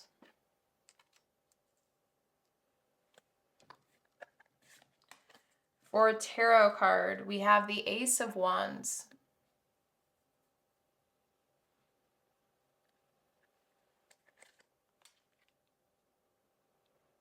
I'm hearing, I know that I can't change the past, but I can change and create my future. For an animal spirit card here, we have Bear Spirit, Brown Bear Spirit. Take time out with the number 9.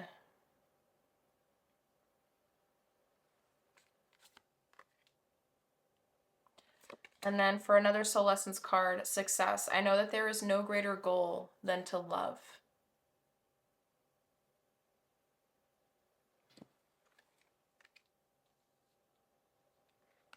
And then lastly, we have the Ace of Pentacles. 2 aces. Wow, that's really cool. I actually really love this for you. Oh, and the Brown Bear. Confirmation, loves.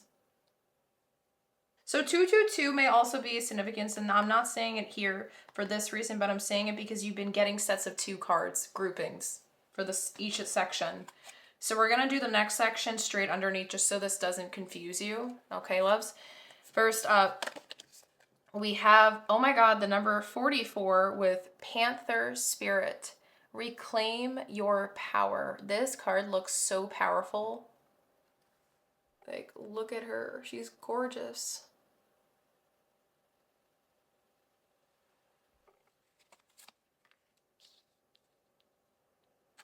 Next up, for a rune card, you guys have the Issa rune with a challenge or frustration, psychological blocks to thought or activity, including grievances. That's exactly what we're noticing. For embracing the shadow, you guys received this card. Codependency patterns. Evaluate where you rely on others for emotional stability.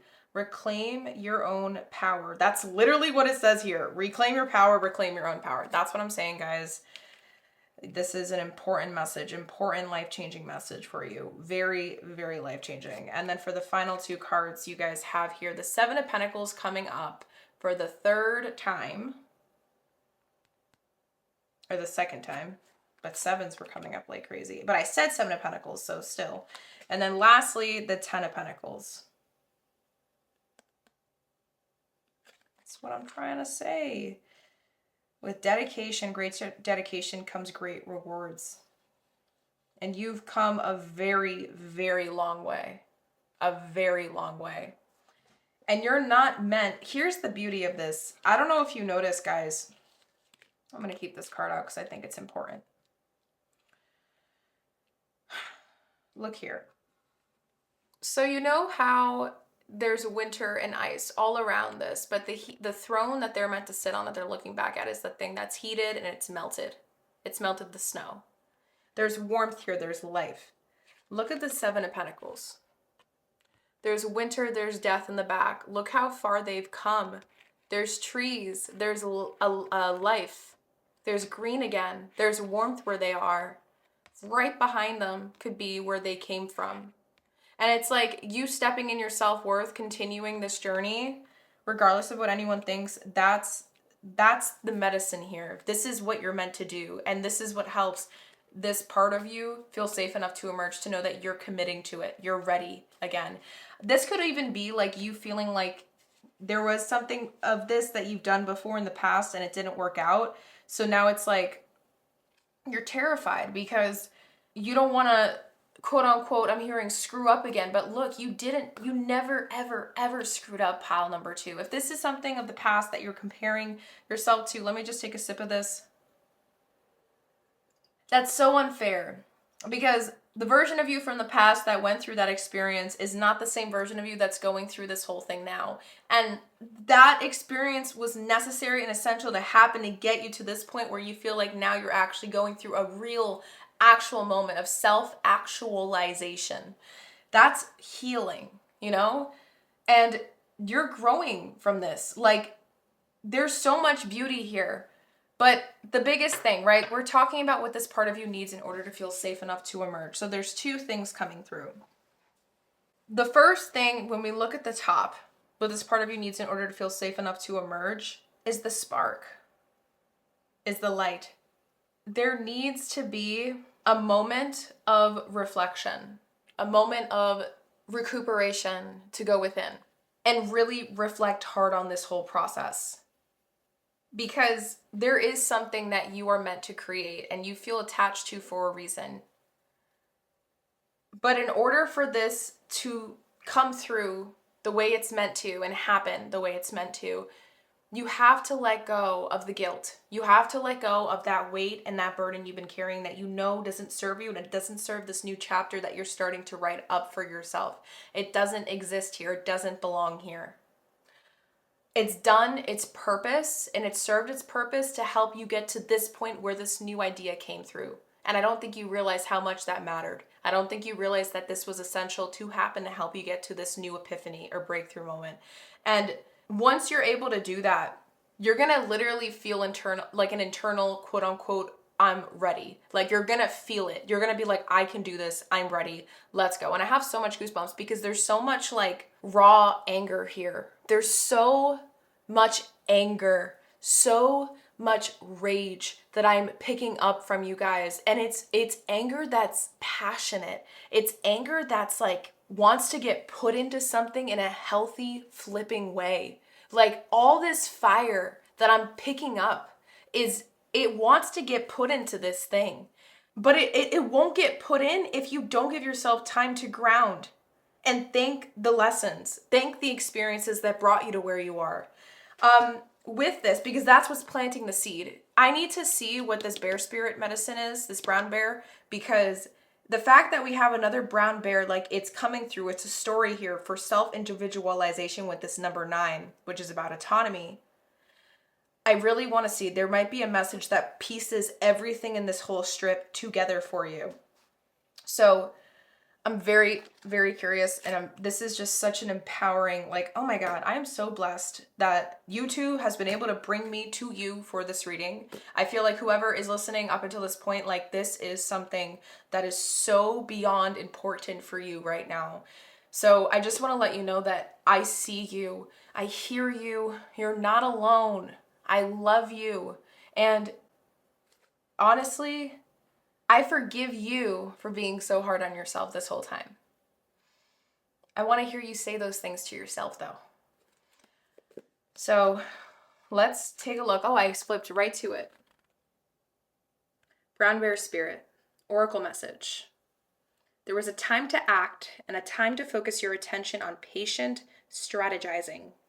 The arrival of Brown Bear Spirit signals that you are best served by foregoing hard work toward your goals at this moment, and instead taking the time out to meditate or just take a nap so you can refresh yourself and begin planning what you want to co-create next. Come to know the lay of the lands as you contemplate and imagine what you might do in this vast space of possibility before you and begin forming a plan. Remember, sleep allows for dreaming and rest allows for clear-headed strategizing. How might you become the person you wish to be and experience whatever your heart desires? Insights will arise as you explore the possibilities and begin envisioning your plan. Knowing what you want will ensure you use your energy wisely in the days ahead. Be patient at this time. Relax and be calm and peaceful so you can recharge. The call for action will come later. I want to read this protection message. This is usually meant to be read when it's in reverse, but it feels like it's important for you guys. When you become frazzled that you can't decide how to move forward, Brown Bear Spirit arrives to remind you to let go of your impatience in getting to the answers and solving the problems that face you. Now is the time for rest and meditation. Take a break, let insights arise, and know that you have plenty of time to make plans. Brown Bear Spirit reminds you that sometimes the best and most effective action is not action, allowing the situation around you to reveal itself to you so you can better understand it. Remember that what is yours will never be withheld from you, so you really can relax and wait until the next right action is revealed. Miracles come from out of nowhere, and yours will arrive on Great Spirit's timetable. That's what I'm saying. There's something here about going back in and remembering your emotional why. Remember the why, on why you started this whole journey in the first place. Remember the initial fire in the belly that came through. The visions, the feelings, the 4 senses attached to this whole thing. That's where you find the drive. Planting the seed, though, maybe it's just about writing it on paper. Have you done that yet for yourself? Or have you even not given yourself full permission to go to that length yet because of this fear of the things that have been holding this part of you back? This is the first step, though. It's to begin actualizing it into your reality. But in order to take that step, you need to reflect and release this wound, my love. And that takes looking back at those things, talking about them. If something that might feel helpful for you would be to comment. Remember, this is a YouTube channel, okay? No one that knows you is going to find your comment and judge you. This is the best time and space, literally, to share your story. And you will be surprised. You have no clue if people are looking at your comment, going through something similar, and your comment helps them remember that they're not alone. You need to remember, I am literally trying to create a safe space, a safe community on here to help people come together to know like they don't have to go through healing alone. And it's hard to go through healing. This is one of the reasons why I made this channel, because I wish I had something like this when I was moving through my own darkest and deepest moments in my journey. So just know, no one judges you here. This is a safe space, and I really feel like even considering doing something like that can really benefit taking that first step and getting it out of you, because this has been stuck inside you for way too long, pile number 2. And I really feel like the first step to doing this is to get it going. And to get it going means to take it out of you so it's in the air. So Source can see that this is something real, you know? Just something to consider. But that's really a good step. We did say, yes, you have to go within. Another thing that I do want to say, if this is something you would be interested in, no pressure at all. I'm just suggesting it. Another thing that's coming through here, if you ever do feel called, I am a trauma-informed facilitator for deep healing, and I am accepting one-on-one clients. Normally the process with me, I am always offering free soul clarity calls for anybody that would be interested in becoming a client down the road, or just to see what my offerings are about, to see if my one-on-one support can be of service or benefit you in your personal self-growth and healing journey. If that's something that you would be interested in or want to know more about, feel free to go to the link in my description box that is mentioning signing up for a free soul clarity call. And then, we can definitely schedule something and talk and, see where it goes. See if we would be a good fit for each other. Because I really feel like we could do a lot of unraveling and unpacking here that can really help you kind of orient yourself mentally. Maybe even doing like a soul immersion reading with me could be beneficial. But at the same time, remember, we do have all these self-discovery prompts too that we're going to be looking at after I dive into this next row. Okay, guys? So just keep that in mind. I just wanted to put that out there because that's part of my career. That's what I do. And I upload these readings because I believe that they are also helping me reach out to potential clients down the road. And it has, and it's been working. And I'm forever blessed to be able to do something like this, that the world is evolving in this way. This is the way to see life. That's a good example of gratitude. So, just something to consider, my loves. For the second row, in terms of what this part of you needs in order to feel safe enough to emerge, not soft. Reclaiming your power. It's all over the reading. Reclaim your own power. Reclaim your power. 7 of Pentacles, the 10 of Pentacles.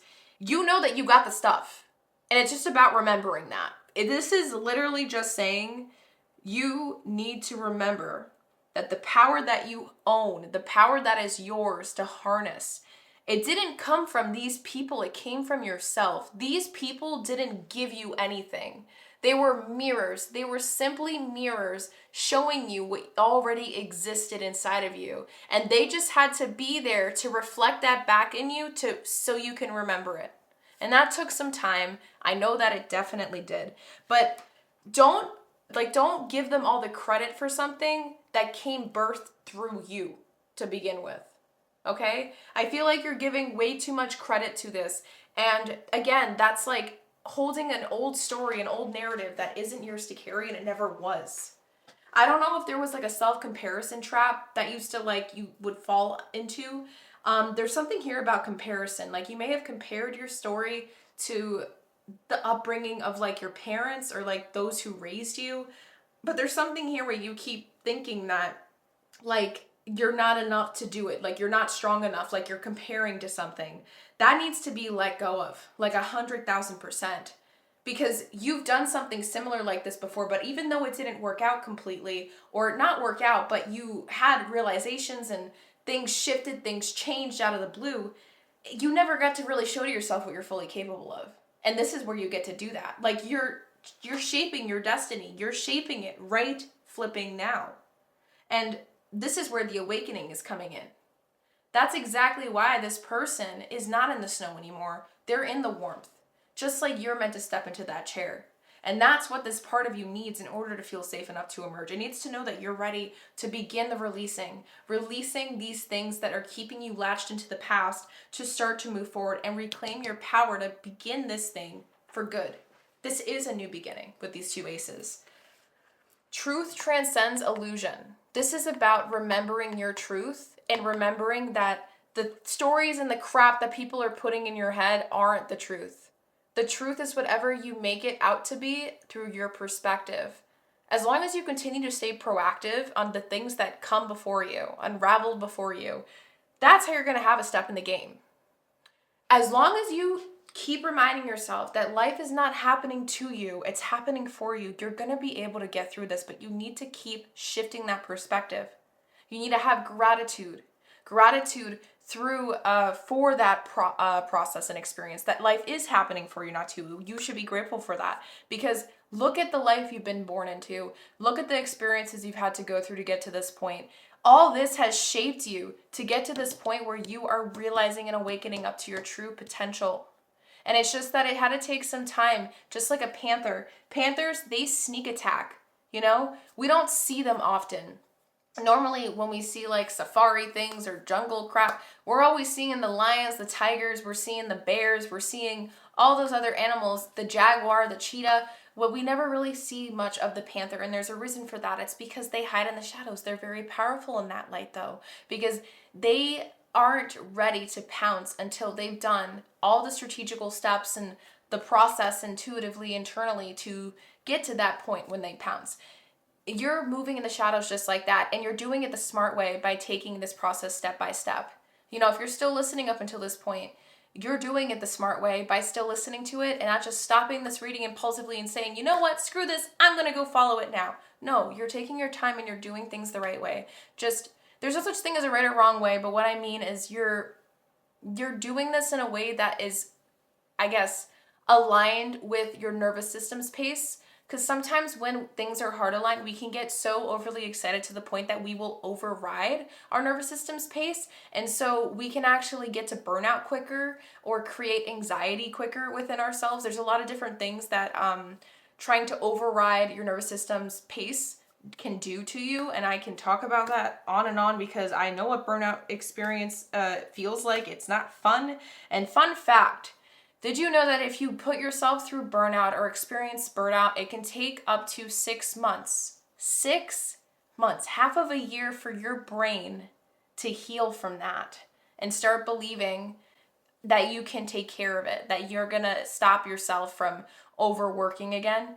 And so for the next 6 months, like, you'll have headaches when you reach 4 hours of hard work because your brain literally forces a headache, it induces a headache as a warning sign that you're nearing like exhaustion and to stop. But eventually the headache pain starts to go away because your nervous system starts to slowly trust in you again to know that you'll know your limit this time.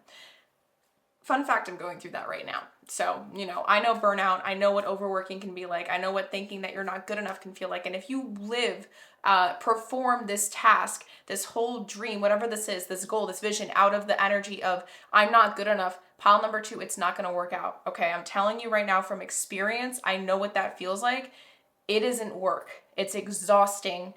And it's really annoying of a process to have to, I feel like I've taken steps back in my process because I burnt myself out so hard. Now my brain hates me. So, you know, sometimes I'm like trying to work 6 hours for the day, for example, on my business stuff or with clients, and then my brain, I start getting a headache after 4 hours because my nervous system is still trying to learn how to believe and trust in me again to take care of it. So, you know, I kind of did that to myself, but it was because I was so focused on trying to prove something. But what was I trying to prove? I didn't realize how deeply embedded of a wound I had with this my business stuff, and it had a lot to do kind of similar with this. So, you know, again, like I said, I can resonate with you really heavily on this. Again, the free soul clarity call is always on the table. If you do want to talk to me more about it, I'm more than open to hearing your story. And again, the comments is there for you whenever you feel called to share yours as well. So, my loves, let us now take a look at all these prompts and questions and exercises you guys received, okay? And see if it can help you, aid you in this process even more so that this part of you can emerge by feeling safe enough to do so, okay, loves? So first up, for a self-compassion exercise, you guys received stand up guy or gal. Regardless of the outcome, can you give yourself credit for a time you stood up for what was right?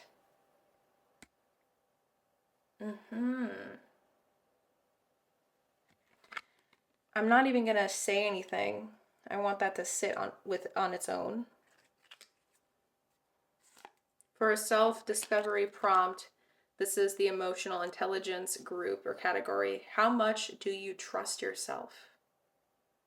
So again, I just want to remind you, these are things I would want you to pause the video for, jot it down in your journal, look at these, reflect on these in your own time, my loves, okay? Next up, this is the category of relationships. Describe your attachment style, describe your attachment style and explore how it has impacted your relationships. Is there anything you would like to change?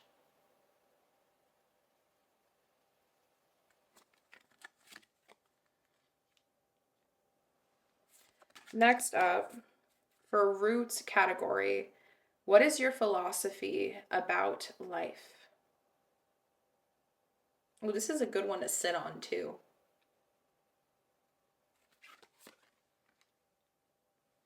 And then for the other self-compassion question or prompt or practice, why else? Consider a way in which someone treated you in a way that was disappointed. What emotions, past hurts, or misguided beliefs might be oh my God.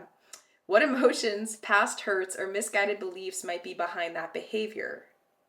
Consider a way in which someone treated you in a way that was disappointing. What emotions, past hurts, or misguided beliefs might be behind that behavior?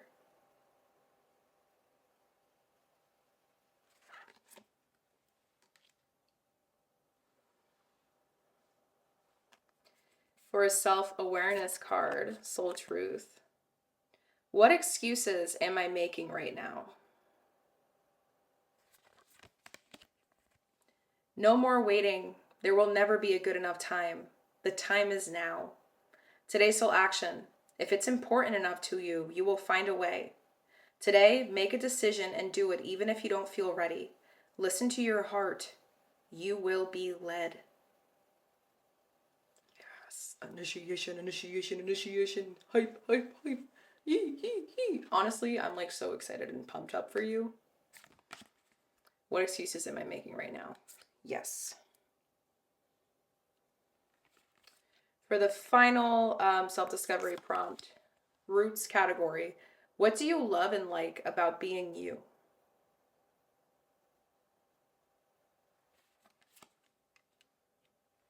And then lastly, what can I do to make a difference? What keeps you up at night? What makes you cringe when you think about it, such that every ounce of you screams no more? Where can you create purpose out of your pain? Today's soul action, make a difference in someone's life today, big or small, because all of it makes a difference. Comment, just saying.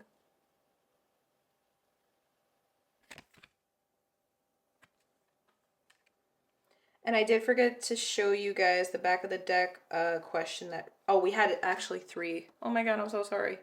So the 3 of these decks wanted back of the deck energies. So these also might resonate. I almost forgot to share these with you guys before we moved into the final messages from your higher self and source. So does my life have room for more pleasure and play?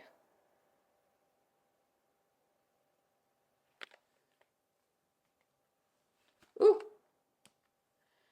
And then relationships, back of the deck for self-discovery. How easy is it for you to say no to things you don't want to do?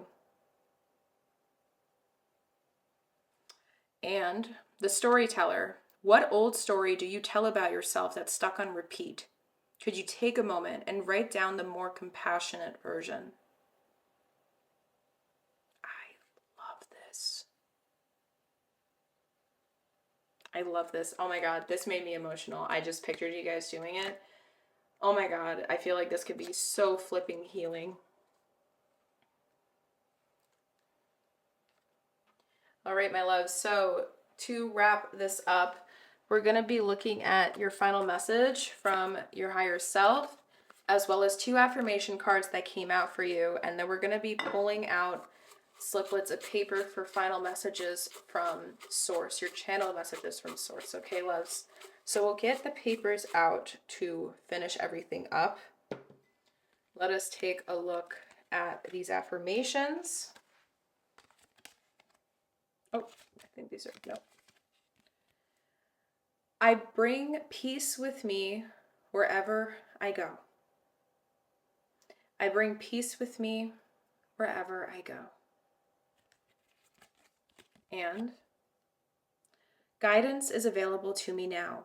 I know that angels, ancestors, and spirit guides are always at hand.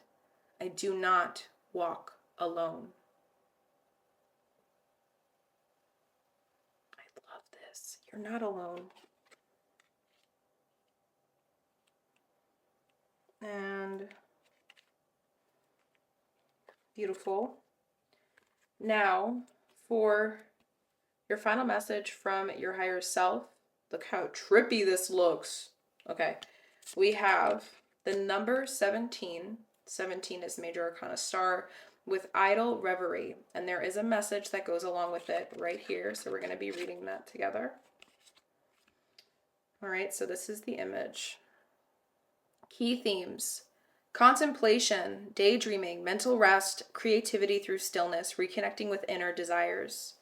Message: amid the constant hum of activity, there is profound wisdom in pausing to let your mind drift.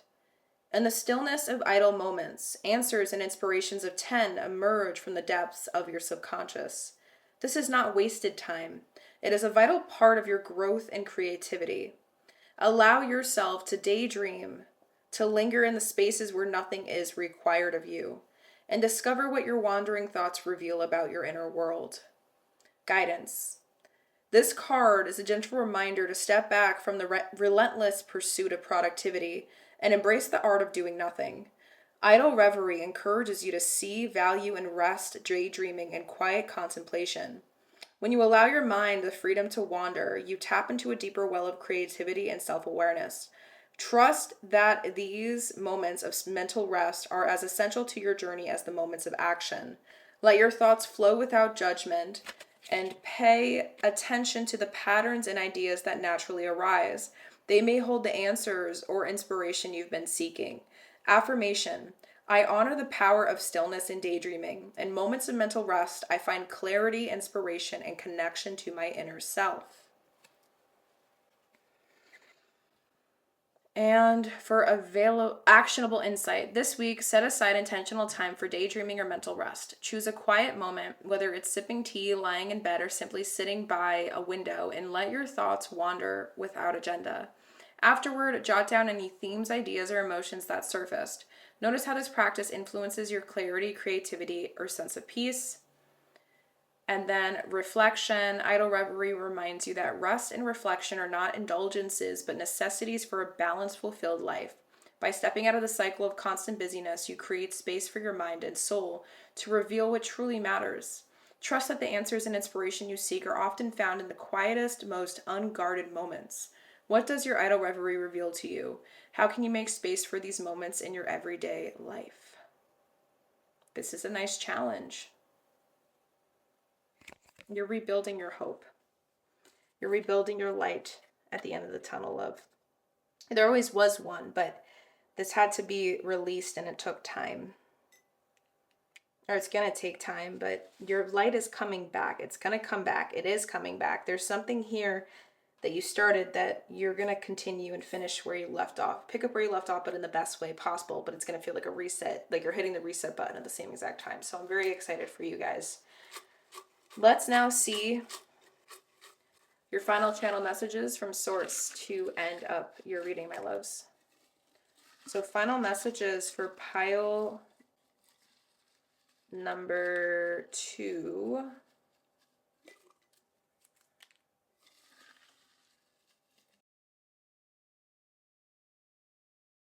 Okay. Ooh, sorry, that was loud. We have 1, 2, 3, 4, 5, 6, 7. 7 papers, sliplets of paper. To start it up, not everything heavy is trauma. Sometimes it's unspoken truth weighing you down. The situation might not need more healing. It might need more honesty. Be real with yourself before you try to decode the signs. Your energy speaks louder than your logic. Not everything heavy is trauma. Sometimes it's unspoken truth weighing you down. The situation might not need more healing. It might need more honesty. Be real with yourself before you try to decode the signs. Your energy speaks louder than your logic.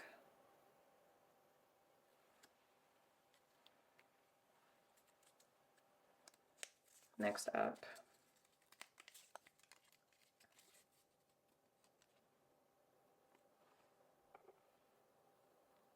This isn't a soul tie, it's an emotional habit. Stop spiritualizing your trauma bond. You know what this is, and you know what it's not.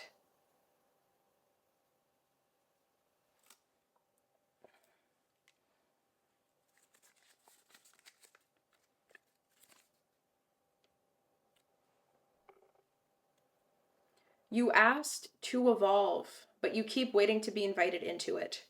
But you can't step into your next self while defending your past.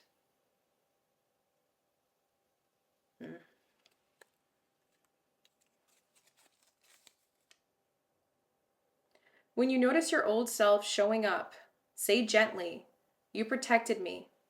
I've got it from here."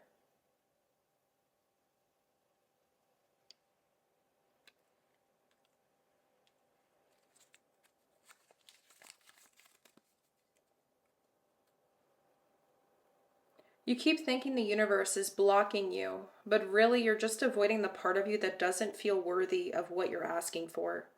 You're not stuck. You're resisting your own expansion.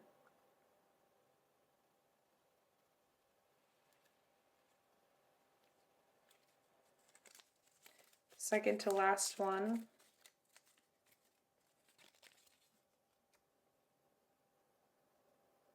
You're still trying to prove your worth through how much you can tolerate.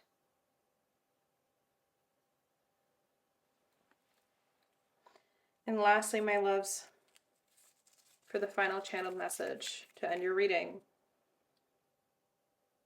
This message found you because your soul is ready to hear it. That was the best message to end this reading with. This was hands down one of the most powerful readings I've done for this topic today. And again, I'm like so honored that I got to do this, that Source chose me to channel this for you, to let everything come up in the way it did. Whoever ran to this, came across this pile, ended up choosing it, they're still here to this point. I am just so beyond proud of you guys, because this is hard stuff to hear. I know the way that I talk can be very blunt, very straightforward, you know? I'm a no BS reader. And the reason why, it's like funny, you know, I'm a trauma-informed facilitator for deep healing. People ask me, why aren't you trauma-informed when you talk sometimes? And I'm like, dude, I can't be that way 24/7, because what happens, I put a filter through the channeled messages that Source wants me to share. I try not to put filters anymore on myself, because all that does is it can actually interfere with the way that your brain needs to hear the message. So then it's like, I could be doing a disservice to what I'm trying to provide, and I don't want to do that anymore. I don't hide from that anymore. I'm very straightforward. So, you know, if you were here up until this point and you're still listening, like, be really proud of yourself. Not everyone stays to the very end, because it can be hard stuff to hear. And you're doing amazing. If you've made it this far, I know that you're committed enough to keep going. And so it's like, just remember everything. Honestly, I feel like this is a reading you're gonna have to listen to again. Like, there's just so much information here that was so priceless, so valuable, so important for your journey. And honestly, I really hope you guys do comment, because I would love to hear your stories. I feel so honored when I get to hear the stories as well, because it's like, what a gift it is to see the story, the experience, your human experience that you're going through at a different part of the planet. And it makes us remember we're all connected in some way as a collective. Like, we're all going through shit. And this is something that I can really heavily relate to. And I just wanted to let you know, like, you're not alone, but I have made it to the other side of it. I've made it to the grass is greener part, because I went through the hard shit too. So I want to let you know, like, this isn't the end. Like, you're literally at your beginning. And I really look forward to seeing where this takes you. I believe in you guys. I'm in your corner. And I send you guys so much unconditional love. If you can give this reading a thumbs up if it resonated, comment, like I said, any form of engagement that you do, whether it's a share, a subscribe, a thumbs up, thumbs down, whatever it is helping support my platform, support my channel. It's gonna help me push my content out there more and help me grow my little baby channel right now, because it's in the process of growing. And I'm really trying to spread the message here, which is about healed people or who help heal this world. And I think the only way we can really help heal this world is if we come together to create a big enough ripple effect that's noticeable enough. But the only way we can do that is if we join forces, right? So that's something that you're interested in. Feel free to hit the subscribe button if you're not joined into the community yet. But with that being said, thank you for being here. Thank you for showing up for yourself. I really, really hope that I'll see a comment or two in this reading because I really want to hear the stories. This was a really powerful topic for this pick a card. And with that being said, I hope you have a beautiful rest of your day. Hopefully I'll see you in my next pick a cards to come. Bye. Hi, hello, welcome. My beautiful pile number threes. This is the pile preparation portion for your reading today. I did keep all my little crystals on top of my little selenite stick up here for all the other readings, but for you guys in particular, I don't know why, but I feel like orange calcite is going to be, there's like heavy emotional energy here. So I'm just going to kind of keep it in my field when I get these cards ready for you guys. And what we're going to be doing, this is going to be a fully raw, organic, completely uncutted, completely unedited preparation. So you guys can see the full process head on. If there's any crazy coincidences, you're going to get to see them in real time. And now moving forward, I'm going to make sure that you guys never feel like you're being left out or missing out on any part of the reading, but I'm giving it to you guys to have the full choice to, you know, decide if this is something you want to see in the timestamp. So let's see how this goes. Let me know in the comments down below if you guys appreciate when I do these things, because there was one of you beautiful souls who were part of the community that did comment and say, hey, why don't you start doing it this way? And you guys give me such a good idea. I'm like, okay, let's start implementing it now. So for this first part, we are going to be using Oracle decks for the first section, where we're going to be gathering the information on what is trying to come through you right now, my beautiful souls. So we have my Yin Yang Oracle deck, my Heal Yourself deck, my Work Your Light deck, as well as my keywords for career, personal growth, and self-development deck here. And then lastly, we're going to be getting a natal chart astrological placement for you guys through my Oracle of the Radiant Sun booklet. Just like how I shuffle, I do this with my eyes closed, and I keep going until source tells me to stop, okay? And then when we get the placement, we're gonna write it down here, and then I'm just gonna slip the paper in there like a little bookmark so we can explore it together in your actual reading itself, okay?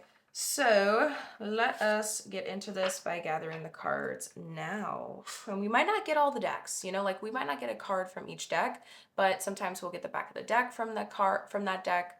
So I hope that made sense. I feel like that was a little bit of a confusing sentence I just said. So sorry about that, but let us get into this. So what is trying to come through pile number 3 at the moment that they are listening to this video? What is trying to come through pile number 3 in the moment that they are listening to this video / reading, in terms of what they're meant to do that they're not doing yet? What is trying to come through pile number 3 at the moment that this reading finds them? I'm hearing take it, so I'm taking it. Back of the deck here wants to come through. Dance with life. Do something to change your energy. So we're going to be putting that to the side so we can explore it more closely later. Why do I feel called to do that? I don't know why. Interesting. There's so much, like, I'm trying to figure out where this vibration's coming from. Oh, it was this.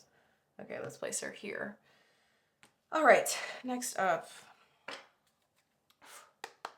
Maybe this is significator energy, and these are going to be the influential things. What's trying to come through pile number 3 at the moment that they find this reading in reference to what they're meant to do that they're not doing it? What's trying to come through pile number 3 at the moment that they find this reading? Okay, so we got one for each side. You see how they just kind of like fly out and how they land? Okay, back of the deck wants to be seen, so we're gonna honor it here. Let's see. What's trying to come through pile number 3 at the moment that they find this reading? What's trying to come through pile number 3 at the moment that they find this reading? Back of the deck also wants to come through here, so we're going to place her. We have 4 back of the deck energies. I just saw the same card from pile 1 and pile 2, and now it's followed us here to pile 3. So there is a lot of sacral chakra energy with everyone that chose this reading to listen to, regardless of the pile you went to. It is absolutely insane, but it's so beautiful to see kind of like how the collective, because all the piles are getting that card, how like there's so much emotional healing going on with the collective right now. Like we're all really trying to start taking more accountability for ourselves, and to start like we want to start rising. And I can feel it, I can sense it, and it just makes me so happy to see that. Cause I know might sound pretty like corny or like weird. I don't know if it's gonna come off as weird, but I do like deeply resonate with the term light worker, but also shadow worker. And I never know what word I can use to describe myself as being like more of the middle person in between those two worlds. But to see this happening in real time, it's just so like it makes my heart warm to see like where humanity's going, if that makes sense. So it makes me happy to see that. All right, let's keep shuffling. What is trying to come through pile number 3 at the moment that they find this reading? What is trying to come through pile number 3 in the moment that they find this reading? What is trying to come through pile number 3 when they listen to this reading? What's trying to come through pile number 3? Another back of the deck wants to come through. Okay, all cards wanted to be back of the deck energy. 2 of these landed over here, so we are going to honor that. So we have 2 piles here.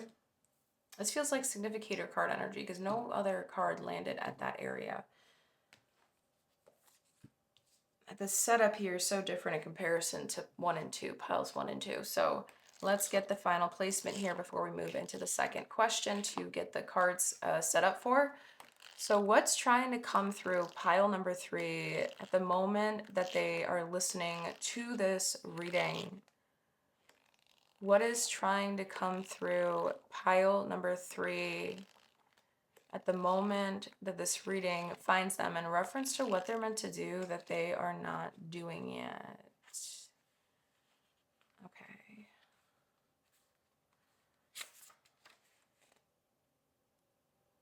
Okay.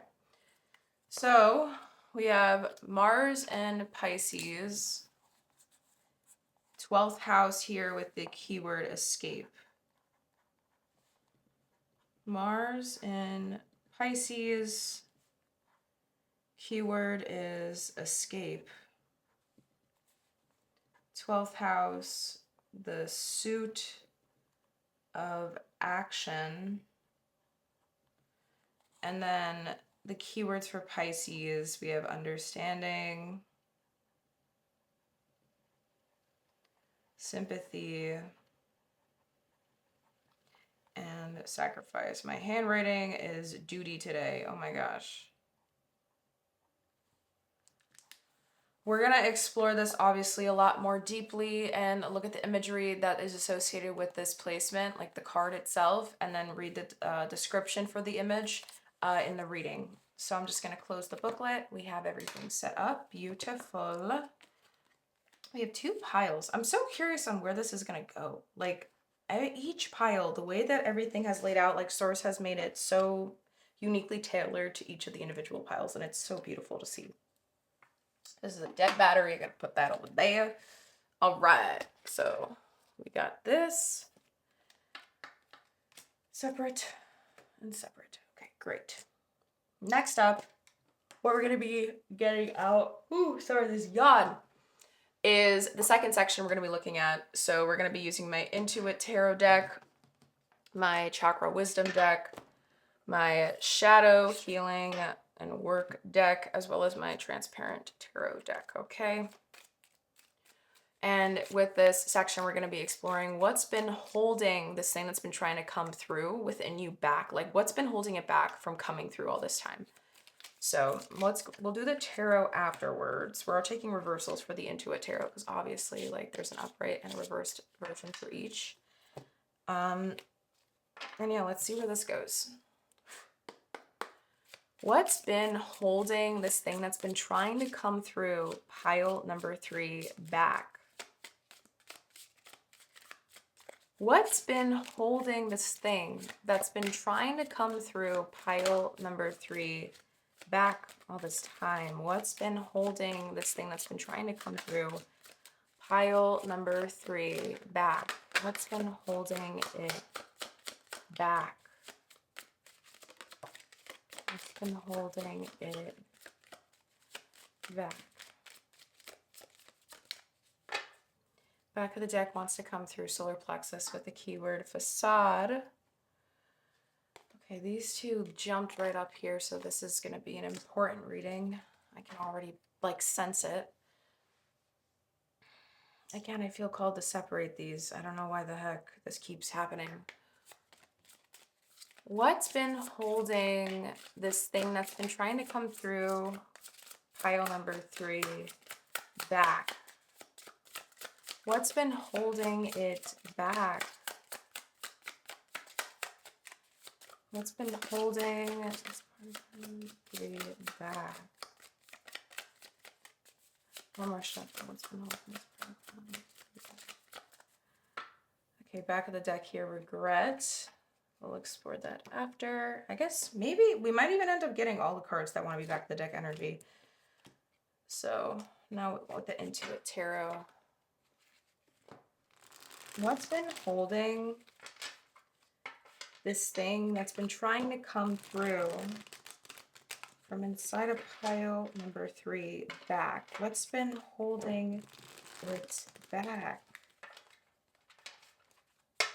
What's been holding it back from coming through within, from inside of pile number 3? What's been holding it back from coming through? What's been holding it back? In reference to what pile 3 is meant to do that they're not doing yet. What's been holding this thing, this part of them that's been trying to come through them back? What's been holding it back?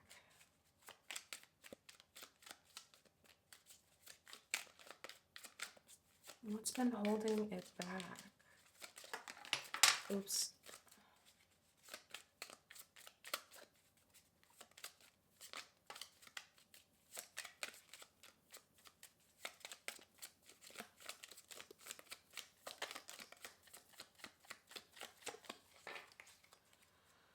Back of the deck here is the Queen of Swords upright. Oops, I dropped my opal light, so I'm trying to fix it. Great, I dropped my other crystal too. All right. Beautiful. So Queen of Swords, back of the deck. This landed here, this landed there. Significator energy here. We'll honor that. And then the Transparent Tarot. What's been holding this thing that's been trying to come through pile number 3 back? What's been holding it back from coming through within pile number 3. What's been holding this thing that's been trying to come through within pile number 3 back from happening? What's been holding it back? What's been holding it back? What's been holding it back?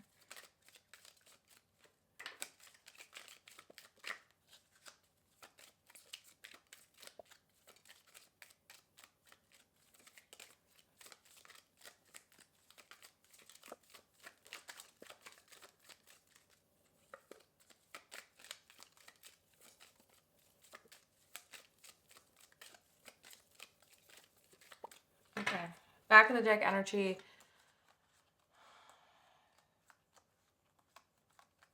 I don't know why. We're going to do 10 cards. I was not expecting that many cards for back of the deck energy, but it wants to come through. I'm going to honor it, and I'm not going to second guess how Source wants me to do this. So, all right.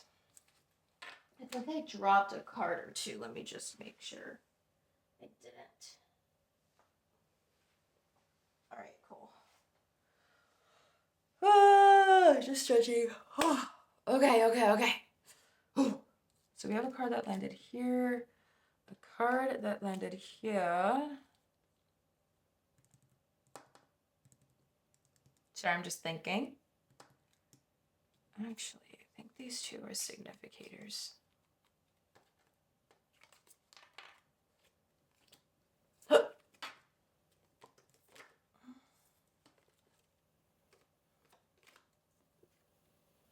I just realized what I did. Weren't these 10 cards supposed to be back of the deck energy?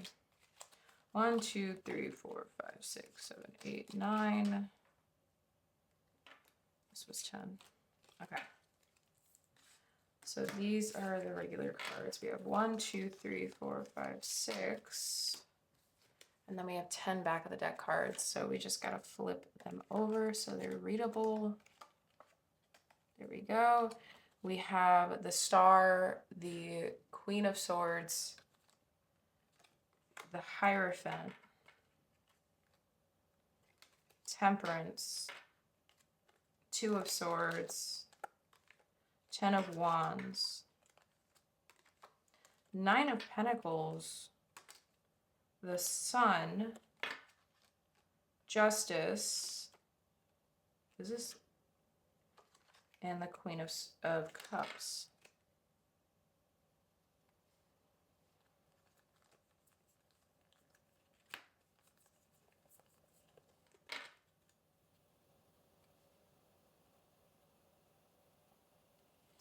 I'm gonna have to really study this.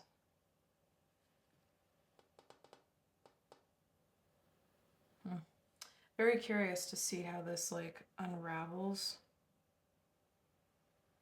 Yeah. Wow.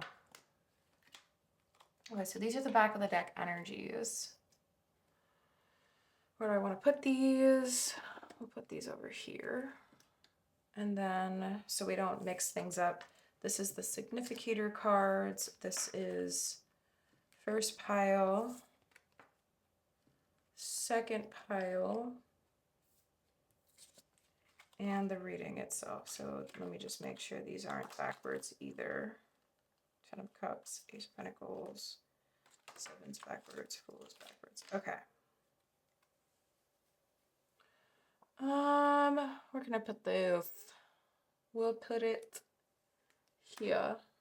All right, cool. So we get the first 2 sections set up. Now we're going to be going into the 3rd section using my Spirit Animal deck, my Soul Lessons Journey deck, my Embrace Your Shadows deck, my Rune deck, as well as my Druid Tarot deck. Okay, loves. All right. And with this section, we're going to be exploring the question, what this part of you or what this thing that's been trying to come through you what it needs in order to feel safe enough to come through, to emerge within you, okay? So what does this thing that's been trying to come through pile number 3 need in order to feel safe enough to emerge? What does this thing that's been trying to come through pile number 3 need in order to feel safe enough to emerge. What does this thing that's been trying to come through within pile number 3 need in order to feel safe enough to emerge?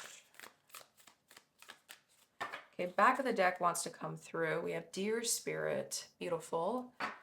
And that is going to be placed to the side. These two, again, landed on two separate I'm going to honor it. You know what I mean? And then I'll see what happens after. What does this thing that's been trying to come through pile number 3 need in order to feel safe enough to emerge? What does this thing that's been trying to come through pile number 3 need in order to feel safe enough to emerge? What does this thing that's been trying to come through pile number 3 need in order to feel safe enough to emerge? Back of the deck here is the Thurisaz rune. Place it. The Tiwaz rune landed here. What does this thing that's been trying to come through pile number 3 need in order to feel safe enough to emerge? What does this thing that's been trying to come through pile number 3 need in order to feel safe enough to emerge?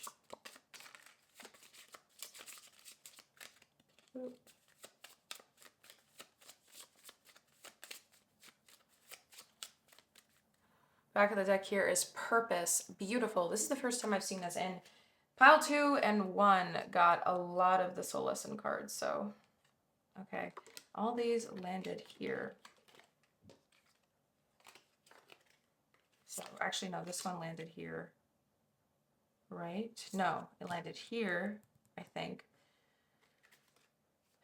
We're gonna just honor it. I'm gonna honor it. I'm not gonna overthink it. I'm not gonna second guess it. If anything, they might go here. We'll see. What does this thing that's been trying to come through pile number 3 need in order to feel safe enough to emerge? What does this thing that's been trying to come through pile number 3 need in order to feel safe enough to emerge?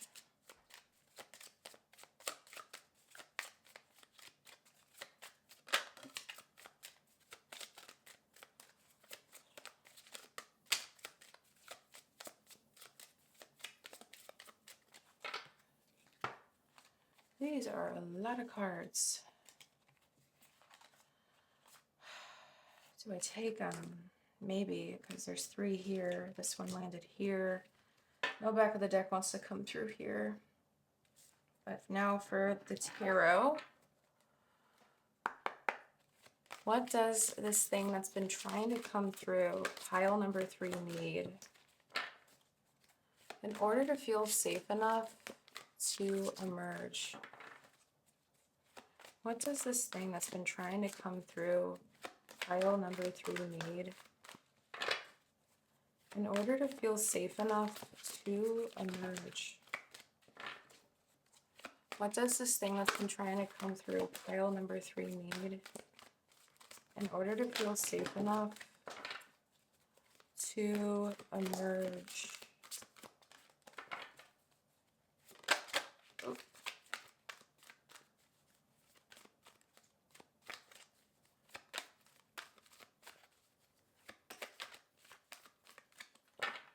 Okay, back of the deck here is the 4 of Swords. Okay.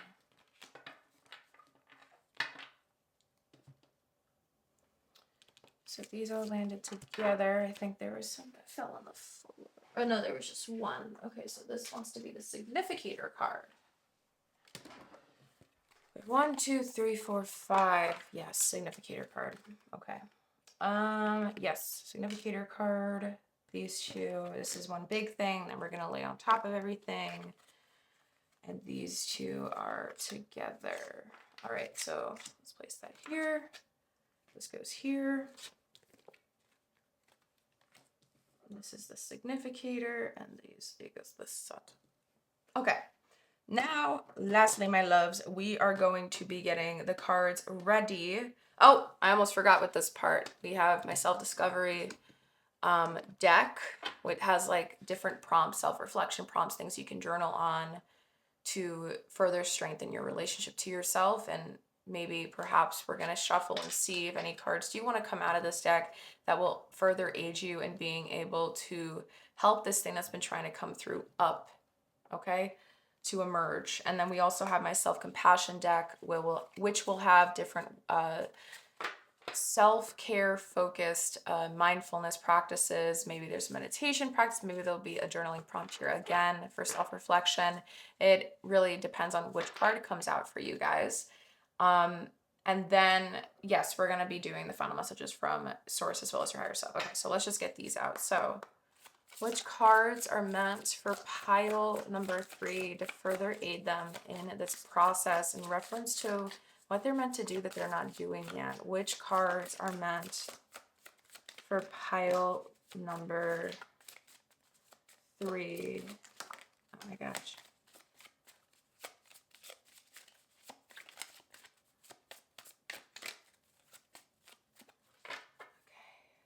Okay. Why is there so many? That's crazy.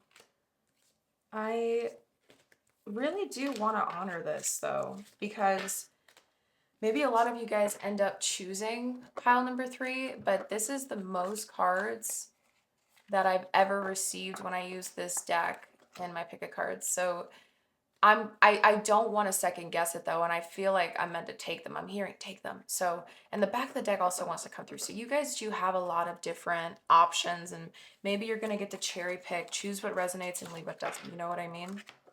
So that's one. Oops. And then let's see if any self-discovery prompts come through as well. Oh my gosh, my candle quartz won't stay up. Okay, sorry if that scared you. Are there any cards that are meant for pile number 3 here to further aid them in the process in reference to what they're meant to do that they're not doing yet, to further aid them in helping this thing that's been trying to come through them come through and emerge now? Are there any cards for pile number 3? Any cards for pile number 3?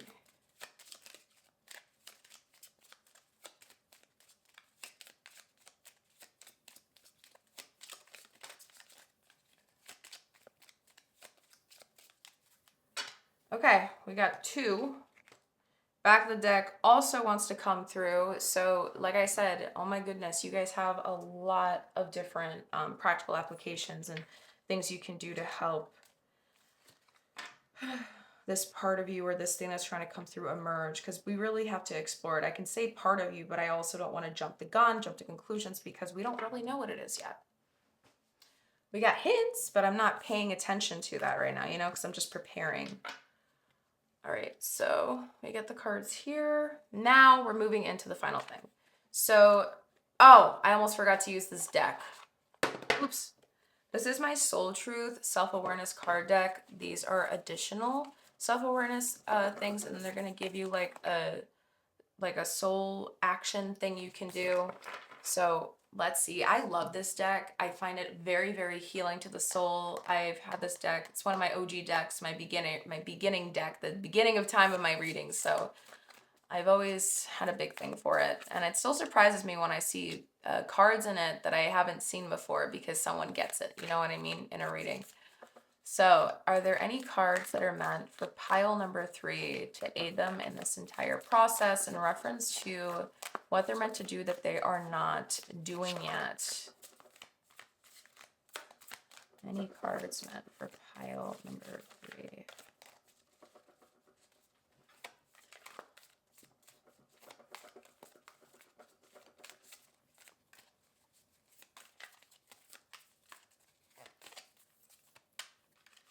This deck is a lot like thicker.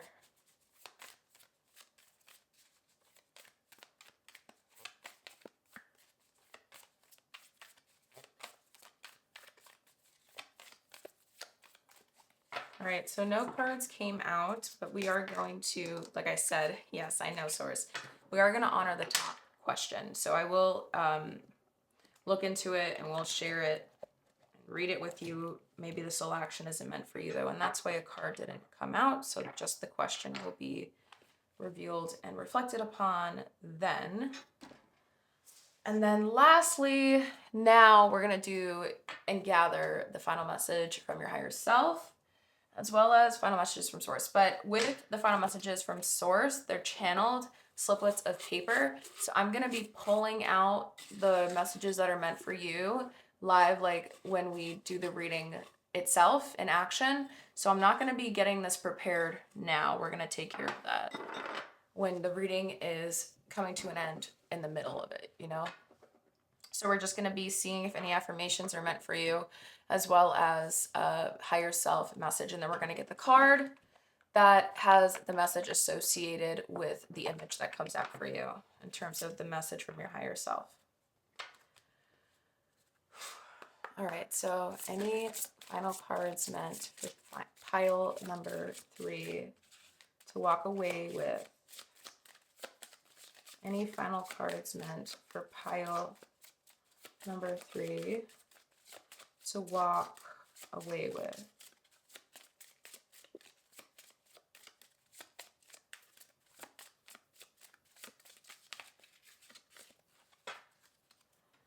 See, we had one card that came out really quick, but the back of the deck also wants to come through.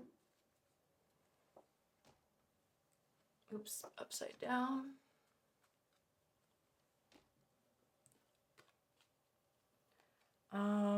Where do I want to put this here? We didn't get this one. This is the final one, my loves. What is the final message from the higher self of all of pile number 3 to finish and complete this reading with? What is the final message for all of pile number 3's higher selves to come through to complete this reading?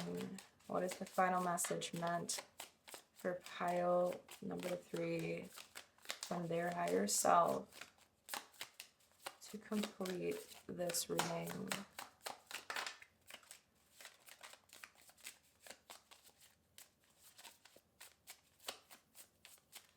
Okay, beautiful.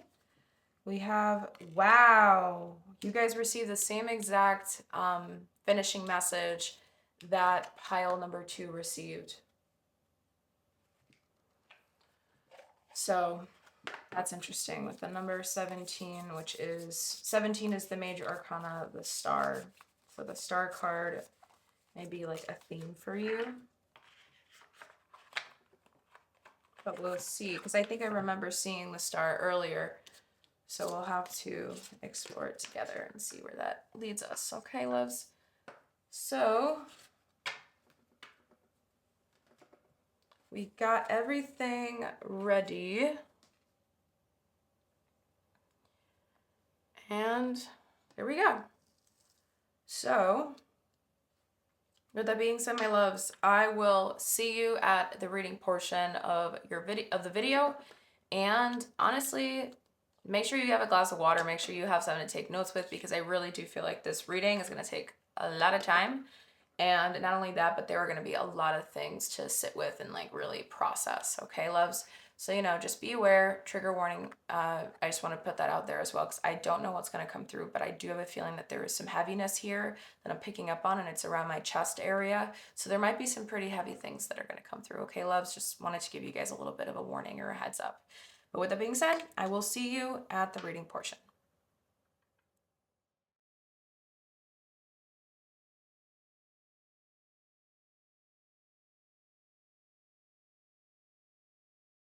Hello, hello, hello, my beautiful, beautiful pile number 3s.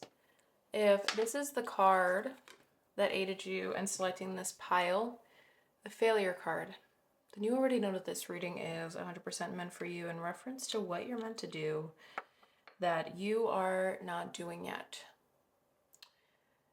First off, before we end up kind of just diving straight in to the booklet that's associated with this deck, for your significator card to understand like what's here, I did want to share something really quick, and I'm feeling so much emotion and heaviness here. There's this feeling of like disappointment, but I know that you're just being too hard on yourself. There's something here where it's like I have a knowing about it, but I don't even know what the reading's going to be on. So it's like confused about that. I'm just holding space, letting source come through me the way that source wants to come through. But when I look at the energy here, there's overwhelm, there's turmoil, there's this feeling of like being suffocated, like there's too much crowding around you right now. I'm hearing I can't take it anymore. And there's a lot of energy like that, but also like a ridiculous amount of fear. It feels very hard to like swallow because of how much emotions I'm picking up on. And it's kind of like a whirlpool of many different kinds. So I am quite curious to see where this is going to be leading us because, you know, failure is such a straight up keyword here. And we're looking at what you're meant to do that you are not doing yet. I know that I always cover up the words sometimes when I set up the thumbnail for my pick a card. So dependent upon if you like chose this pile kind of like blindly based off of the thumbnail image, you know, there's a reason for that. And if you didn't, that's also fine too. Like if you ended up selecting it during the pile selection portion of the video, the beginning. Regardless though, there's something heavy here. But I also feel that like there's a big duty as well, D-U-T-Y, because I don't know, like there's significance with this. And that's why it's been weighing so hard on you. Like I'm hearing I know what I have to do, so you do know what you have to do, but there's a puzzle piece missing. So maybe this reading is going to help you with that because I keep feeling like it's on the tip of my tongue. You know that feeling when you can't remember something like a word and it's on the tip of your tongue but you can't that's how I'm feeling right now regarding your situation. So maybe this reading is going to be the very thing that helps you kind of get that final like clarity moment for you, but obviously we're going to be exploring. There's a lot of things we're going to be looking at today. So to begin, my loves, let's look at the meaning of the significator card a little bit deeper by getting to the page for it with failure. Okay, there we go. So let's explore that together. This card comes to you today because you are either currently enmeshed in a situation where you are afraid of failing, or you've experienced delays or impediments to success. The modern world tends to commend success rather than highlight the complex journey and individual experiences en route to achievement. This journey often includes sacrifice, failure, disappointment, persistence, hard work, dedication, and discipline. Why does failure occur? Failure provides a deeper understanding of life. This experience offers an opportunity to reflect on our actions and beliefs and brings an acute awareness of our thought process. We gain knowledge of what does not work, which will lead us to what will work. Your higher self requests that you shift your perspective about failure. Failure doesn't indicate that someone lacks talent or capability, rather, it demonstrates one's courage and bravery to try. Failure also helps develop resilience, which teaches us to recover quickly from mistakes. Failure, obstacles, and misfortunes are an expected part of the journey to success, and persevering and overcoming these will help grow and strengthen your spiritual fortitude.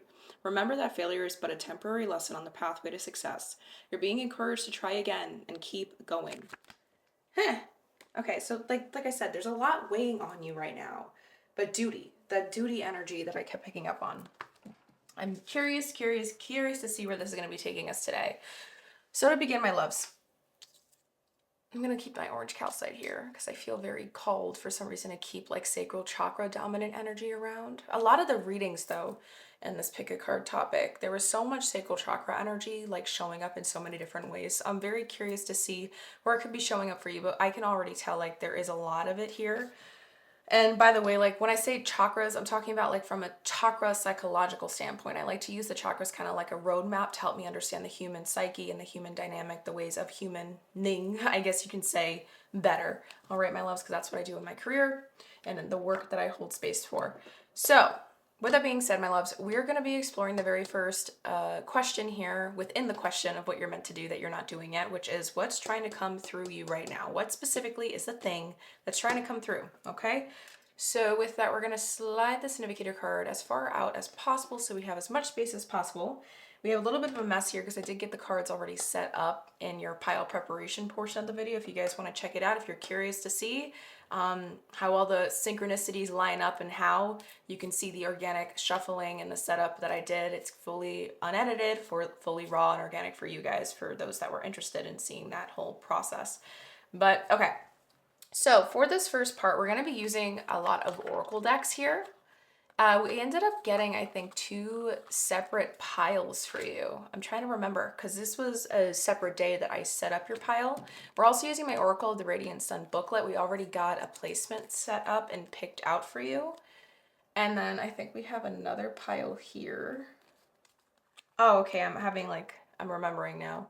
And then we also ended up getting, this is surprising. I never had this happen to me in any reading before. We get a significator card of Work Your Light Oracle deck coming out. So this significator card, whatever's here, is going to be like the overlying theme of everything, and it's going to be influencing the influential energy surrounding everything that we're going to be exploring here. And then for the back of the deck energies, you guys ended up having 4 different decks that wanted to come through as back of the deck energy. So first up, we have Dance with Life. Do something to change your energy. All right. I'm gonna try to move my thing of water over here. So we have Space. Actually, let's put it right here. Do something to change your life.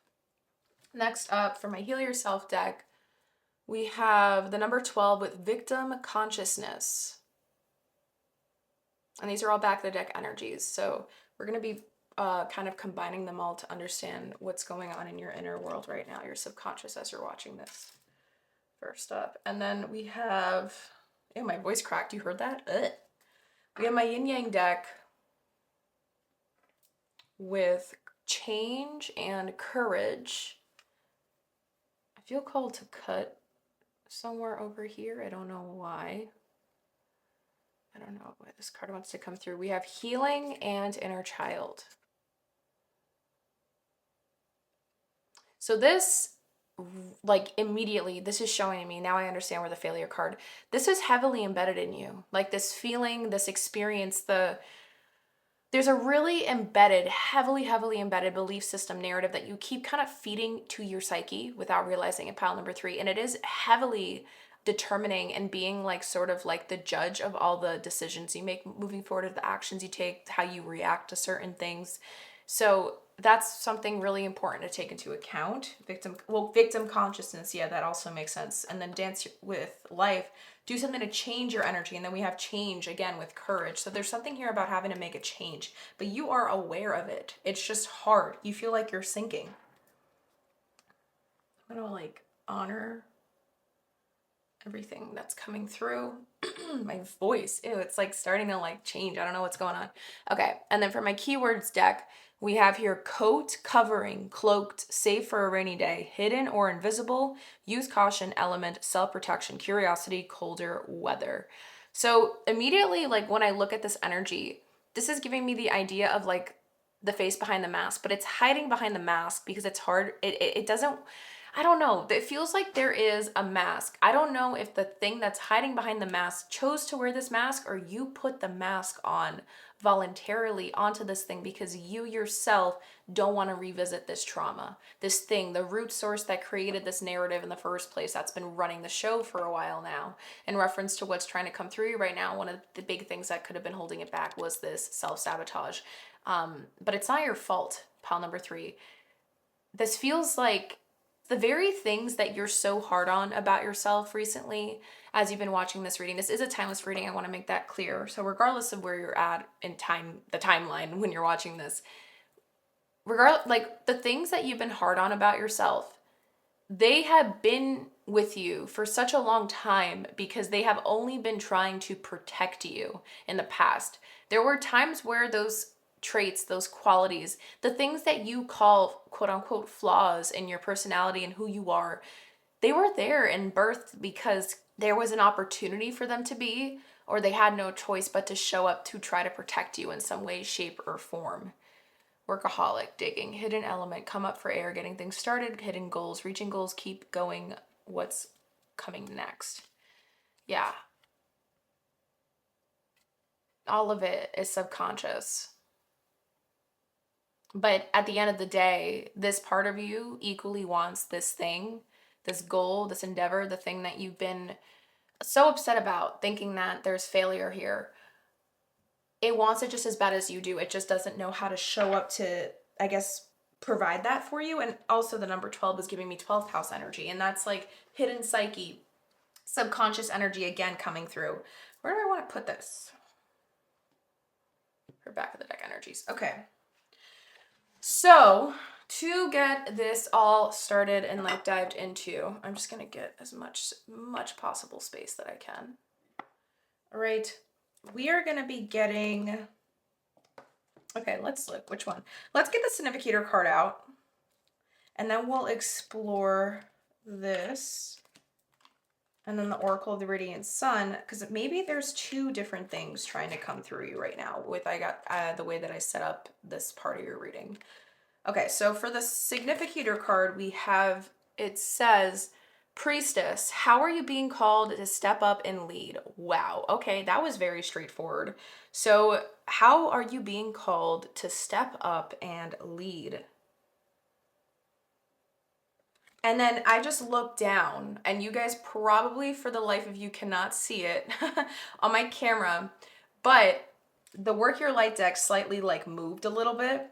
And right here, I see the words cracked open. It's happening for you, not to you. Sort of hinting at this victim consciousness energy and this fear phenomena that's you've been in a constant cycle within.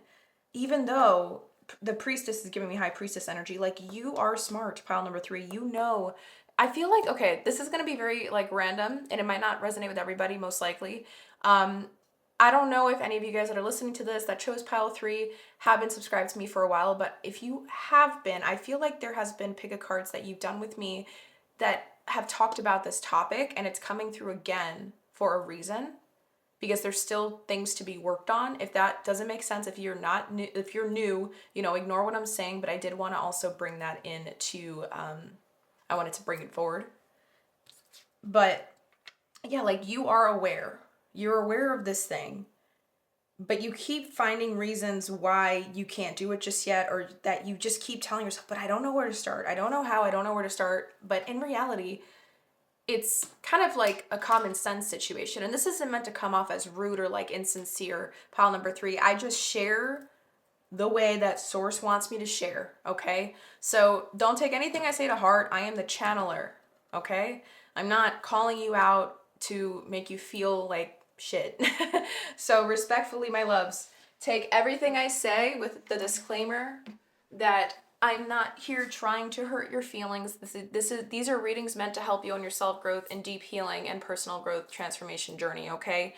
So there is a big self-sabotaging tendency that's showing up here, obviously, with all the stuff we just looked at. And the significator card is telling us, like, how are you gonna step up and lead this, though? Now, this is the call. So let's see what the first setup is here. We have, I think, 4 cards in total. Yep. To start, we have, oh, a new moon, or is that an eclipse? I can't tell. Protection, call back your power, cut the cords, soul retrieval.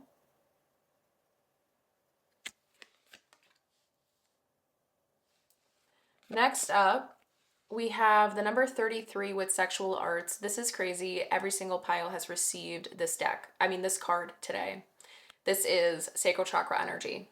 Territory, number 33, master manifestation energy. You guys all have the potential to create the reality of your dreams. We have growth, rebirth. I don't know why I said growth, but maybe this is a growing time, but technically they're the same thing. Rebirth and winter. And then we have get grounded, empaths, highly sensitives, connect with nature. Okay. And then for the Oracle of the Radiant Sun, this is a natal chart placement that we ended up getting for you. And it is, what is it? Mars in Pisces, with the keyword being escape. Actually, I'll show you the booklet. Not my nasty handwriting. Mars in Pisces with the keyword being escape. It has the 12th house energy here because of Pisces. Mars is the suit of action. Pisces is about understanding, sympathy, and sacrifice. And this is the card that we would have received if we had the card deck with us. But we are going to be reading the description for this image together. So, a woman in a chariot pulled by tigers escapes from something she has to turn back and see. Servants accompany her flight. On the seal above, a boy rides a dolphin, symbol of the power of the sea. The Buddha suggests escape from the material world. Okay, so a woman in a chariot pulled by tigers escapes from something she has to turn back and see. Servants accompany her flight.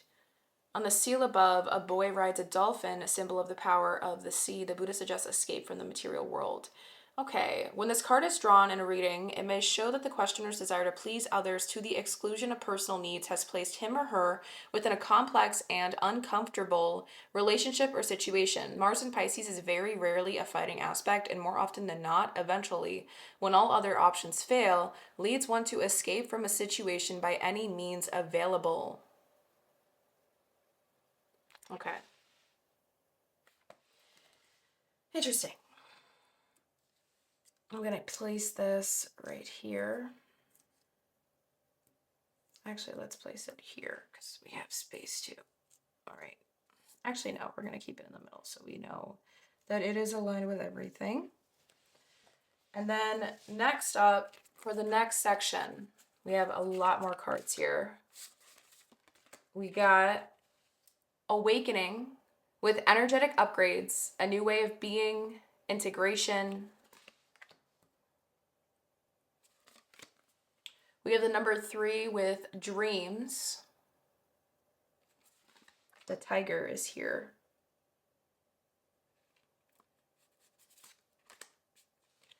Anna, grandmother of Jesus, seeding the light, laying foundations, divine plan.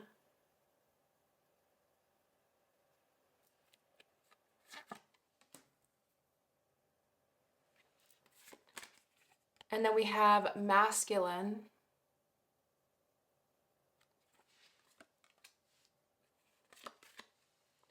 "13 with rejections, or rejection, not rejections, plural.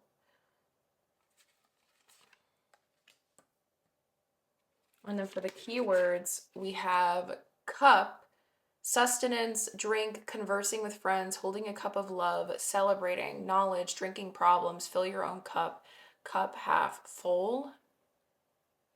Now this is giving me like Queen of Cups, like the cups suit. And then lastly, we have fox, sexy or foxy, a good luck omen, fox in the hen house, a desire to stay single or work alone, sneaky, witty, and quick. Again, this is giving me that energy that we were just looking at with the Mars in Pisces with escape when we were reading the image description. Witty, sneaky. And when we think about foxes, like they're really clever. Whenever I think about a fox, I think about Seven of Swords energy, but not in like the worst way, because usually people see Seven of Swords and tarot as like a negative card, but sometimes it has to do with strategy. Sometimes it has to do with being very like resourceful and like strategical in the sense that you're using your mind and your logic to try to get something in your favor, but you're doing it like on the down low so no one can really catch up to you. And it you know, it's kind of interesting. It's a persuasive energy, or not persuasive, but it can be kind of unpredictable, but sometimes people can also see it as like a cocky energy as well. Let me take a sip of my water. Oh, and deception, I forgot to mention that though. And I feel like in the sense with, ooh, that was an accident. Limitations and fears. Yeah, well, I was going to talk about that. I feel like in the sense too, there's this like energy here with Seven of Swords with the fox. When there is deception, usually that deception gets made, or it happens when our like deception towards oneself, like self-deception, that usually happens when our mind is trying to protect us so hard. Let's say shadow. Our shadow is trying to protect us so aggressively hard in a certain situation that it's not recognizing that the way it's trying to protect us is actually doing us a disservice more than it's benefiting us. But it's not noticing that, the shadow, just because it's too focused on safety. And so it like does everything to get to safety or some sort of sense of it by also like kind of cutting corners, let's say, where you're lacking self-accountability. Maybe it makes you lack awareness because all you're focused on is just feeling secure and safe in whatever you're in. And there's this energy of deception in that regard here. But okay, now let's look at these two things separately. We understand everything here. We got all the cards out. But in terms of what's trying to come through you right now, pile number 3. First up, what I'm really, really extremely and aggressively picking up on is this energy here of this part of you that is starting to like show up louder. I don't know if whoever chose this pile, like they have already been dealing with some sort of like inner battle from like against with one voice versus another, I guess, if that makes sense. Like where one side of you is being your own biggest enemy or inner critic, and the other side of you just wants the best for you and is trying to help you put yourself first. It's maybe even, or we can even say the light and the shadow. And the way that you see the shadow is like selfish or something like that. But it's not. It's trying to put you first. And there's this energy here of like one of the things that's trying to come through is your ability to start to like process a lot of these feelings that you've been carrying from your past, because they keep going with you into your future. They've been for a while now. One of the reasons, wait, let me rephrase what I was going to say. Yeah, you've been carrying them for a while now. And these emotions, the lack of attention to them, the lack of acknowledgement to them, the lack of validation from yourself to yourself, the lack of all of that has led you down some sort of path or pathways in the past that never felt fully resonant with your soul. It never felt fully aligned, I think that's a better word, with your soul, because all that this thing, the shadow wanted, or all that this wound wanted, was to protect you from the very pain that you experienced in the core root source of it. But to avoid it now just means that you're kind of going to stay on the same line. Like you're going to be at the same frequency forever because you're just trying to avoid it and then just carry out your life moving forward. But to face it and to continue taking like steps at an incline upwards on your journey, that's how it can actually happen, is if you're able to face it, honor it, ask yourself, what does this reality, like what do I really want in this reality? And am I doing the things that I'm meant to do that align with the reality I'm trying to go get for myself? Or am I still living in the past because of this fear? Like there's something here about that trying to come through you right now. There's something here about logic and being brutally honest with yourself, because there has been a lot of self-deception here in the sense that you've been kind of, I don't think you've been trying to delay the process, but you've just been scared. I don't think that you're intentionally trying to stall. I don't think that you're trying to intentionally procrastinate. Usually the procrastinators in life are the ones that are the biggest overachievers, that are the biggest forms of perfectionists that we can find today. Because in reality, the reason why procrastination happens is because they get overwhelmed. They think that they have to do all these things so perfectly that it can get so overwhelming to the point that it feels like too much. So, I want you to give yourself more credit, pile number 3, because this part of you that's trying to come through right now, or this thing that's trying to come through, it wants you to give yourself more credit.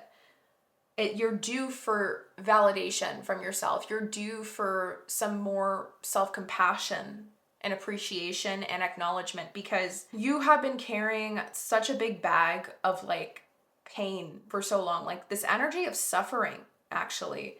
There's so much fear that kind of messes with you so much that I don't even think you realize yet. But in some ways it actually makes you avoid the very steps that you're meant to be taking, but you're aware of this. Like I feel like this pile is extremely intuitive. I feel like this pile is really, really smart.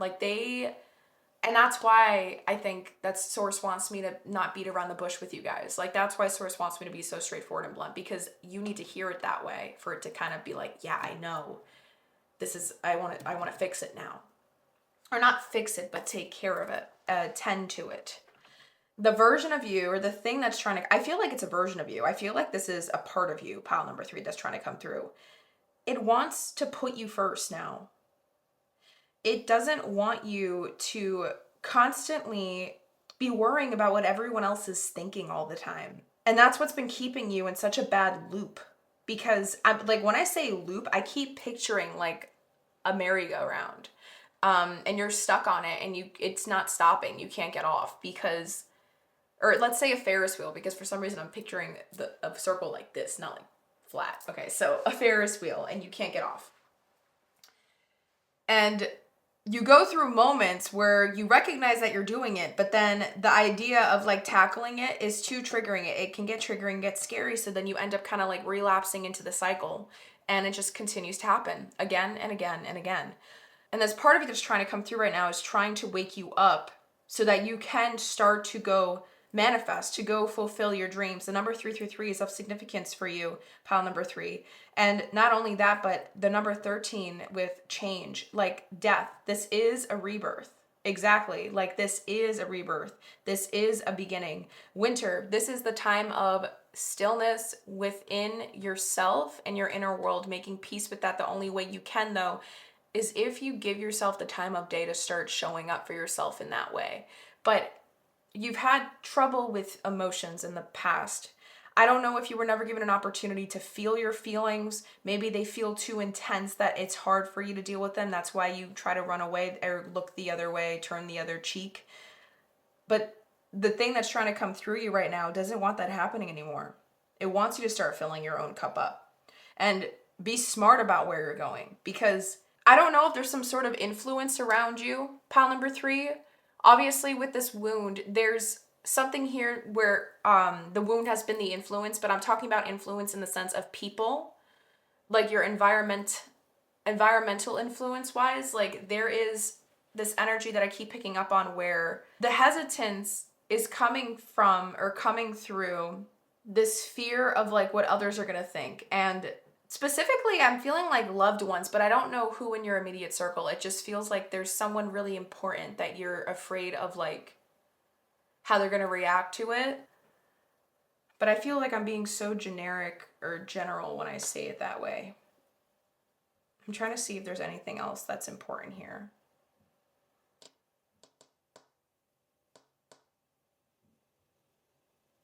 Maybe some of you guys are stuck in some sort of job as well. There's a lot of different ways that this reading can go. I'm not going to try to use my brain juice to just try to give you guys all the different ways that this can make sense for your situation. I want you guys to use your own minds and do that on your own. Plug in everything I'm saying into your certain situation, and it should make sense for you. Okay, loves? Because this can really, everything I just said, there could be 1,000 different types of setups in your scenario right now that can make this get plugged into. So I don't have the time, nor do I have the energy to do that. I would rather you guys do that, because this is where we co-create the healing together. You know what I mean? Co-create with both of our intuitions. And there's something here that you're aware of already. You know most of what I'm saying, or at least a good chunk of it. And I am curious to see where this is going to keep going, because there is a big thing where emotions play a huge role, but the only way to be able to kind of move forward is if you give them the time of day and use this as a time for a clean slate and start to gather your thoughts and plan for the next awakening, the next becoming, because you're in the middle of something like that right now, or you're at the end of some sort of journey, about to move into a brand new chapter or story for yourself. But it's only when you take those steps. But I think the energy is like slowly building up in you. Perhaps because I also feel like this feeling of motivation or like fire or anger or rage, I don't really know, but it feels activating. So yeah, because there's something here about taking action. Obviously, there's been a lack of it for too long.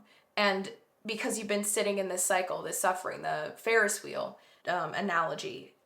But in order to actually release emotions, we have to move and let the emotions out, whether through expression, moving our mouth, moving our hands, intuitive movement medicine, which I love and I teach my clients. Like, there is something here, a truth that wants to be said out loud, and you know what it is.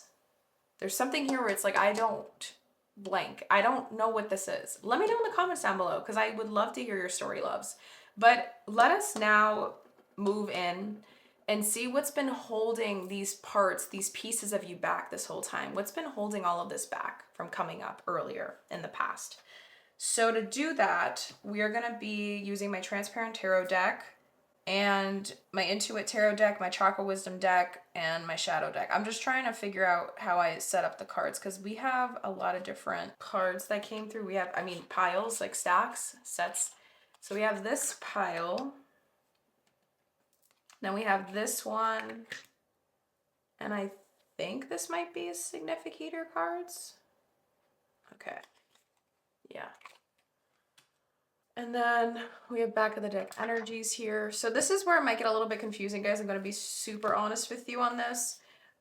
I'm going to show you the back of the decks that aren't confusing, but then I'm going to show you the Transparent Tarot. There was 10 cards that wanted to come out to be your back of the deck energy in my Transparent Tarot. I felt called to split them down the middle. I don't know why. So again, this could potentially be two separate things that have been trying to come through you now, kind of like how we were looking at it this way. Or it's kind of like a process. I feel like you do this to do that. You do this to do that, because that's like a step-by-step plan. So maybe like you needed that. You needed to break it up into baby steps as well, because that's where the logical side of you comes in, and that is the masculine side. So, you know, first up with back of the deck energy, we have the solar plexus with the keyword facade.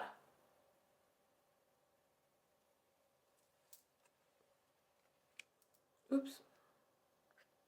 Next up, with my Intuit Tarot deck, back of the deck, we have the Queen of Swords upright. And it says, mentally strong, candid, quick-witted, fair, inner strength, direct, chatty, realistic, quirky, and sharp. It's ruled by Aquarius. What's under this? The Seven of Coins. Good things take time. Saturn and Taurus. There's like a process here, but you keep thinking that like you screwed something up too fast. Do you think that you like lost your years, like you wasted time? Do you think that like, oh, I did this wrong, like I'm an idiot, like I wasted all my years or this time doing this when I should have been, like, is there something here about that, pile number 3? Because it's like, that's so inaccurate. You have so much more time than you realize, but you're being too hard on yourself. So with the Queen of Swords, yep.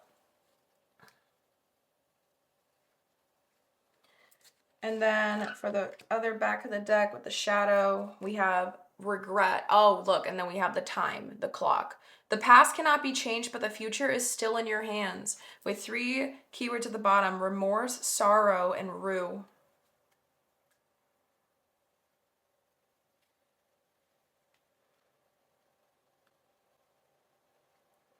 And then for the back of the decks, okay, how do I want to do this? Because we might need to move things around.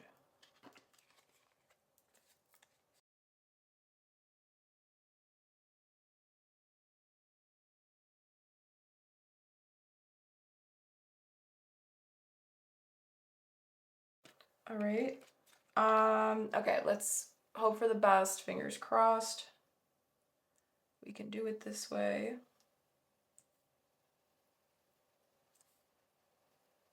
Right?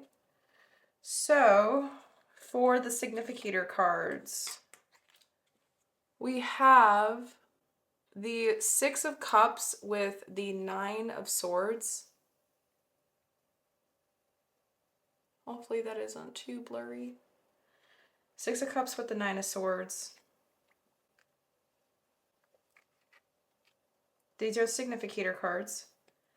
And we have the 6 of Pentacles in reverse, ruled by Taurus and the Moon. Strings attached, one-sided, conditional giving, subservience, unpaid debts, dependence, greed, being undervalued.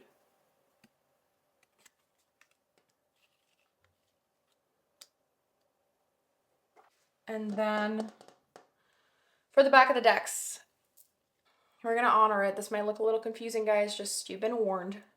Ah! All right. So we have this set and this set. Two different back of the decks. For this set, we have the Star, the Queen of Swords, Hierophant, Temperance, and the Two of Swords. So, oh my God, no. So again, we have the Star, the Queen of Swords. Queen of Swords came up twice. So Star with the Queen of Swords. And then the Hierophant, Temperance, and the Two of Swords. So first up, let's look at this first. Actually, I'm going to replace this. Sorry, you guys. Thank you so much for your patience. I'm going to replace these two and then place the back of the decks on the side here because I feel like that makes more sense. Here. And then we have the other one, but we'll do that after. This makes more sense. Yes. All right. So I don't know if you noticed, there is a lot of polarizing energy here with the numbers 6 and 9. When you flip them over, they look the same. You guys might be ruled by the energy of Cancer, like in astrology. Let me know where Cancer falls in your chart, please, if you would like some insight on that, because there is a lot of emotions here. Water-based energy. So first up, one of the other reasons that this has been holding you back. This part of you that's been trying to come through, these parts, these pieces, this whole strategy, you've been holding it back because the idea of putting yourself first is terrifying. The idea of being brutally honest with yourself about what's been going on, laying it all down, like laying it all out for yourself, it just drives you insane, even though you know that that is the right step to take. You know that that is the smart move. You know that that is the right decision. But the idea of it, you don't know, there's a fear of the unknown here. There's a fear of what happens next, when in reality, this is a process that's meant to be taken and moved through like slowly, extremely slowly. You're not meant to know the whole picture right away. But because of how you've been in the situation you've been so used to it for such a long time, it's like, it just feels like threatening to have to do this next part. Does that make sense? So I just wanted to share that. And then next up for the other back of the deck, we have the 10 of Wands with the 9 of Pentacles, very different energies, with the Sun, Justice, and the Queen of Cups. Two queens here. So there's something here about healing those things. You're finally realizing how much you've been putting into something that you haven't been getting back. You're finally realizing how exhausting this journey's been. And okay, this might hurt. This feels like a sting, because for me, like, maybe you've done this to yourself, the feeling of it, but your idea of success and what success has been these last couple years for you, pile number 3, it's changing now. And realizing like all this suffering, all this something, you had to go through something huge is what I'm trying to say. And yet to do a lot, you had to give a lot, you had to be a lot. There was something here that felt burdening. And karma and the scales, there's something here about things are trying to get balanced out to your favor now. But in order to find the harmony, you need to take that next step. But what's been holding it back is the feeling of it. You know, you're still processing. And maybe that's why I said, like, eventually, like, you have to move. Like, because the thing that's trying to come through is this action plan. It's the step-by-step strategical plan that we were talking about, how this breaks it up into different parts, because it's hard. It's an overwhelming thing that you're moving through. And it's not a failure. Like, this is all experiences that help you like in some other area of your life down the road, but you're not going to be able to realize why this had to happen until you're in that moment down the road. So you're not supposed to know that, though. You're not supposed to force control in every single aspect of your life, but you're just meant to surrender and follow what feels right for your soul. Your soul knows what it wants for you. You know what your soul wants for you. It's just been a hard pill to swallow. It's been hard for you to listen to it because you're too consumed by the past things, the things of the past. You're sitting too long in this past energy. And that is the biggest thing that's got a hold on you right now from being able to move forward. And that is aggressively Piscean energy, and Mars and Pisces energy can actually be very much like that when it's inside someone's natal chart when it comes to the wounded aspects of it. Because Mars and Pisces can be someone who's kind of running to a fantasy that they don't realize isn't going anywhere anytime soon, so it keeps them in the loop. And that's kind of literally the entire thing we've been diving into.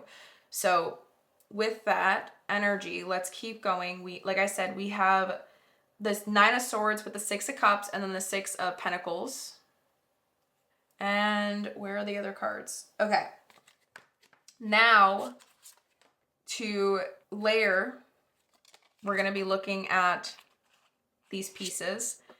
Actually, no, I am feeling called to actually do the transparent tarot layout first because I have more cards here, and then we'll look at the separate categories together because I think those are going to be like add-ons to the message. So 1, 2, 3, 4, 5, 6, 7, 8.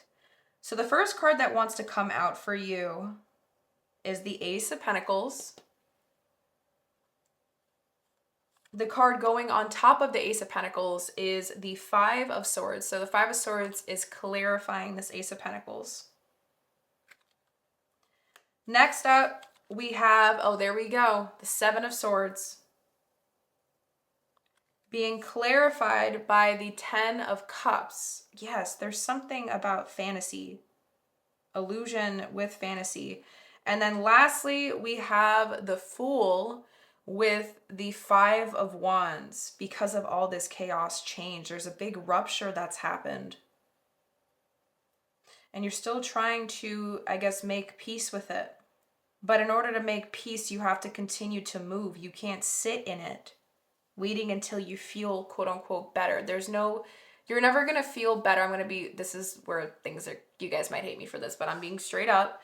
You're never going to feel better until you start taking your next steps forward and just keep going, trusting the process, surrendering to it, because all there is in this present moment, the cycle you've been circling, the drain you've been circling, let's say metaphorically speaking, in this present, you're present right now, all these emotions, it is just driving you crazy. This doesn't go away on its own. You choose when to go, when you choose for it. Oh my God, I can't talk. Okay. The whirlpool, this drain that you've been circling, you don't stop circling until you choose to stop circling it. This isn't going to be a cloud that goes away on its own, because it really does feel like you're trying to unlearn things in your mind that you've had, and it's adapted with you for years and years and years of your life. So this isn't something that gets fixed in the snap of your fingers. There's not a magical potion, not even a magical pick a card reading that can make you feel like, okay, it's all good, like I'm all clear. That's not going to happen. What is meant to happen is you choose to drop it all and you go forward anyway, even if you don't know where it's going. And you embrace the confusing times. You embrace what you don't know. Because this is the energy of someone who isn't realizing that this is actually the very thing that's freeing them from a future that would have led to more suffering if it didn't happen the way it did, or the realizations didn't come up the way that they came up. Because if this were to happen any time later, you would have still felt the way you're feeling right now. Like, I want to make it clear, this is all happening at the timing it's meant to, because it's meant to happen at this time. There was no right or wrong time for this to happen. It's literally the label that you put on it that's messing with your head right now. And so you need to remember, like, this is all happening for you for a bigger reason. You're realizing things, and it hurts, it stings, it really freaking sucks, my love. But there's a bigger thing, a bigger picture to this than you're realizing, but you're not able to see it yet because you're just beginning to come out of it, or you're about to come out of it. Well, really, it's up to you, but we're going to explore that next. All right. Now that we see that, the full picture, let's look at the little pieces here, because we have those two separate piles, right? So first up, we have fear. Oh, wow. Okay. See, I was talking about like how there's so much fear. Face your darkness. It's the only way to find the guiding light. Anxiety, apprehension, and phobia.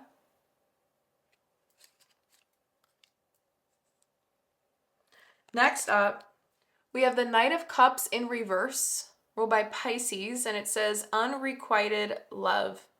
I never know if I'm pronouncing that correctly. Unrequited lover. Heartbreaker, manipulative, disappointment, revoked offers, obsessed.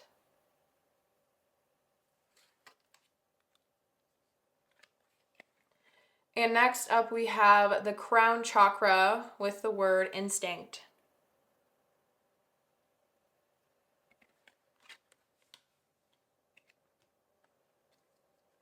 I don't know if you guys can even, I'm going to move this and switch them. Okay. And then for the other side, we have 2 Intuit Tarots and a Chakra Wisdom card. We have the 9 of Cups in reverse, ruled by Pisces again. Wow, and Jupiter. And it says a hollow feeling, self-indulgence, materialism, selfish, imbalance, addiction, emptiness, overindulgence, excess.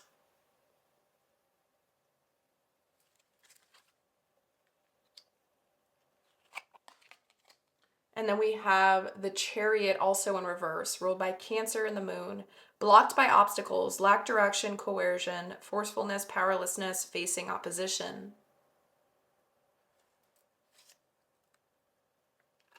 And then lastly, we have the Heart Chakra with growth.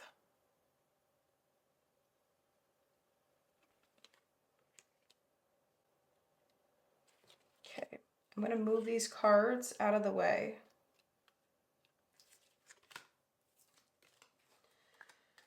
All right.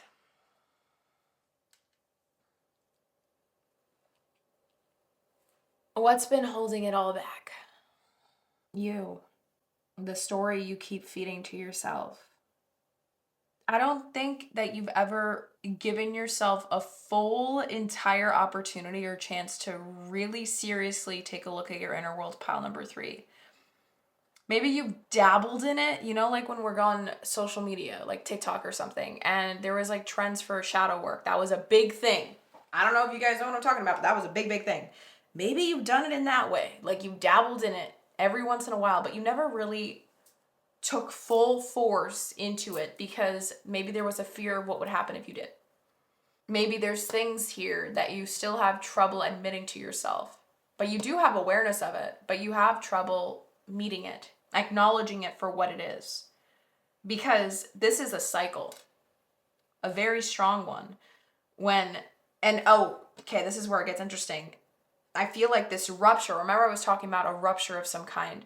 It's forcing you to grow. It's forcing you to step out of it. And that's where things get really uncomfortable for you because you're realizing now you can't function. You can't do things, life the same way you've been doing it or handling it anymore in order to move forward. And that's where things get scary. That's where things get like, oh my God, this feels too real. Like this feels too serious or something like that. And you know you got to do it, but it's like there's a fear of it. There's a fear of what happens if you do it. There is a lot on the line is what I'm hearing. When in reality, I think the only thing that's on the line here, my love, that you have to be more worried about or concerned about is whether or not you're going to choose yourself this time or continue to betray yourself and abandon yourself. Those are the biggest things that have been holding this part of you back. So we're going to see now, my love. And we're going to see what this part of you needs in order to feel safe enough to emerge, to come through so you can start fighting this, facing this, because you have been living way too much on autopilot. You've been living in some sort of facade. You've been living in this cycle. The Ferris wheel, you won't get off. I now realize that you had control of stopping the Ferris wheel this entire time.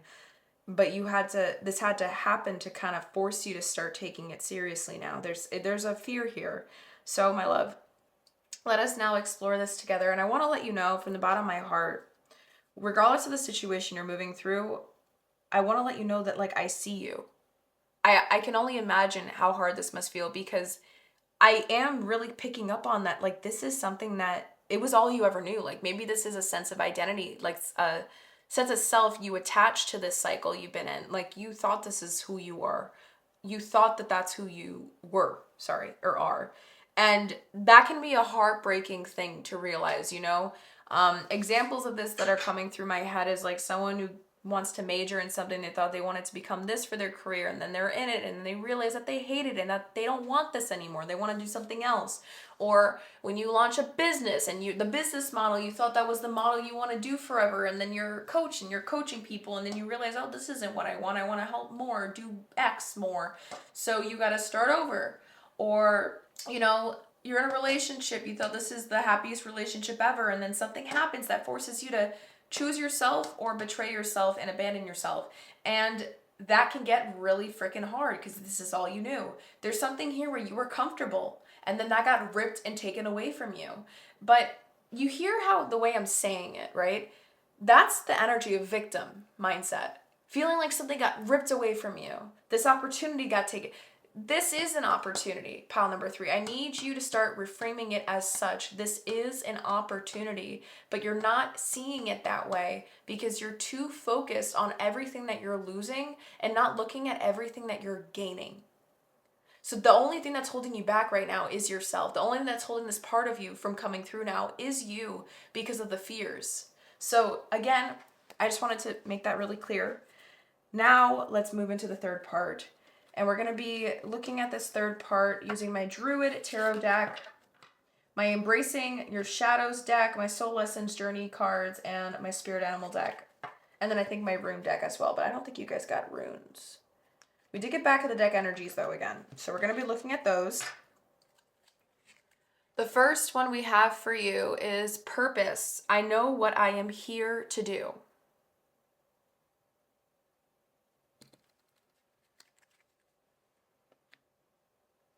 Next up, for back of the deck energy, we have the Thurisaz rune. Reactive force, directed force of destruction and defense, conflict, instinctual will, vital eroticism, regenerative catalyst, a tendency toward change.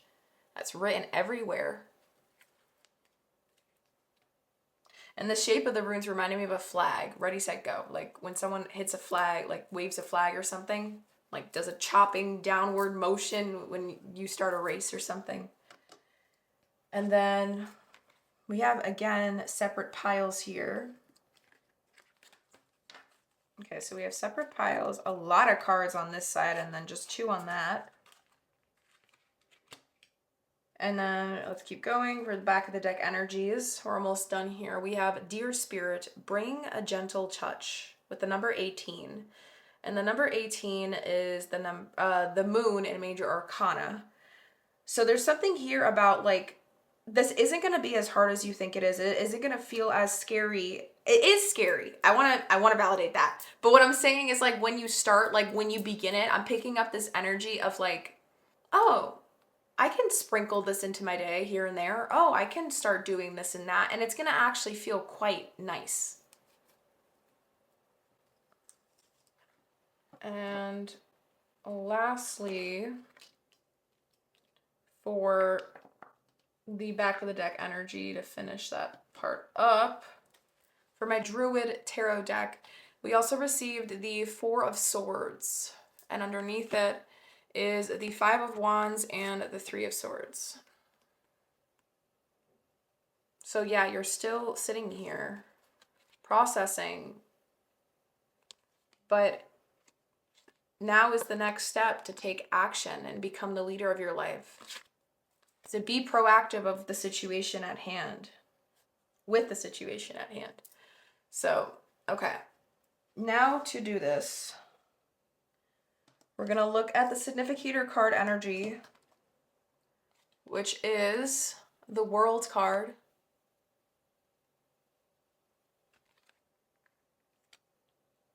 for what this part of you needs or what these things that are coming through you need in order to feel safe enough to emerge. And to begin, we're going to look at this first two. Actually, again, do I want to do the tarot first? Let's do the tarot first. I don't know why I've been doing that. I didn't do that with any of the other piles, but for you guys, I feel called to have been doing the tarot first. So let's do that. First up, we have the Prince of Swords, also known as the Knight of Swords.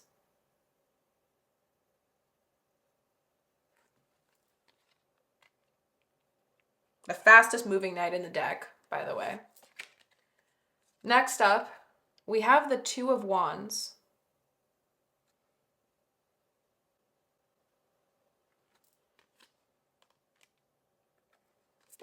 And then we have the Eight of Cups. And I believe this is, I can't tell again if that is an eclipse or the moon. I think it might be an eclipse. So this is about change.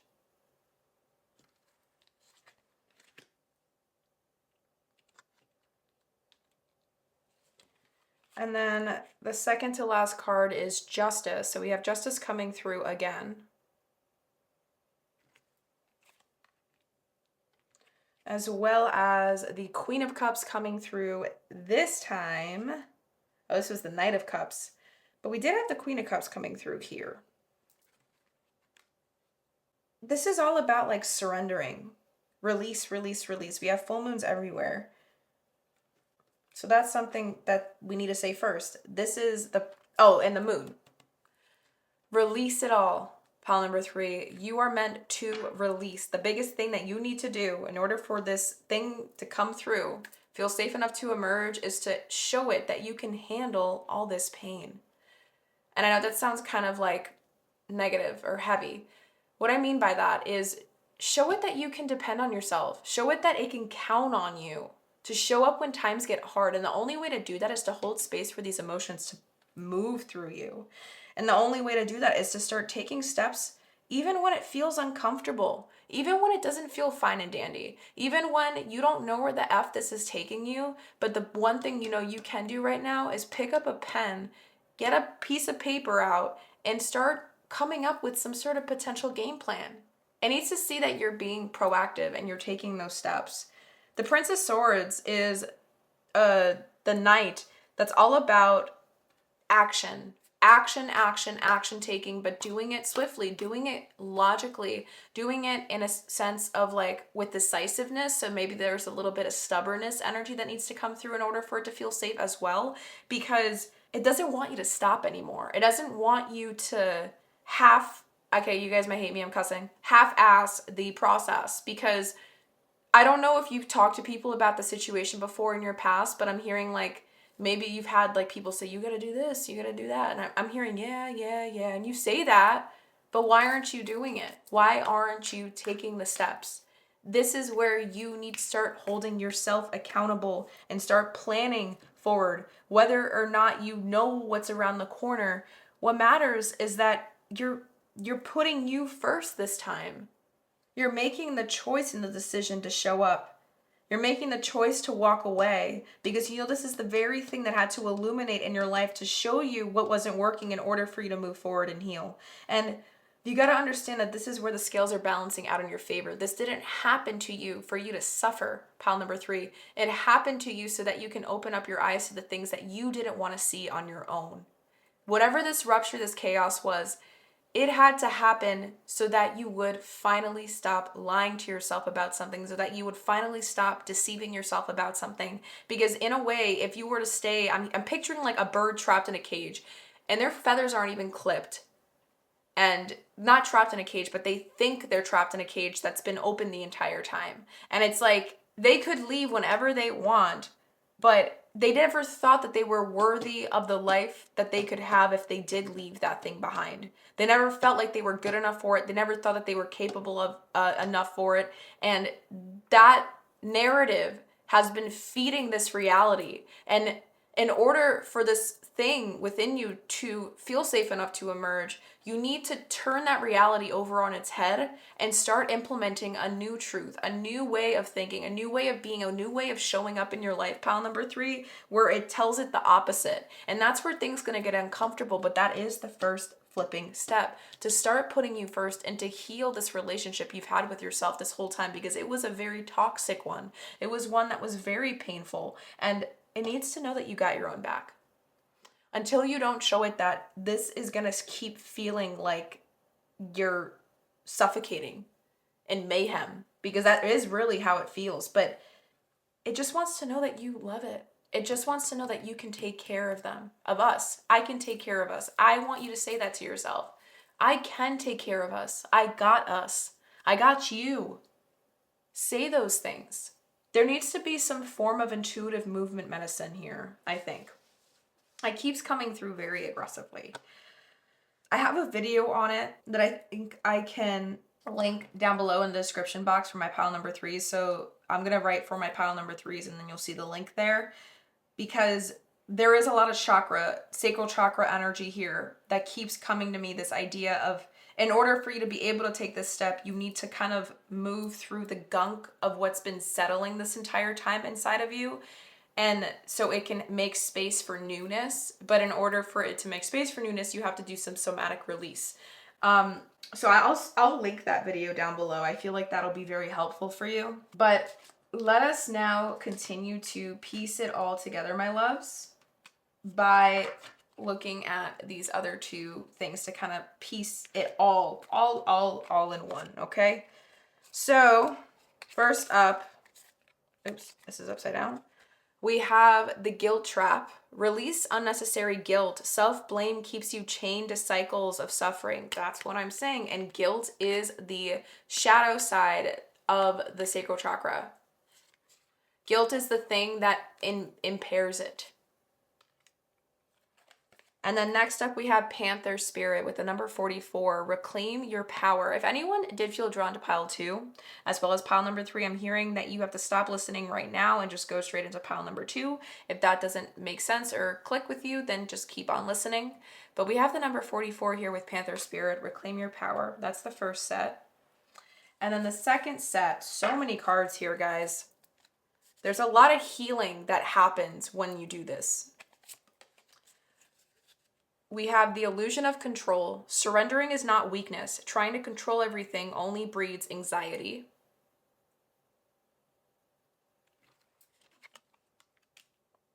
I'm going to move this here. Ooh. Next up, we have rebirth and renewal. You are emerging from this darkness transformed. The new version of you is waiting. How beautiful. This is the first time I've seen this card in this deck. And then for another embracing the shadow card, you have turning pain into purpose. Your struggles can become the foundation for your greatest strength. That's what I am saying. This is like literally an opportunity for something amazing, but I don't think you're realizing it. I'm going to start putting them here, guys, because I don't want to cover this up so I can look at the rest. For the soul purpose cards, again, you have so many. We have fear, again, coming up twice. I realize that I am testing my resolve to live in the energy of love. And then again, this is giving me root chakra energy, which is aligned with fear, but with third eye chakra. Then there's like green in the middle with heart chakra, like you are trying, or this is the things that you need to do in order to for this thing to feel safe enough to emerge. But it's about recognizing the lesson, seeing the bigger picture, acknowledging that this isn't happening for you. It's not happening to you. It's happening for you. Oh, you did get a rune. We have the Tiwaz rune with honor, justice, leadership, and authority, analysis, rationality, knowing where one's true strengths lie, willingness to self-sacrifice. And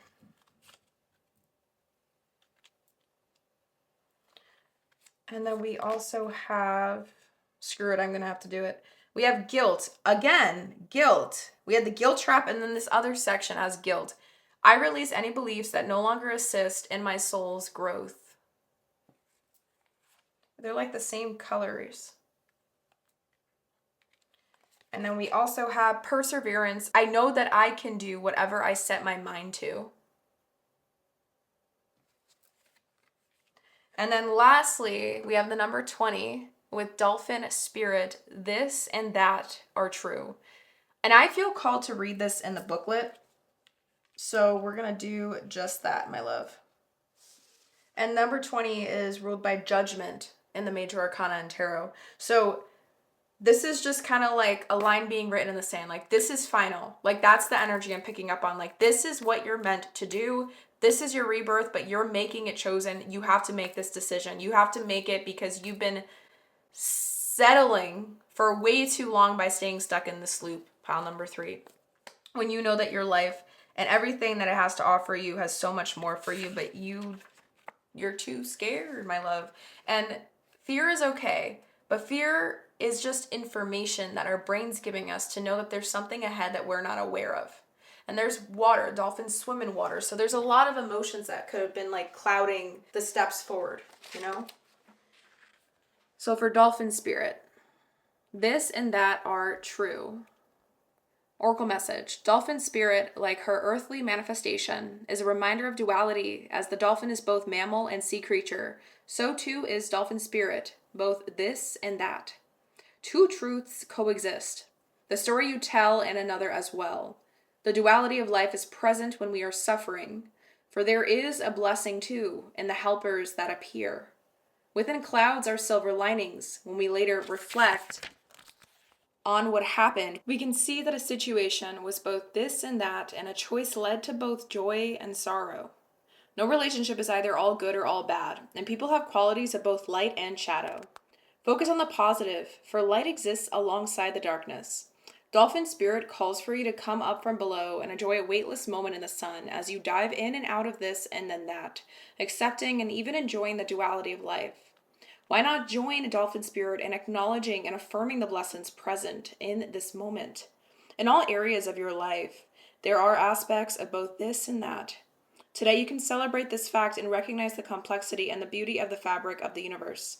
You are at a place right now where your past self is still present as you move toward the new self you are becoming. Aspects of both selves are present, so even if you want to say goodbye to what was, you are required to find solace in this between time. Today is not a day to choose one over the other, or one over another either.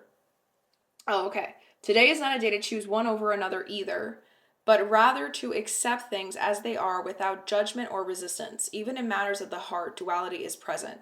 Your next action will be obvious when you drop your bias and see things as a whole.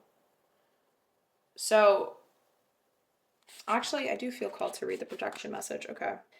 This is what we would read if Dolphin ended up in reverse, but for some reason I am feeling called to read it, so we're going to read it. When you most want to be acknowledged as right and see other ways as wrong, Dolphin Spirit appears as a reminder that the story of your suffering and righteousness is a little more complicated than you're admitting right now. Do you want to see things in black and white or be rigid in your ideas of what's correct and what isn't? Release the rigidity and embrace the fluidity of life as you recognize the grace that reminds you there are two sides to every story, an upside to each downside and a blessing in every challenge. What you think is wrong may end up being right for you, so let Dolphin Spirit soften your heart so that you make the best decision at this time, playing with the possibilities that present themselves. Okay. That's what I'm saying. They're putting too much pain and emotion into this, but it's keeping you in the loop. This is about taking leadership of your life.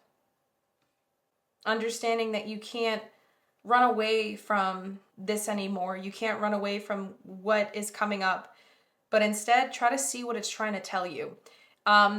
With that video I said that I'm going to put down in the description box below for you guys, I'm also going to share my my insight timer inner child healing meditation. And I always share it in when I feel like there's a pile that could use it. I really think that will be the biggest thing. Using that insight timer meditation because there is something big here that wants to be unlocked, but I think one of the best ways to move forward is to make amends with it so that you can start to tackle where all these feelings are consuming you so bad, because we have so much guilt energy. This is very sacral chakra dominant, and in order to look at it, we got to get to that root source. So I highly, highly recommend that you listen to that meditation in a quiet space where you feel safe, where you feel calm, where you feel like you can kind of be by yourself for a little bit. Lying down is preferred in how you listen to it. And in a quiet place, obviously. Okay, loves?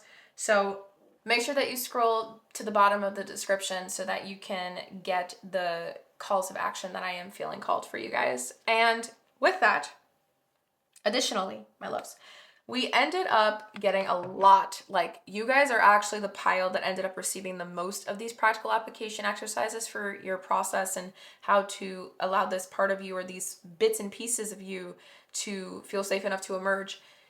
I ended up shuffling my self-discovery deck, which has a bunch of different journaling prompts, and my self-compassion deck. Look how many practices. You guys got 2, but the back of the decks also wanted to come through. You guys got 1, 2, 3, 4, 5, and 6 practices. This is the most cards I've ever received in any pick a card reading pile topic of any kind with this deck. So I'm telling you, there is a lot of healing that needs to be done right now. With that, my loves, if you are feeling interested, I am currently taking on one-on-one clients. I am a trauma-informed facilitator for deep healing. If you feel like I am not the most trauma-informed in the way that I deliver tarot, the reason for that, my love, is because I try really hard not to filter at all through what source is channeling through me, okay? So the way I talk can come off very blunt, straightforward, you know what I mean? Piercing in a way, cutthroat.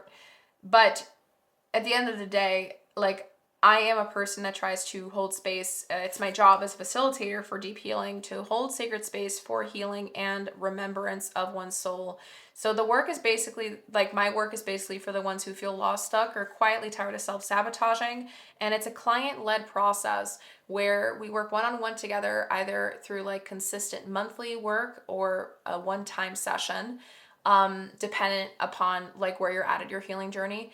But personally, I feel like you guys would really benefit to scheduling a free soul clarity call with me, and you can also find that link in the description box below. It might actually be the very first link right underneath the timestamps portion of the description if that is something you're interested in.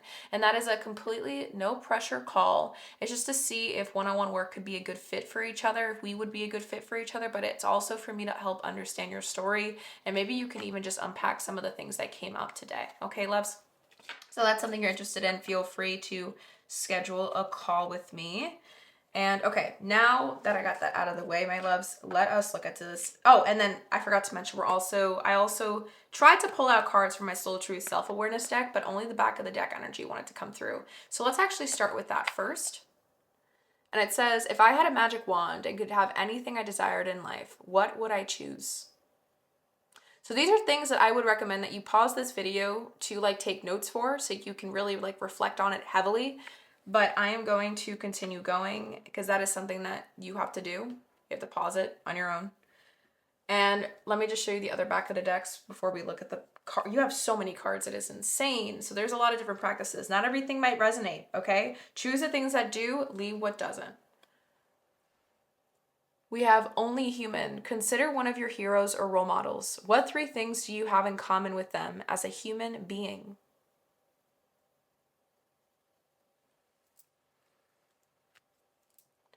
And then for a final back of the deck, for the self-discovery deck, we have the category emotional intelligence, and it says, what are some ways you can cultivate more self-love and acceptance of yourself?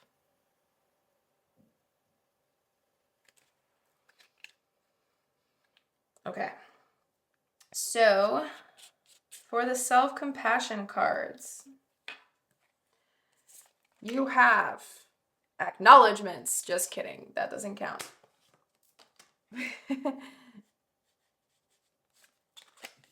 You have who else? Whatever today's challenge was, can you think of anyone else who might be going through a similar struggle? Why don't you share your story in the comment section down below so that your story can reach those that are going through similar things for most of the people that chose pile 3. You know, there might have been some sort of similarity in some way, shape, or form, because you never know that your voice, what your story is, had to be like, could be the very big thing that someone else needs to hear to feel like they're not alone too. And that's why I made this community, guys. So please never hesitate to interact, engage, comment, you know what I mean? Because I want us to start conversations here that feel safe. You know, and the beauty of it is that it's all anonymous. Like, no one's going to explore you and like judge you for your story. You know what I mean? This is a safe space. Next up, we have compassion touch. Place your hands over your heart and notice if there is any tension, heaviness, or agitation. If so, send love and compassion to yourself. Try saying, I see you are suffering and I love you. Notice how those words feel as they land.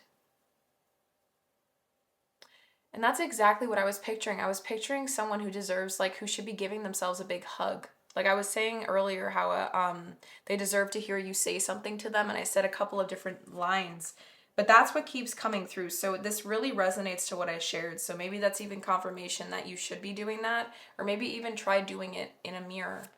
But that could even be hard. You know, the first step is to just say it maybe without a mirror. Next up, we have you got heart.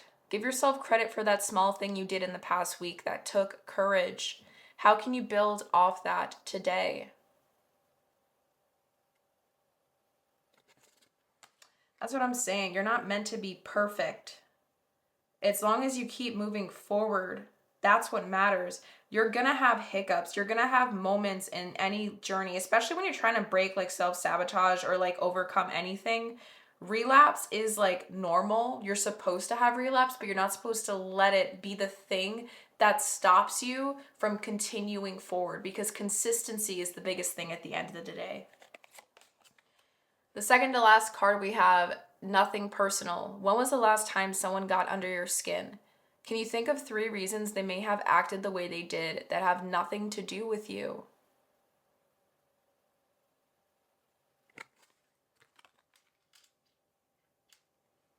And then lastly, a child in need, child healing. If a child told you they were a failure because of some small mistake, how might you respond? Can you try the same words and tone for yourself? If a child told you they were a failure because of some small mistake, how would you respond? Can you try the same words and tone for yourself?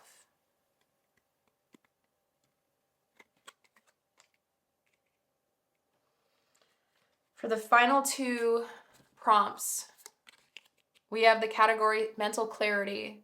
What is your, in all caps, why? And is it strong enough to inspire your best self?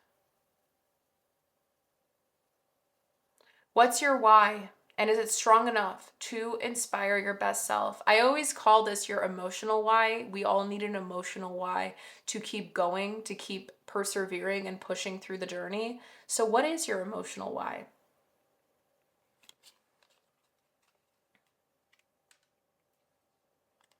And then finally, with emotional intelligence category, it says, to what extent are you able to be vulnerable with your emotions? To what extent are you able to be vulnerable with your emotions?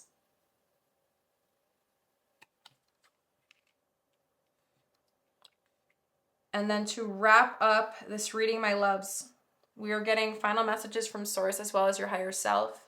We have already gotten the message from your higher self here.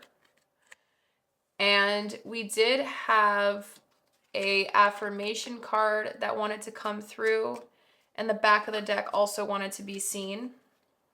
So for the affirmations that we have for you, the first one for the back of the deck is, it's safe to ask for help. People want to support me. It's safe to ask for help. People want to support me.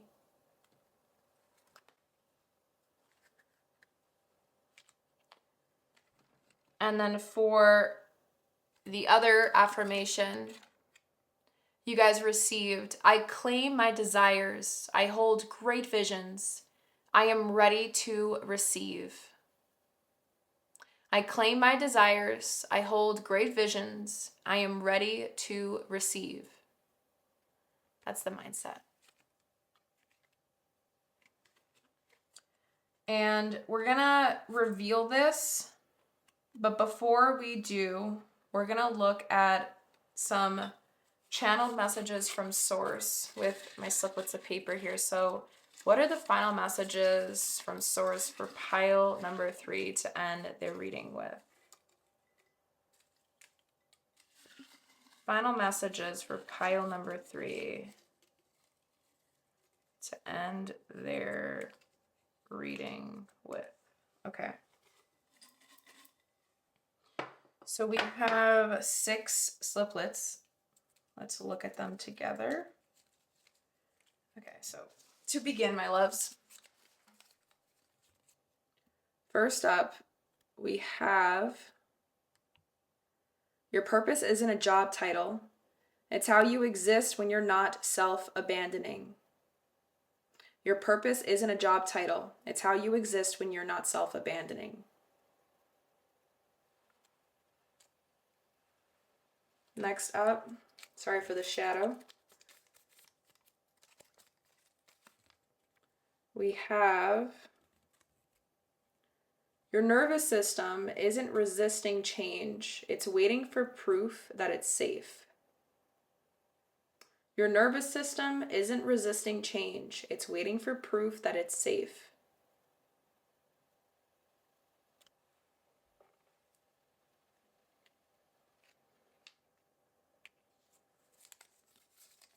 Next up, let yourself rest. Integration is part of healing too. Let yourself rest. Integration is part of healing too.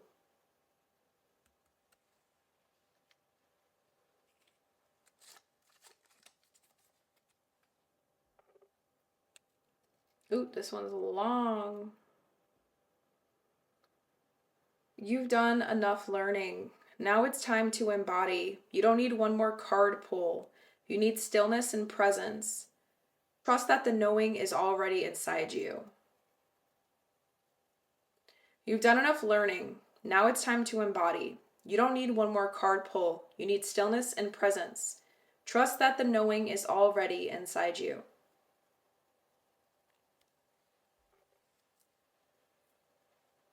The second to last one.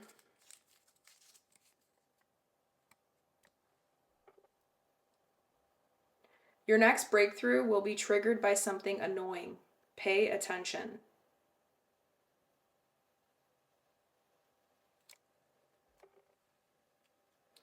And then lastly,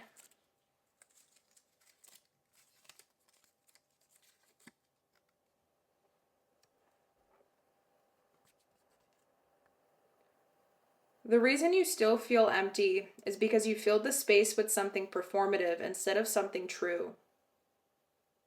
That's what I'm saying. The reason you still feel empty is because you filled the space with something performative instead of something true.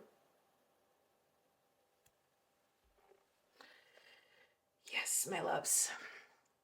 And now, to end this and wrap it all up for you, your message from your higher self is idle reverie with the number 17.